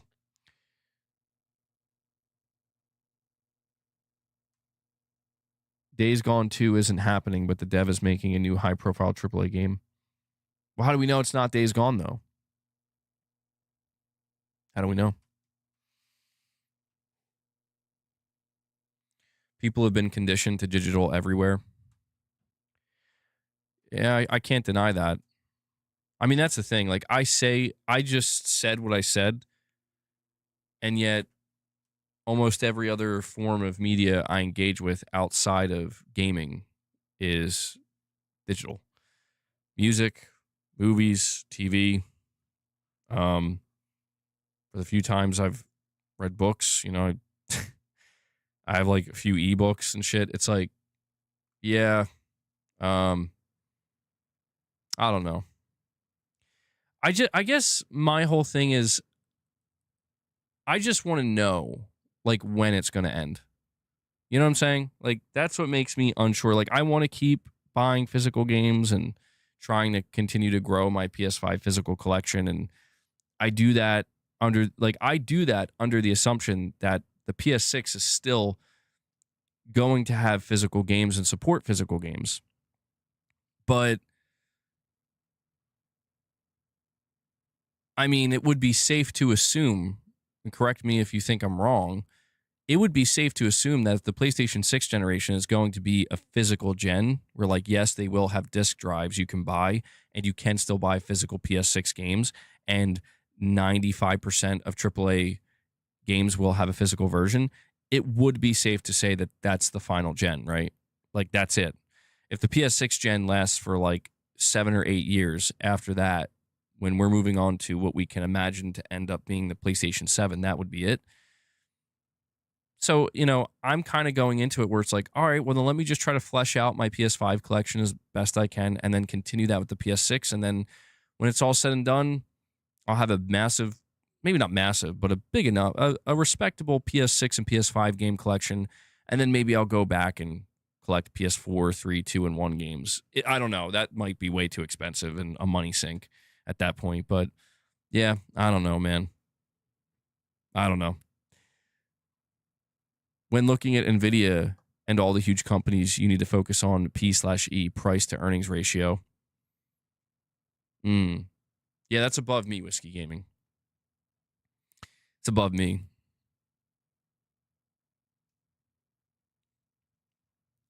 All right. Okay. Wow. I did not realize we're like past the 4-hour mark. So here's what we're gonna do. I'm thinking about, I don't know. Should I try to go for the 4.5 hour mark? Maybe stream for like another 15 minutes or so? Well, I will say this. We are going to be wrapping up here soon. So just keep that in mind. We'll do like a last call for any support. And with that being said, let me make sure I didn't miss. If you want to drop any support for the channel, which a lot of you guys have dropped a lot of support today, thank you so much for that. Now would be the time to do it. If you want to drop any more member gifts, if you want to become a member, any more super chats or direct donations, we'll do a last call. But for now, we'll just continue to kind of chat for a little bit before I wrap it up. It helps you determine if a stock is overinflated or a bubble, so to speak. Yeah, I've never really got too involved with investing or anything like that, man. I just feel too like I would be too irresponsible with it, you know? I'm like, it's better not to it's just probably better if I don't. But maybe one day I will. We'll see. Maybe when I'm a little bit older, a little bit wiser. Go for another 4 hours. Dude, honestly, the only thing, well, there's many things that would stop me, but the biggest thing is my voice, dude. Like my voice starts to go. I don't know what causes that. I don't know if that's just the nature of, you know, you talk for 4 hours without stopping. It might just be that.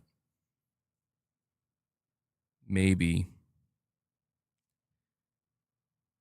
if I talked like this,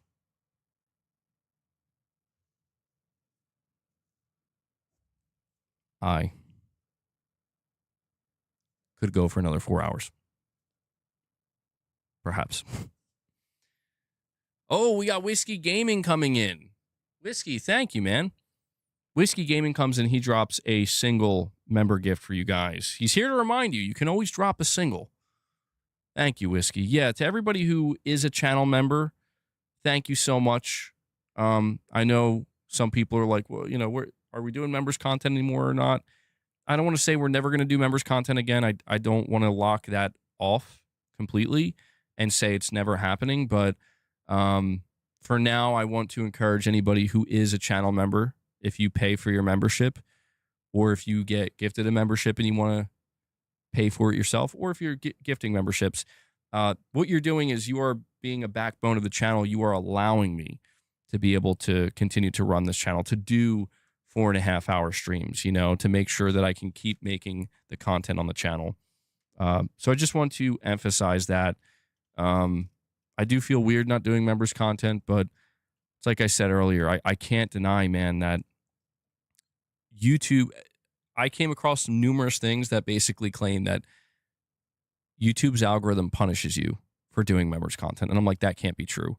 I've been testing it out for weeks now.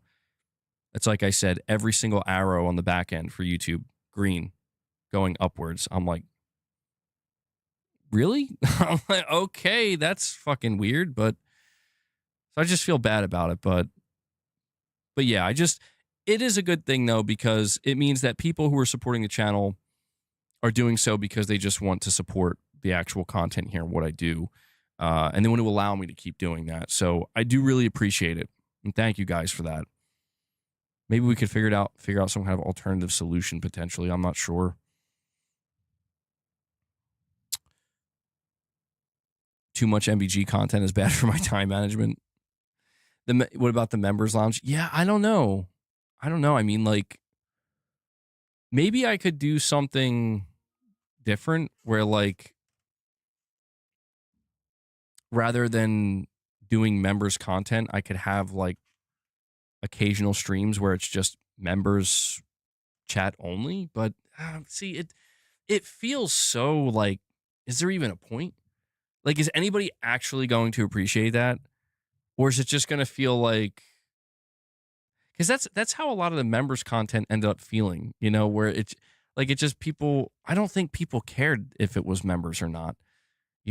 Like for the members who were there, they're like, yeah, we would be totally, like the vibe was, we would be totally fine if this wasn't members only.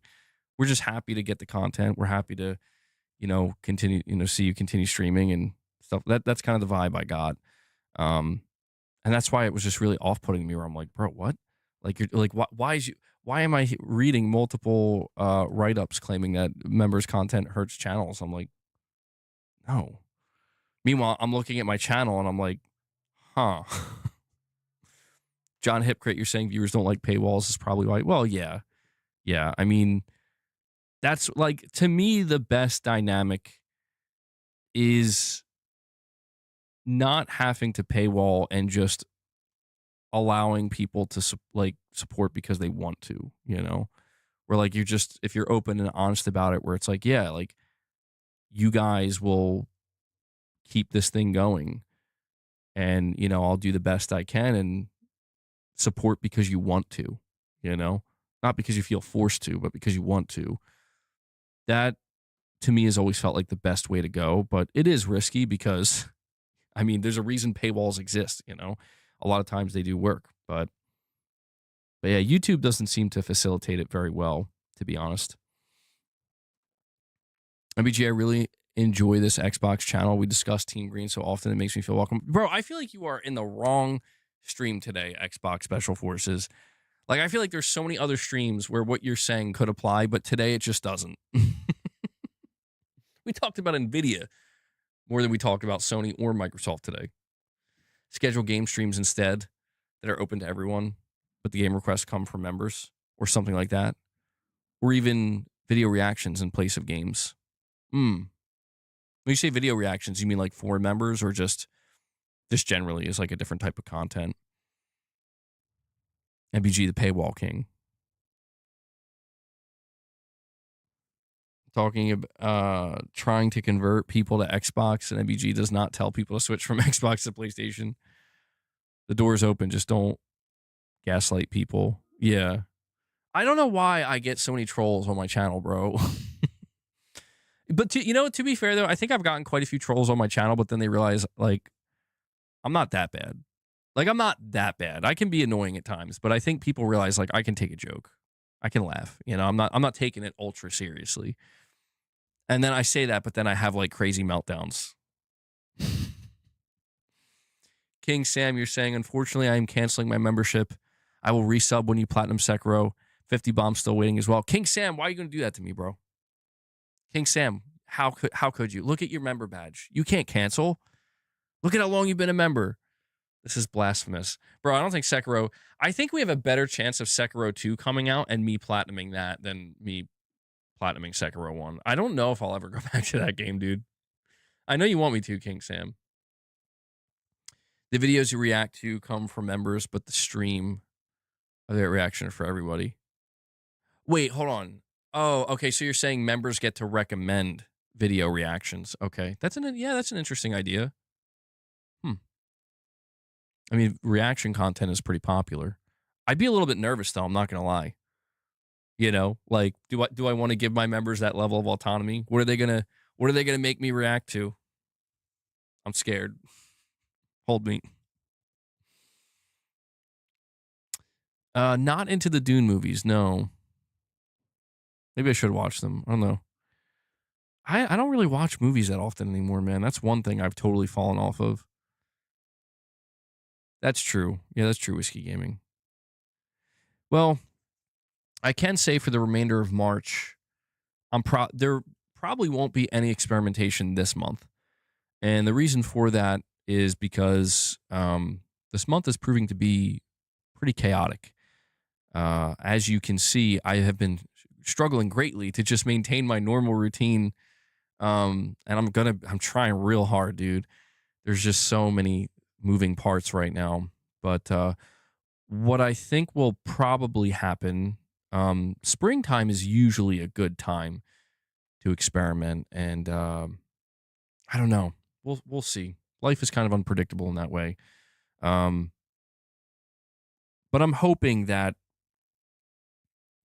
by the first week of April, that's what I'm shooting for.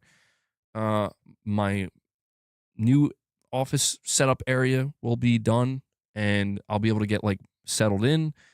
Hopefully some of the things that are happening right now. I told you guys at the beginning of the stream, like, Mrs. MBG's grandmother just passed away literally yesterday. And she was very close with her grandmother. So, that's a big, there's death in the family. So it's a thing that's happening at the moment. And so it's creating a little bit of, stress, as you know. Stuff like this, I don't know. These things are just kind of like all intersecting at the same time. But I have a good feeling that by the time we get to the end of, by the time we get to the end of March and the first week of April, I have a good feeling like that's when things are I'm going to be able to settle in much better. And we'll get back to like a strong routine. And I'll be able to get to this point where I can start throwing around some ideas again and experimenting a little bit. Thank you, Whiskey Gaming and Xbot Special Forces, excuse me, and Raven. It's sad. The one good. I mean, I don't know if it's good. I don't know if that's the way to put it, but she did pass peacefully. It was in her sleep, so a lot of people, that's how they want to go, right? Some would say that's the best way to go. So, it's tough. It's hard seeing Mrs. MBG like that. She was very, very close with her grandmother. Her grandmother for her was very much like a mother figure. She was very, very important in her life. And, I know what she's going through. So it's tough. But this is why, if you're wondering why I'm over here, I'm thinking like quantum immortality, the afterlife. Like, I'm just contemplating these things. This is why it's on the mind. Yeah, past couple years they've been something, man. I'll tell you that. They've been something. But how long have I been streaming? Where are we at now? I think we have about 4 more minutes. I've been streaming for nearly 4.5 hours. So it's funny because I go into these streams and I'm like, I'm definitely not streaming for 4 hours today. Definitely not. But here I am. So thank you, Shadowlink. Yeah, dude, there ain't no way. Thank you, Ray. See, Ray knows. Where's Rich Rod? Is Rich Rod watching? He needs to take notes. Dude, I swear, man, Rich Rod, he's never here when he should be here. And Steven Leon. Bro, Steven Leon coming out of nowhere. I didn't even know you were here, Steven. But you did tell me before. You're like, I'm always here, bro. Steven Leon, he comes in and he drops 20 member gifts. Pretty much the 11th hour here, approaching the 4.5 hour mark. He says, I got you, bro. Thank you. Steven Family Leon. He's got us. Thank you, man. I did not expect that. That's very, very kind of you. And dude, wow. I'm shocked. We actually, we hit 51 members with that 20 that you just dropped, Steven. Good stuff, man. Let me, hold on. I gotta play the soundbite. You would think I've made this a soundbite by now, but I still haven't. Sorry.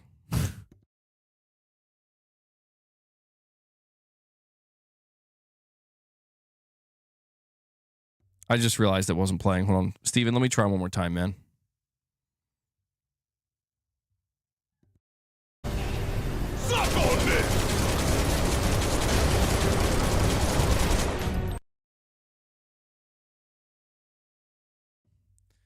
There you go. Thank you, Steven. Damn, Hellbound's like, finally that Xbox guy is gone. See, don't let the record show I'm very tolerant. Maybe to a detriment. Like, I'm too tolerant, man. And maybe that is a problem. Like, maybe I do need to take a little bit, just a little bit more Rich Rod energy. Not a lot, just a little bit. Where it's like, I got to crack down on that stuff harder and quicker. Where it's like, maybe I'm too lenient where I let what are clearly true. But I don't know, man. It's because I've seen people turn around, you know?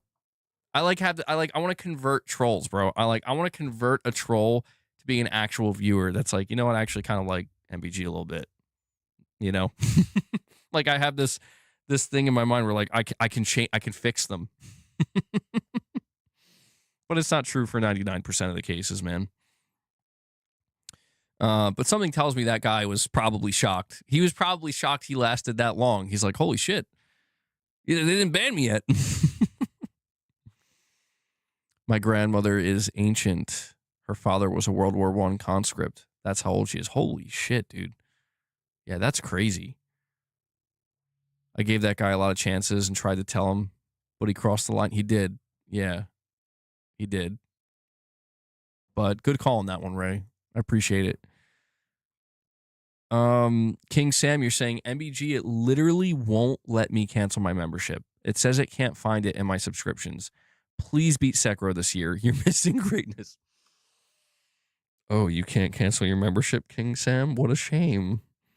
I wonder why. Damn, I don't know what's up with that. I still haven't heard from that one guy, by the way. And I'm just curious if I end up seeing him later this week or next week or something. What was his name? Big Tech, I think it was. I felt so bad. He's like, I dropped 10 membership gifts for you, man. And he was like all hyped about it, but like never went through. And I think his bank just like screwed him over. My condolences to Mrs. MBG, you and to all in the family. Let me see. Oh, that's coming in from Titus. Oh, Titus, thank you so much for that, man. You didn't have to do that. Yeah, you guys don't have to drop. I mean, I appreciate it. You know, it helps. It really does help. But Titus came in. He dropped a $20 direct donation. I'm not sure if it came through. It came through on mine. He says, my condolences to Mrs. MBG, you, and to all in the family. Well, we appreciate that, man. Yeah, we really do appreciate that. You know, when it comes to it, it reminds me of like when my grandmother passed, where the one thing that I took comfort in with my grandmother specifically was she was old. Like, she lived a long life, you know, and that made me feel good in the sense where I'm like, I would hope to live a long life, you know, and you can kind of, I don't know. It just brings me a little bit of comfort. And, you know, I was telling Mrs. MBG, like her grandmother was very old too. I think she was like 80 years old. I'm like, that's a long life, you know? I think, you know, most of those years being quality years, which is what matters, obviously. So I don't know. I wonder if I'll reach really old age like that. But thank you guys. Steven, Titus, everybody else who support it today. Thank you so much, man. Oh shit. That was an effed up message. Yeah, Whiskey Gaming walked away for 1 minute. Well, he walked away for 1 minute. I don't know. Sekiro. The thing about Sekiro, man, is it's like, oh, thank you for the clarification. It's just a fist bump, not throwing hands. Got you. The thing about Sekiro, man, is that like, I feel like I would have to be in a state of mind to actually play and beat that game. Let alone, what would you say, platinum it? Or did you just say beat it? You're just saying beat it. So I know, is it you? I think King Sam. Somebody wants me to straight up platinum it. I'm like, bro, you're out of your mind. I don't know. We'll see. We won't see. I don't know. I don't listen. I don't want to overpromise. What I can say right now is I don't have any interest in playing Sekiro, but I will never say never. The day may come. The stars may align. Where the day, and it's funny because I'm such a big From Software fan. I played all the Dark Souls games. There's some of my, I mean, look at my hoodie. Dark Souls games are some of my all-time favorite, man. Platinum Elden Ring, beat Bloodborne, loved Bloodborne. Sekiro is like one of the only games that I'm like, I don't know, man. Maybe I would have just have to have continued to force myself to play it. If I had to guess, because of the skill curve there, I probably would have just needed to play it. I think Sekiro is the kind of game where it's like I got to play it for 10 to 15 hours straight and just something's going to click. I'm going to struggle for 10 to 15 hours and then kind of like Returnal, where Returnal I almost gave up on by the third biome because I'm like I'm not enjoying this at first. Like, my first run, I'm like, dude, this feels like I need to give this up. I can't do this, but I forced myself and it took a while, but then it just fucking clicked. And I just turned into the Terminator dude where I'm like, the fuck? Like I literally just got good instantly. And I don't know how. I wonder if it would be that way with Sekiro. We'll see. Maybe eventually if there's, I don't know if it'll be this year, but maybe when the time comes that there's like a really bad game drought or something. And it's like, uh-oh, all that stuff to play now is Sekiro. Bro 94 is a long life. My grandma's 86. Dude, yeah, to me, making it to 70 is a long-ass life. If you can make it to 80, let alone 90, with a good quality of life, that's great. That's great. But us Latinos be eternal. Dark Cloud is saying, MBG, thanks for the stream today. You always come through when I need some content. Well, I'm glad I could be here for your content needs, Dark Cloud. And yeah, I did go past the 4.5 hour mark. I think I'll wrap it up now. I got to make sure I don't like lose my voice any more than I have, because I do want to make sure to come back and stream tomorrow as well. I am going to have to change the title. I'm going to do that now. DLSS 5 is either the future of graphics or an AI slop filter. There we go. I think that's pretty accurate to most of the discussion we had today. DLSS 5 is either the future of graphics or an AI slop filter. All right. I'm going to change. I just feel the need to change this because I feel like my current title's not I don't know. My son's up there yelling. Why is he yelling? All right, guys, that's it. Is that coming through for you guys? You can probably hear him. All right. Before I head out, the only other thing I want to ask you to do is just take a moment, hit that like button if you haven't. It helps the streams more than you know. And yeah, thank you guys so much for joining me today. Thank you for watching the stream or hanging out with me. I did put out a news video earlier where If you were a little bit upset that we didn't cover like PSSR2 or the PlayStation Portal update in this stream because we were just so focused on DLSS, I did cover it in that video, so you can get all the information you need there.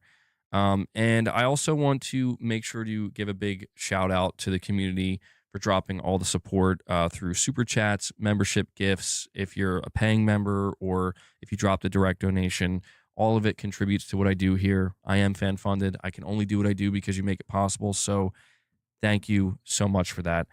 And I also want to make sure to give a shout out to Devil Shooter, who does the timestamps for the streams. If you guys see Devil Shooter in the comments with those timestamps, make sure you show him some love, give him some thanks. I know he appreciates it. Devil Shooter, thank you for what you do, man.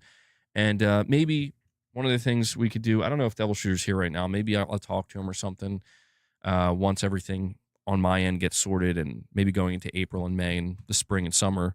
Maybe I could try to do something with that second channel, make like a clips/shorts channel, see if that's feasible or not. But yeah, that's it. Oh God, stop that. Jeez, cats are fighting right next to me. All right, guys, enjoy the rest of your evening or night. I should be back tomorrow. If anything comes up, just check the Discord. Ray, if you want, you can drop the Discord link in the chat. You guys are free to join the Discord. You don't have to be a member. Anybody can join it. But, you know, if anything comes up, I'll try to let you know there. But as of right now, I should be able to come hang out with you guys again, and we'll have hopefully some other topics to talk about. Before I go, though, hold on. We have a last-minute super chat here from PSP Reviewer, or is it PS Previewer? PSP Reviewer 100, I think it is, with a $2 chat. Long time no see. You're saying, what's up, man? Did you see Hassan is back? I did. Yeah, it's been so weird. Before I head out, I'll answer the super chat. It's been so weird seeing Abandoned in the headlines again. Like, dude, I was watching, I think, I was watching Mystic the other day, and I think even he covered it, and I'm like, what? What? Like, it was so weird. I saw like Yang covered it again, and it's funny because looking back on it, like listening to other people reflect on it, like people aren't mad. I don't think they are. Everybody just kind of agrees, like, man, that was a weird time. You know what else is funny about it is I think things are so bad now. And I know this sounds bad to say, but I think things have gotten so bad in some ways that people look back and they're like, I wish we could have that again. Like, we didn't realize how good we had it. We're like, what was the big? I mean, there were still big problems then, but like, I don't know. It just feels like in the last 5 years, things have really, not to be so doom and gloom. No, I'm not going down the rabbit hole again. Don't remind me of the necklines, bro. Don't remind me of that. Oh, man. Dude, I was so mentally ill. I literally thought, like, you see that new shirt? Dude, I was like Alex Jones level. I'm like, you see that new shirt? That new shirt with the PlayStation icons on it. Look at those necklines. Those are Kojima necklines right there. They got Kojima posing. I was losing it, dude. Like, that was the epitome of like, it's like, bro, maybe you should take a break. Good times, man. Good times. I'm pretty sure Mrs. MBG is currently making potato soup since it's St. Patrick's Day. Yeah, by the way, happy St. Patrick's Day. I'm not Irish. Mrs. MBG is very Irish. Forgot to mention that. She's making potato soup. So I'm looking forward to that. She makes some great potato soup. I could smell it now. All right. Well, oh yeah, and also that's kind of crazy, by the way. Kind of crazy that Mrs. MBG's grandmother, extremely Irish, very Irish. St. Patrick's Day was her favorite holiday. She passed on her favorite holiday. Peacefully. That's kind of crazy. Forgot to mention that part. All right, guys, that's it. I'm out. I'm going to go eat some potato soup. Please enjoy the rest of your evening. I will catch you guys hopefully tomorrow in the next one. I have to rest my throat at this point. So that's it, guys. Until then, take care, everyone.